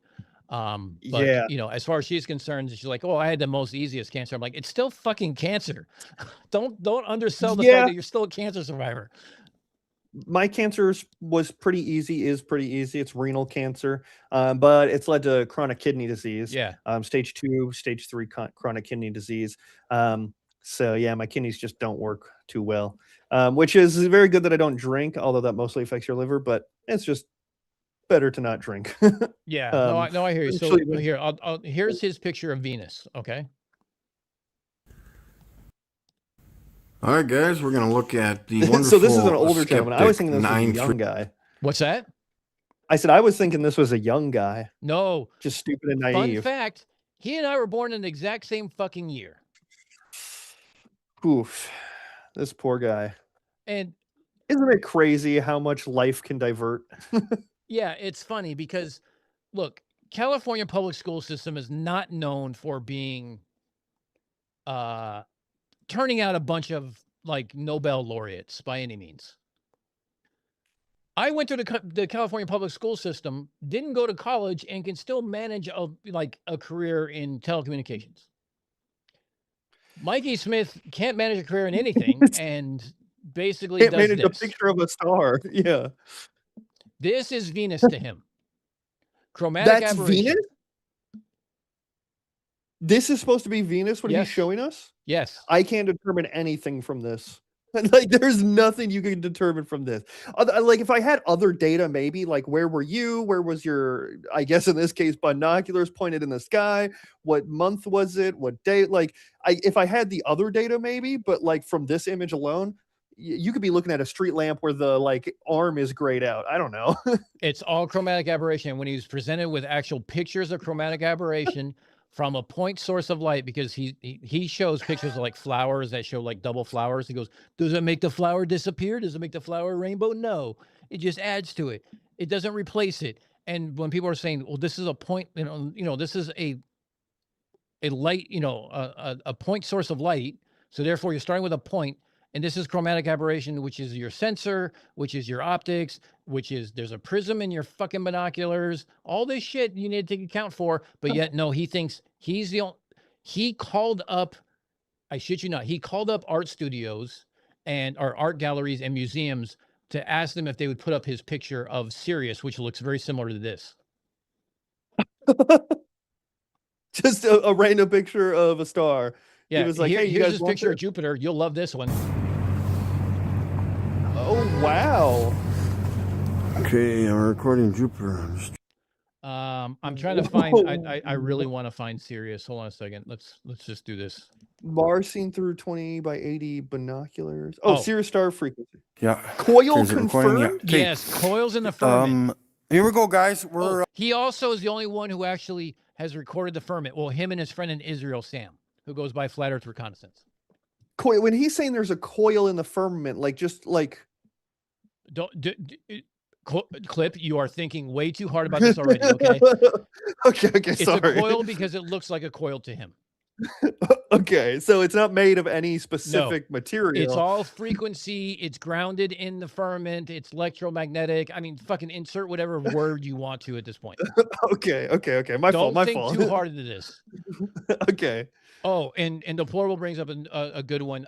Deplorable, find that link for me. recording. Yeah, just let me get Sirius. Getting Sirius So this again. is through The star his binoculars? in better view. This is through a camera. This is from Okay. 2 years ago. Oh no, this is his cell phone hooked up to binoculars through like some kind of a thing, and him zoomed in on a digital zoom. So that's a digital zoom Yep. through one side of the binocular. I guess that doesn't really matter. Well, it's Oh, a very okay. expensive, shitty telescope. Yes. It's a wildly expensive, shitty telescope. Okay. So this is Sirius, by the way, to him. view than we did before. So where is he located? California? He's in Saskatchewan, Canada, where it's flat as fuck. Oh, okay. In fact, he lives not far from Regina, which is the provincial capital. Okay. All right. Doing this with a separate tablet here, and I will try to record it. Yes, I should do a video with that one. Pause it right here real quick. Oh, hold on. So for anyone that doesn't know, although I'm sure you do a little astronomy here, Sirius is a part of the Great Dog constellation in the sky. Where is the constellation? Okay. So wait. Okay, I have to backtrack because I need to give you something here. Mikey wants video of only a single star. So a telescope, which allows too much light in, shows too many stars. He wants people zoomed in on a single star. On a, well, like, how zoomed in? Because I guess depending on that, we have that. That zoomed in. Yeah, like, I mean, we have. So hold on here. Let me show you something. Hold on, wait. I guess. Oh yeah, go ahead. It gets better. I'm going to leave that alone. So hold on a second. Let me.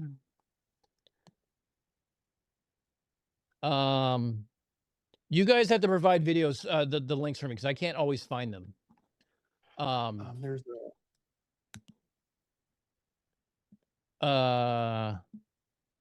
infrared filter, dark spots. geodesic sun. What was that? Geodesic. Sorry. No, it's all right. Geodesic sun Geodesic dome. sun dome. I don't fucking know what. Okay. Okay. Yeah. Okay. There's one specifically I'm looking for because it is hilarious.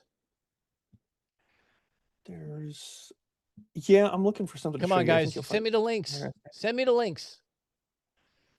I need the one deplorable. I need the one with the moon you sent me, and I need the one with the other one with the temperature of the sun. Okay. I need you. So it's just so you can understand what you're dealing with. By the way, you will start drinking. Oh my goodness. Oh, in the space? Okay, hold on.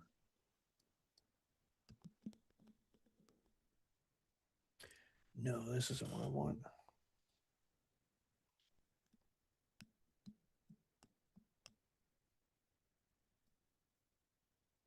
Not that one.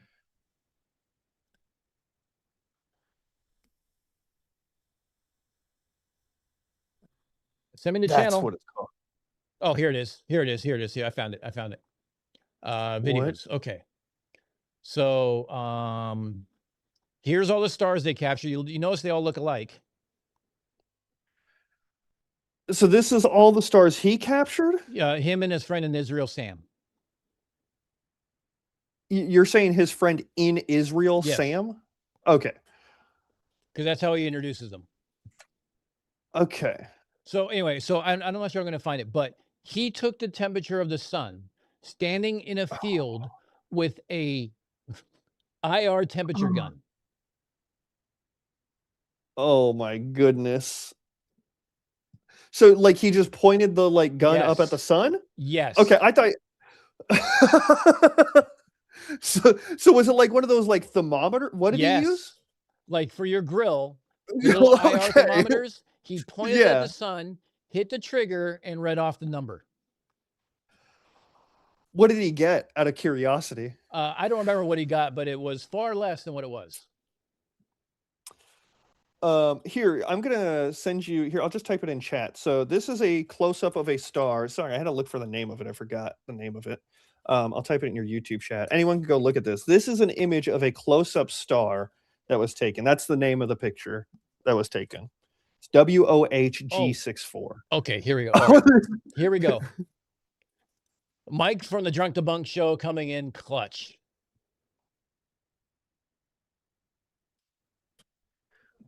Let's see here. Oh, it's from Simon Dan. Yes. Simon Dan. I'm familiar with that. Oh, sorry. This is my wife walking in. Hi. Thank you so much. Hi, Mrs. Dan says hi. I forgot I had pasta in the microwave. She just brought me my pasta. That's a little late eating dinner. I've been taking Oh up no, too I'm much still of your gonna time. eat it. No, you're fine. Oh, here it is. Here's a number he got. What is it? 142 C 142. Celsius. Oh my gosh. So what is that? 1.8 plus 32 There you or go. minus 30 That's or the divided temperature of the by sun. Hold on, I'm not even gonna do the math on that. That's I'm like not playing sound on purpose, Mike. oh, I'm stupid. So that's 287 degrees Fahrenheit. I wonder if it changes in the winter. That's what I was about to ask. Does it change? I wonder what happens. Let's say you just put dry ice right in the middle of that beam, like right in front of the gun. I wonder if that would change it at all. I don't have to wonder. I think I know what the answer to that is going to be. Yeah, but Oh, wait, this wait, wait. guy- And one more for you.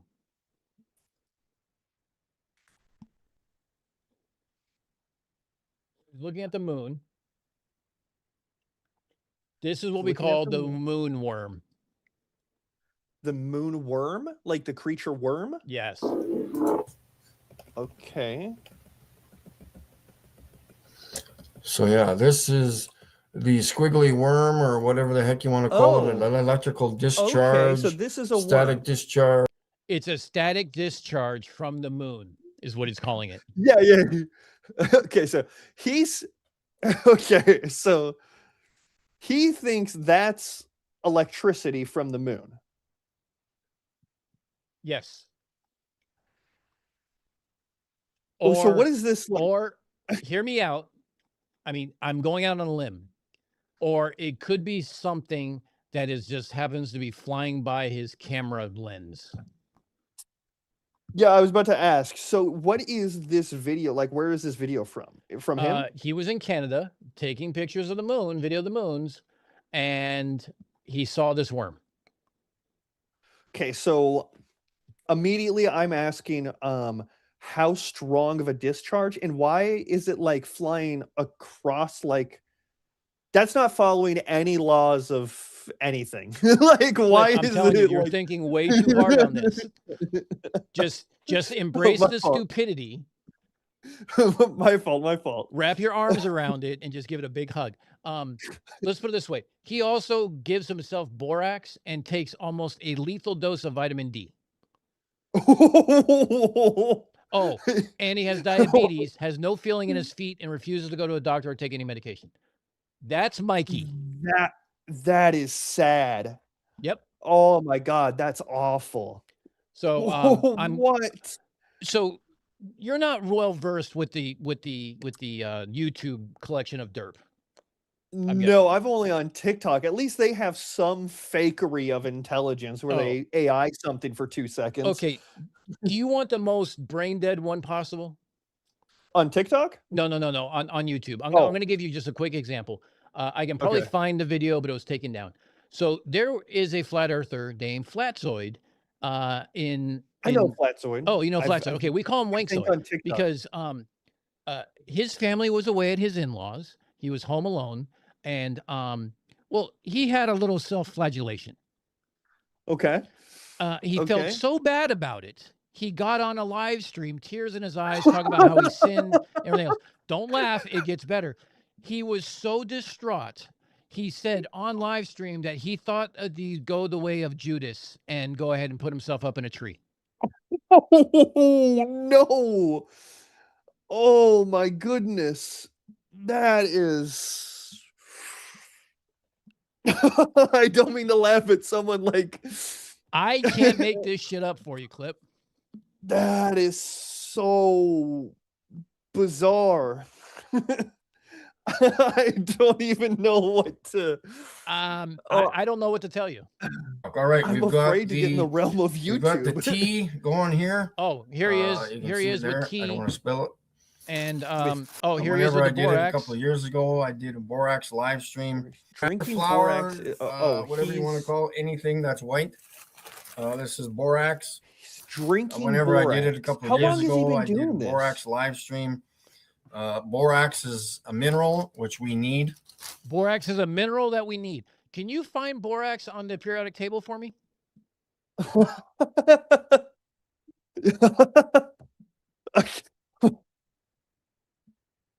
So he does this like all the time? Every day. Like that much? Yep. Okay, so he puts it in his tea. Yep. At least it's like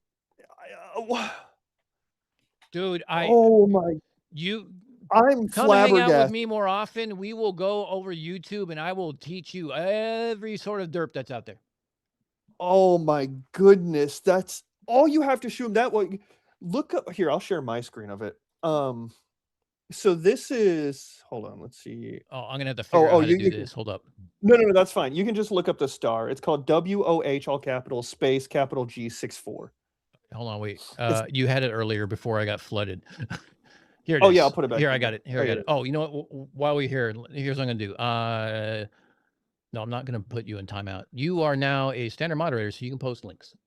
Okay, so let's look Okay, at there we this. MOH 64. Yep, there we go. Hey, look at that. So look up close up. Type in close up after that.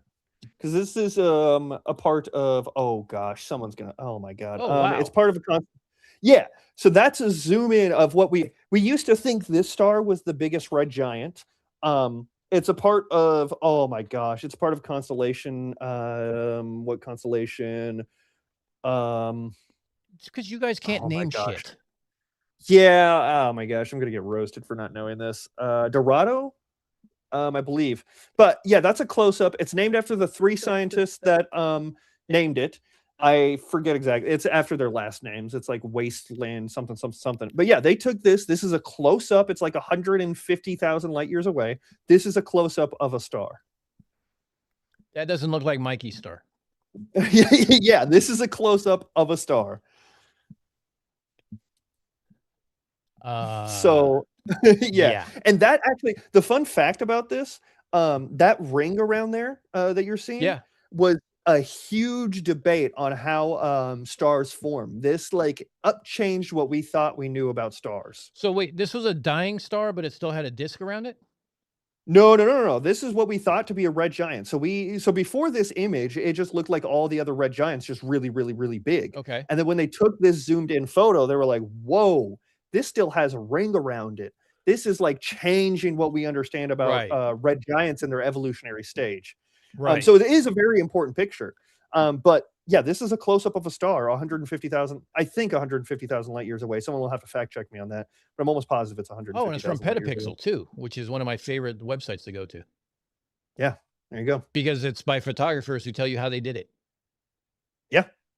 Yeah, the whole like engineering behind it, you'll have to look it up, but holy shit. It's within the Large Magellanic Cloud.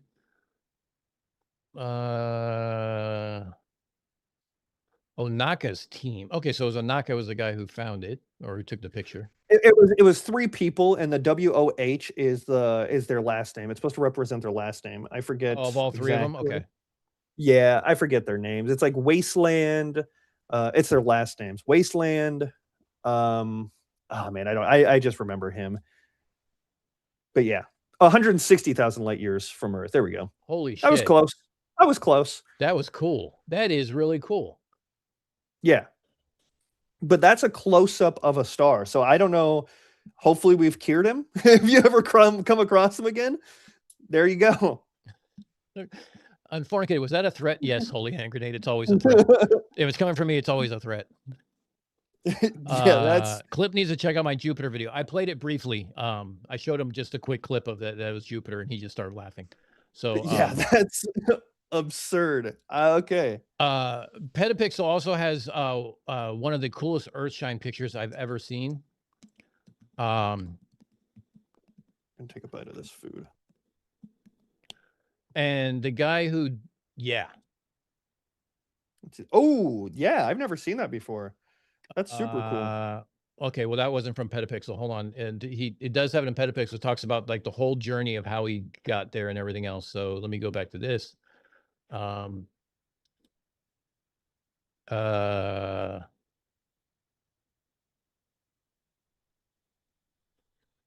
we'll just go to that one. That's fine because it's the same story.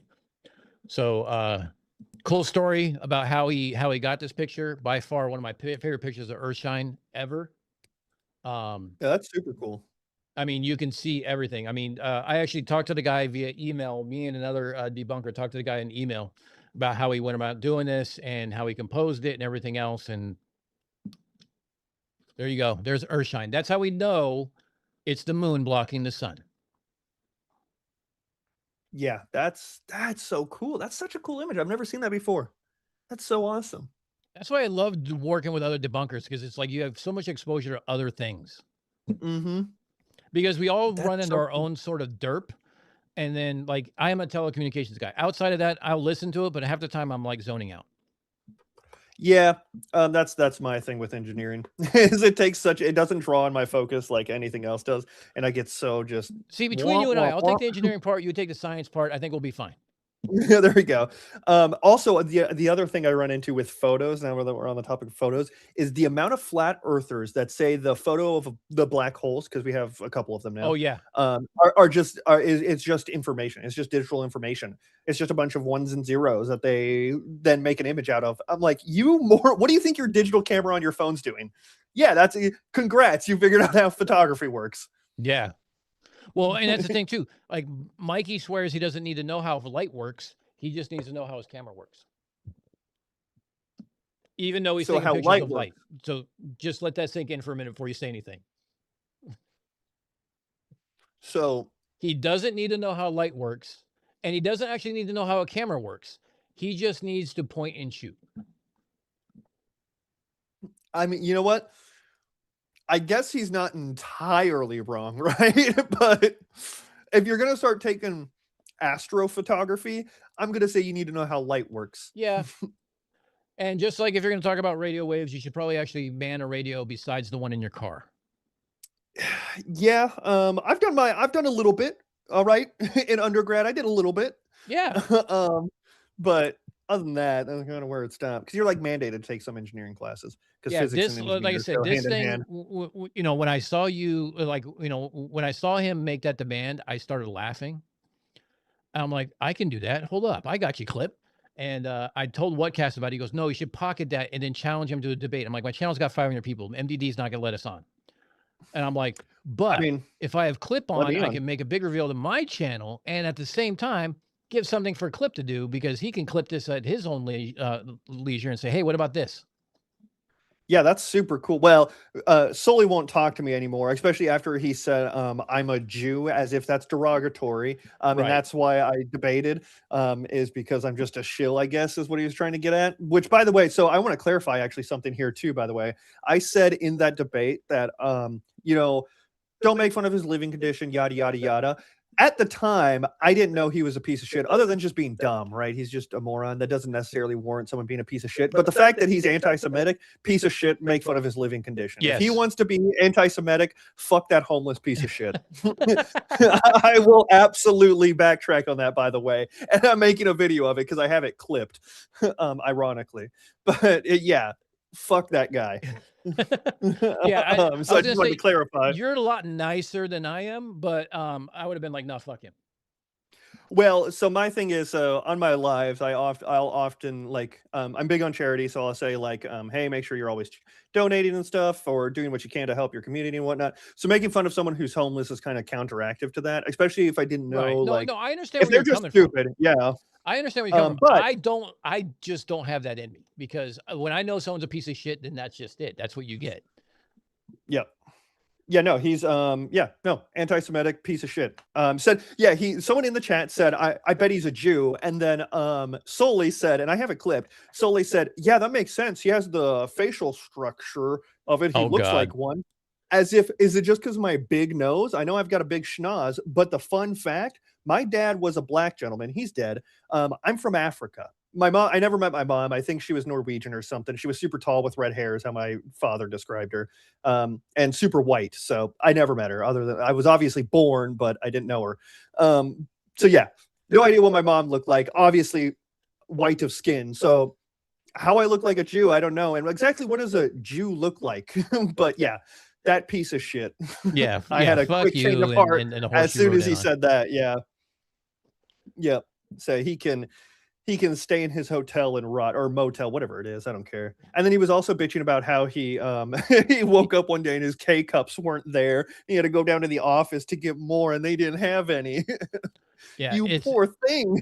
look. Let's call it what it is. It's a hostel. Yeah, yeah. That's exactly what it is. It's the same one he was at for the MC Tune debate. So Well, I mean, if you stay longer, right, you get you know, if you stay longer, then you get discounts on your rate. So well, there you go. The more you know. But yeah, I just wanted to clear the air on that. Fuck that guy. all right, I think we covered most of it. I mean, we can cover clocks and stuff like that, but I mean, some of the stuff that he was thinking, like one thing I was Yeah. laughing about was the fact that he's talking about satellite communications. So I really wanted to bring this up because it's like, so are you saying satellites exist now or no? Because this is talking about shooting straight up or at a slant, not going across the horizon. Yeah, I wish I would have known that at the time. And like I said, he was passing through these so fast that I didn't get to read them, which kind of sucks. Yeah, I finally oh, put hey, clip they on can video. randomly Look, stream. see, There we go. I finally just did a screen capture and said, fuck it. Oh, there we go. Yeah. Well, I don't have guests up often, and usually if I do, it's on Discord, so I just show the whole Discord Mhm. screen. And okay. I've been wanting to make this, and when you said you wanted to come on and you were going to come on, I was like, oh, cool. And then my day was swamped today, so I did it like at 6 o'clock tonight when I got back from dropping my daughter off, and I'm Oh, you're making it good. up real quick, going, I hope this works. Hey, that's perfectly fine. Well, you guys missed my wife walking in and bringing me food. All right. Well, I'll tell you what, I've And you taken missed- up 4.5 hours of your world. Yeah, So- you're all right. It was enjoyable. Thank I you. No, it appreciate was you having enjoyable. me. I appreciate it. Yeah, we'll have to get together and bring all the astronomers in one day and start having you guys show some space porn. For Oh everybody. yeah, I will absolutely yap about space porn and yap with them. And I'll do all the engineering behind it. That's all I got to say. I mean, Yeah, there we go. That's just There it. we go. I can't do science, but I can do engineering. So I guess I Hey, validate the that's still science. science. Yeah, there we go. Exactly. Probably the most important part. But Clip, it was a pleasure. Thanks for coming on. I greatly appreciate it. Hopefully, I was able to provide you with some information and something else that you can take something of, and we can go from there. So if you ever see him again, he pops in your live. Now you can be like, "Hey, hold on, let me show you this video." Oh, he won't. He won't come anywhere near me anymore.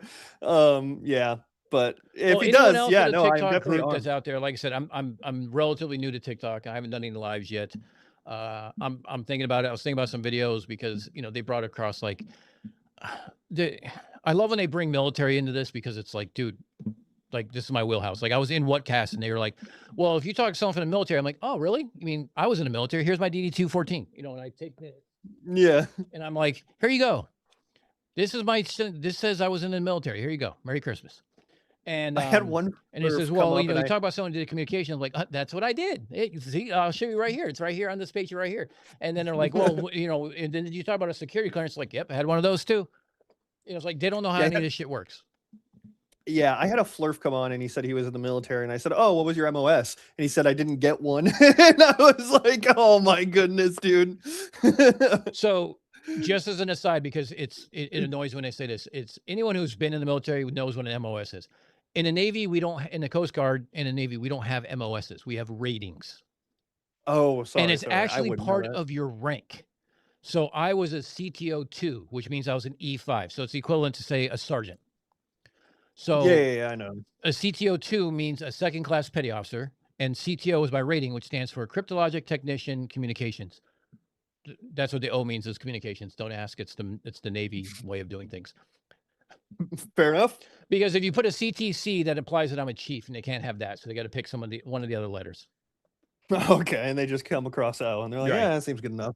So, Okay. but yeah, I mean, yeah, but like like even Caleb has done this. There's an Army document that says propagation of electromagnetic fields over a flat Earth. And they Oh point my at that. gosh, yeah, I got. And then someone does a Control F and says all the times that it says flat Earth, and they count 12 times.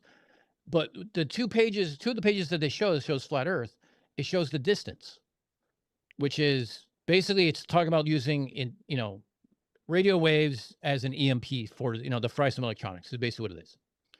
Mhm. And the distance that they tested at is at 100 meters and 1,000 meters. How much curvature do you expect in a kilometer? And It's what, about like, 8 inches, minute? or it's about 3 Yeah. inches, and it's actually smaller than the wavelength itself. Yeah, it's gonna be, like, unmeasurable compared to a lot of Right. things. I guess if you're building a house 1 kilometer long, Then it yeah, better matters. brace yourself. Yeah, but or a bridge, I Yeah. guess, a bridge. Yeah, Yeah. Verrazano Bridge is right down the road for me. I can, take a Yep. 45-minute drive and go sit on that bridge. Yeah, Staten Island Bridge. Yeah. Yep. Although that's not that how No, long no, is the no. Staten That, Island so, Bridge? so not Yeah, Staten Island, Staten but the Island Bridge. Verrazano Narrows, which is Staten Island to Yeah, Brooklyn. yeah. That Yeah, has yeah, the that's the one. Yep. the 30 centimeters divergence or whatever it is. Yeah, 3 centimeters divergence, whatever it is. It's like, I don't know. It's like an inch and it's a very 5/8. small amount. Oh, 30 It's a millimeters. That's small what it is. amount. 30 millimeters. It's an inch and 5/8. Yeah, it's a very small amount, but it's there. I've been looking for the surveying of that shows that. I wouldn't know It, where it, to it says it on the website. It says it everything else, but I was looking for the actual like primary source Right. documentation. You'd probably find it if you find some sort of, like, I've been engineering looking for the for better it. part of like every time I think about it, it's like I'd look at Oh, it, I'll fair spend enough. a night looking for it, but Fair enough. I've given up. It's like short of like flying Baron out here and being like, hey, look, Baron, I need you to take the azimuths of both these towers, and I'll get us permits and all this other fun stuff. Yeah, good luck. Oh, I think he'd do it, but it just cost me an arm and a leg. Yeah, not worth it. Not worth it. But again, thank you. I appreciate it. I tell you what, I'm gonna bring you over here to guess, and then I'm going to hold on. I got to do this. I got to copy this. Bring you over here. Paste this. I'll give you a chance to say goodbye to everybody. you're fine. Let's see. We'll put you up there, and we'll string you down to here, and we'll do that. Okay. So, if anyone wants to find Clip, tell them how they can find you. I found you. It wasn't that hard, but Yeah, it's not hard. Mostly on TikTok. It's Clip X, the letter TRA99. Same thing for YouTube. Actually, I think it's Clip Extra 7791 or something like that. I don't really do a whole lot on YouTube. Although I will be posting my first video there here recently on Caleb Flat Earth. I'll be transitioning that over to YouTube since it was too long for TikTok. But yeah, that's about it. Donate to local charities. Doesn't always have to be money. Can be time. It means something to somebody. even if it's the ASPCA and you don't like people and you want to deal with animals, that works too. There you go. Any charity. I openly condone that 100% because Yep. people suck. As you and Yes, I they well do. know, because we deal with these stupid idiots all the time. Nope. My go-to is Locks of Love because they're mostly wigs for kids, or Make-A-Wish. Makes sense. Nope. I do a lot of but yeah. charities. I did one for Code Talkers because I did a segment on Code Talkers. That was a very long live stream, and then I had a merch store set up for just Code Talker designs, and anything that was sold from that, I would match it penny for penny, and we ended up making like a $250 donation to Nice. the Native Americans Veterans Association. So Nice. See, yeah, That's- veterans are a big that's thing what for I'm me. talking You guys all about. know that. So obviously, if you do think about it, like like Clip said, obviously charity starts at home. So Mhm. get out there and help those less fortunate who have to deal with things like losing soccer teams and I'm gonna hate Or tomorrow. maybe a flat earther and a family member. Who knows what they're going through? Yeah. But No, as I get these videos up, we'll be in touch. So like I can give you some information for the fiber optics and some of the other stuff. So if you ever need it, I'll send you the link to my actual I have so my membership names are the Unfornicated because Illuminati's too funny. So so I have a link for prefect members that can go in there and see all the all my basically materials. So if you're new to the Okay. channel, actually here I can show real quick. I won't show it. Fuck it. There's a link under your perks. You go to that Google Drive and it has LoRaWAN and it has undersea cables. So there's 2 that I've actually put up. I need to put up more. I've just been swamped because new company and all. So we That's got fair. bought. So corporate world sucks. That's all I I gotta say. understand that. Oh, you got a couple of followers on TikTok already, so cool. I appreciate that. Thank you guys. All right, Clip, it's been a great time. Enjoy the rest of your week. Thanks for hanging out. I appreciate it. We'll have to do it again sometime. We'll do some space porn and get because we'll have Astro Doug and a couple other people here that that do all this other stuff that I don't do, that I wish I had the extra money to do. Yeah, that's all right. Oh, like have you heard of Red's Rhetoric? He's on YouTube or Astronomy Live. Yeah, They're also on YouTube. So they're both based in Florida. Red's Rhetoric is now up in Massachusetts. Him and a Drunk to Bunk show invited me. Of course, I was on the way to Miami, so I couldn't really do that. Out to Rhode Island to a dark spot. Hey, kitty. My dog's pouting. Yeah. I'd put her on my lap, but she would hate it. Oh, They that's did lovely. the Titan eclipse across the face of Saturn and live streamed it. Oh, that's super cool. Yeah. And then was able to catch the ISS right before the power station died. Nice. So, but yeah, as you guys all know, all the debunking channels, we're all out here trying to do the right thing, get rid of all this stupid shit, and hopefully LoRaWAN will die soon, because I think we've pretty much shot it in the ass enough to where we turned it into glue, and I don't know what happens when you beat a horse past glue. I guess we'll find out, because I don't think it's going anywhere, unfortunately. Well, then I'll have to start making videos for TikTok then. There you go. Might as well. Yes, sir. It'll just be a 12-part series. Yeah, that's my issue, is making them short. Yeah, because no one has anything more than 2 minutes of attention span. Yeah, and TikTok doesn't promote it if it's over a certain time. Like TikTok itself, the algorithm doesn't like it, so it won't show it. So you have to be finicky with the algorithm of it all. But I think a anyways. constant clip of Soli saying light travels flat or straight, and it's antithetical to physics, and then explain what a waveguide is, and then do this little demonstration again, I think would go a long way. Yeah, it could. Do it. I don't want the derp to die. I just point and laugh. You know what? Deplorable. I understand. We all are here for the derp, and you know what? It makes a few extra bucks, and it's always helpful, and it's nice to have that. So I hope it doesn't go away. But I just wish they'd find new shit. They won't. I know, but it'd be nice if they did. Like, I actually bought a drone just so I could fly it in the car while I'm driving to show conservation of momentum. Oh yeah, I show a video of that all the time where there's one in a truck. Yeah.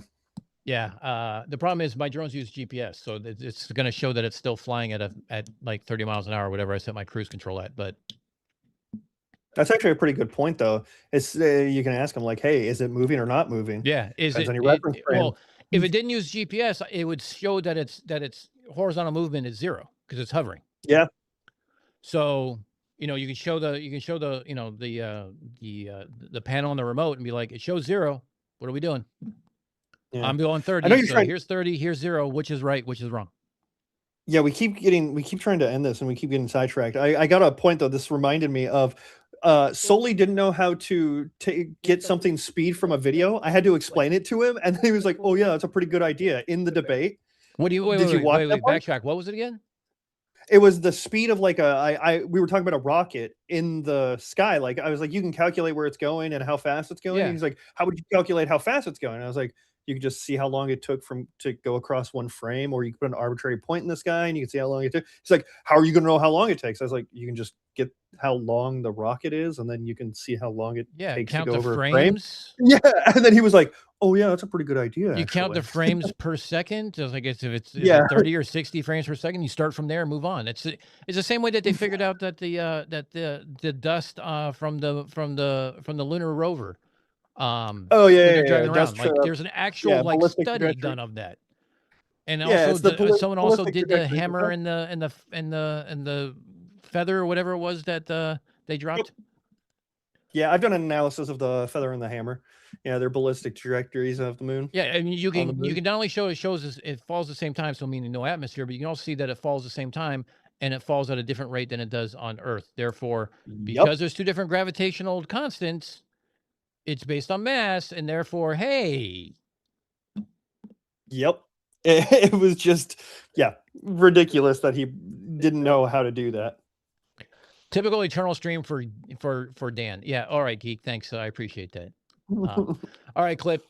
Let me get you out of here. Thanks, buddy. I appreciate it. We'll see you on the flip Bye. side. Everybody Yes, wave sir. bye to Clip, and we'll see you guys soon. Bye. All right, I'm gonna stick around for a little bit. I'll see you later, Clip. Thanks. All right. Probing. I would also enlist somebody in doing that because I'd probably want to get, because of the sensors, I'd probably want to get like Mike in a cargo van, have him drive, and I'll play with the drone in the back. And we'll go from there. Yeah, Soli is definitely another wannabe. No, Clip was fun. I liked having him on stream. He's a good guy. That was really fun. Oh, maybe I should have more maybe I should have more guests on occasion. I don't know. It depends on how I want to do it. I really don't know which I want to do. Whoops, I'm moving myself all over. Here we go. Okay. I've been meaning to have Just Thinking and Bill, Professor Phil on to talk about gravity. We're also talking about doing that for Globe Labs and the Mike and I collaboration. So, but what do you guys think? Do you think the big reveal was worth the extra? Was worth the $30 or not? I don't know.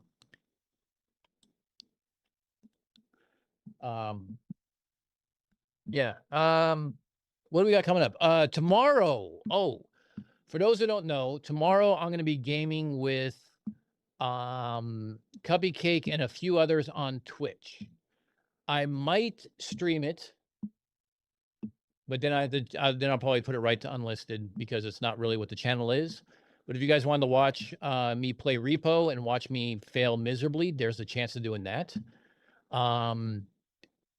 That's tomorrow night at 6 p.m. Eastern, if you wanted to see that. Otherwise, I don't really have anything planned. I didn't really have anything planned over the weekend. I was just enjoying the 4th of July. I was going to do one, like some stupid trivia, but then I ended up doing it on Whatcast, and I failed miserably, although he failed at his with the word limey, so I guess it's... What's Repo? Repo is like a scavenger hunt, and I don't know how to describe it. It's on Steam.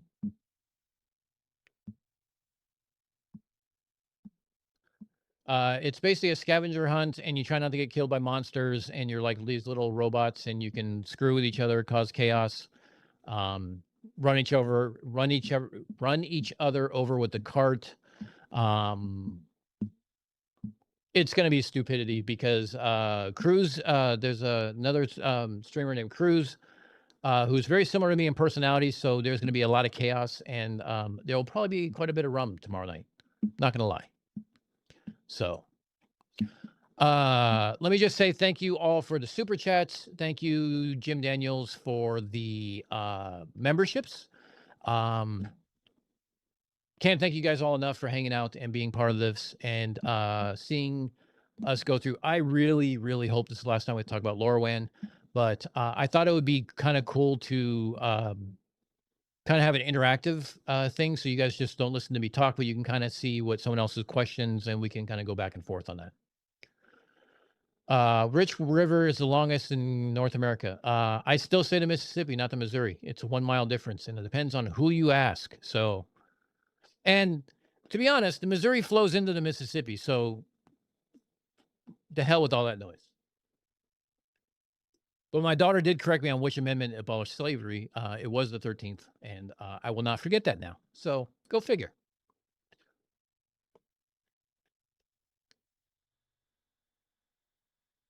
Having Dave McKeegan on for photographic topics. Yeah, that would be good, actually. That's something else we're going to talk about, I think.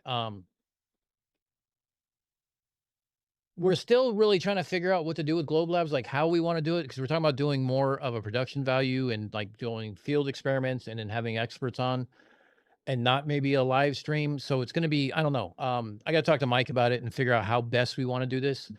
I think it's going to be a little different. But if you don't know, if you haven't already subscribed, it is called, it's at the Globe Lab.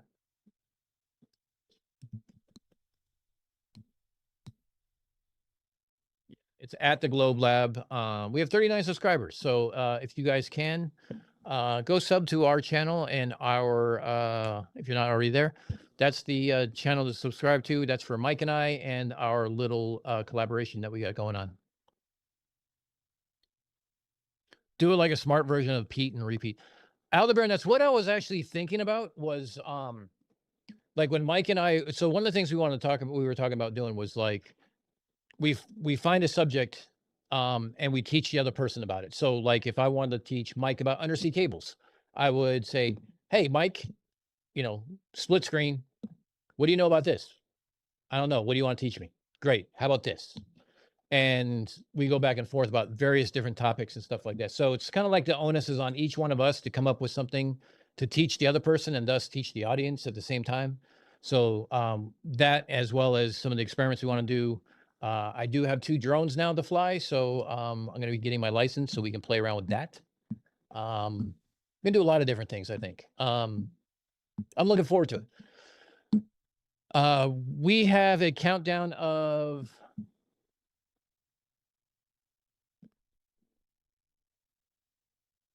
under 3 weeks until Lowell, and we are going to be doing a 2-day live stream, probably on the Globe Labs. We might stream it on the other ones too, like my channel and Mike's channel. But if everyone's already on the Globe Lab, I'm going to start talking to Mike. We're going to push that over there. We want to do it on the Globe Lab, so you can come find us. Calder, thanks for telling me that was on YouTube featured. Appreciate that. That made my day. I don't know what else. I think that's it. I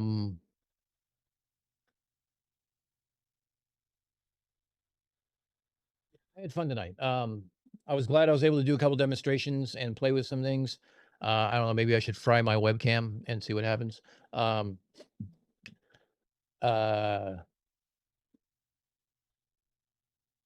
It's raining like cats and dogs outside. The dog wants to go outside, and I know she's not going to want to walk. But you know what? It's midnight. Fuck it. We're done. We're going to call us Irish goodbye. Feels like forever. Yes, 5 months does feel like forever. Thank you, Geek. I appreciate that. Wow. We're almost up. You're one of the first. I've only had memberships live for 5 months. What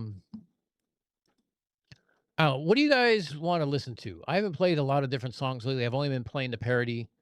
Let's do a quick poll.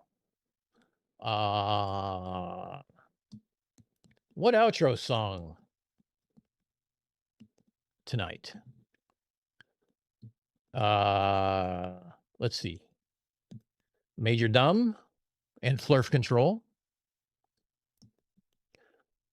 Unfornicated Anthem. Although I think I played that earlier. Unfornicated Alt Rock Anthem. Or what was the other one? Oh, yes, this one. Yo Ho Ho. There you go. Do a quick one. Holy Hand Grenade with the 5 loonies, putting this in the future pint trust fund. Well, I guess I could drink rum out of a pint. Thank you, Holy Hand Grenade. I greatly appreciate it, my friend. Thank you. I'm CMS new Daemok video. I mean, it's a good video, and I do throw a beer on it. I don't know. Maybe that should be a best one. Probing Time says I have a DJI Air 2S and never even flown it. So I have an Air 3S I just bought, and I have to get my license for that to be able to show footage on a monetized channel because YouTube sucks. Oh, Mikey, Monkey, you're right. Yours. Wait, where is it? There it is. The myth. Yeah, I forgot. I need to rename yours because I have it named as something weird. It says just intro 4. But I need to add the Mints Information Anthem. You know what, Monkey? Let's go with yours. Fuck the poll. I'm sorry, guys. We're going to go with that. Jay Gill sent a happy poop for 10 joules. That pretty much sums up every single one of my streams. Thank you, my friend. I appreciate it. All right, guys. Enjoy the rest of your night. I will hopefully see you later on this week. I don't know what's going on yet. I got a couple things going on. I got to worry about projects and stupid shit to pay the bills, feed my kid, put a roof over my head, feed the dog. But yeah, either way, I'd like to just say thank you very much. And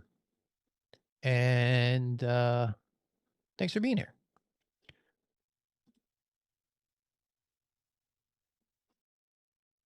And we'll play the music right now, as long as I remember where the fuck I put it. Oh, here we go.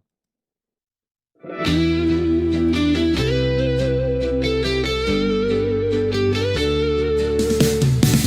the lies the way they fall. Break the chains, expose it all. Truth, the light that paves the way. Gonna clear the mess today. Unfornicated and bold and true. We're digging deeper, we're cutting through. Misinformation don't stand a chance, and the light will take a stand. Falsehoods crumble brick by brick. We're too sharp, too quick to trick. Streaming in loud, our fearless shout will burn the nonsense from inside out.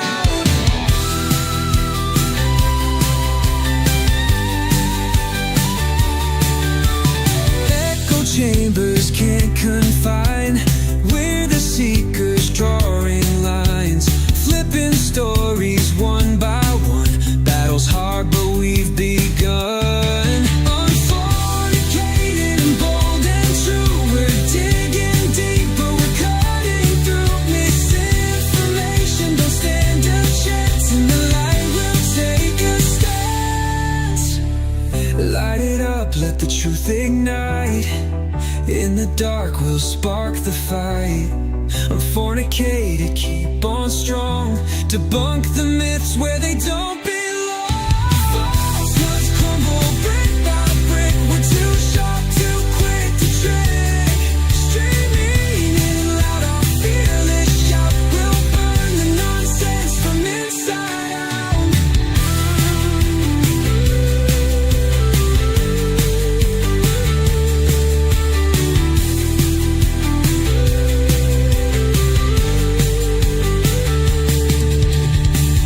Light it up, let the truth ignite. Debunk the myths where they don't belong. Falsehoods crumble brick by brick. We're too sharp, too quick to trick. Streaming in loud, our fearless shout will burn the nonsense from inside out.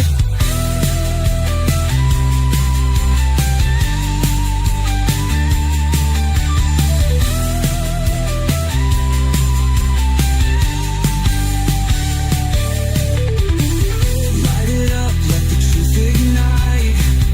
In the dark, we'll spark the fight. Unfornicated, keep on strong. Debunk the myths where they don't belong.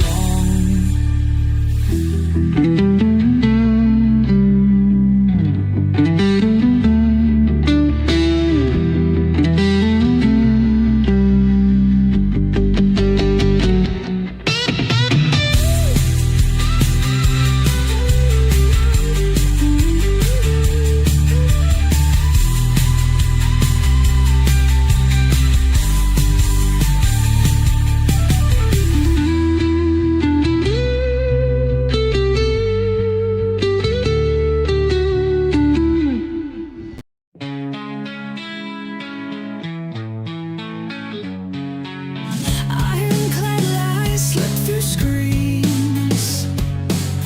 Eyes glued to digital dreams. Swallowed words, twisted schemes. In the web where falsehood gleams. Unfornicated stands tall. Bathed in shadows through the sprawl. Clowns in masks start to fall. Truth bleeds bright in the brawl. Red-pilled bots lost in code. Twisted minds in overload. Unfornicated decodes. Shattering the fragile abode.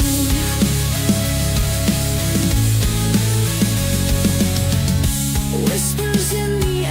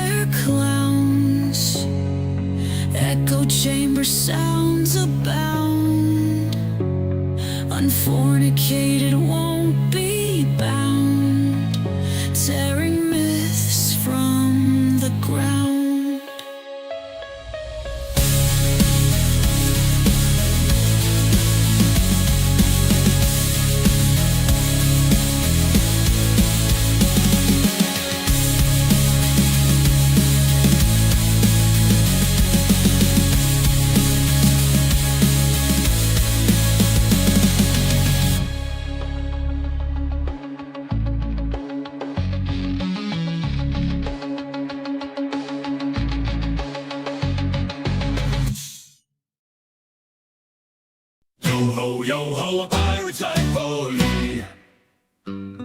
Yo, Aquaman chillin' with the fishes. Think you're smarter than a fourth with your physics is well, you're damn right, brains overflowing. Plus, let's be honest, that charisma showing. And you're damn sexy with that fluffy white hair. Oh, wait a minute, hold up, that's a CC wig, I swear. CC's your best shtick, DC's like Fox. You tricking all the landlubbers with your visual coup. You see my business, telecom, science galore, but your jokes straight from the gutter's dirty floor. Got a sharp mind and a wicked tongue, making us laugh till our stomachs hung. Anchors away, my boys, anchors away. Dan's at the helm, gonna brighten up our day. Anchors away, my boys, anchors away. With Dan at the wheel, we're happily led astray. Drink up me hearties, yo ho. Us a home when Mike ditched us in the lurch. You're the architect of awesome, standing tall as a church. Oh, the ladies are dying to see you in your uniform, sailor. Got 'em weak in the knees, a scientific Baylor. And the boys are green with envy, a jealous bird ain't you. Cause you're packing brains and humor, it's undeniably true. You see my business, telecom, science galore, but your jokes straight from the gutter's dirty floor. Got a sharp mind and a wicked tongue, making us laugh till our stomachs hung. Anchors away, my boys, anchors away. Dan's at the helm, gonna brighten up our day.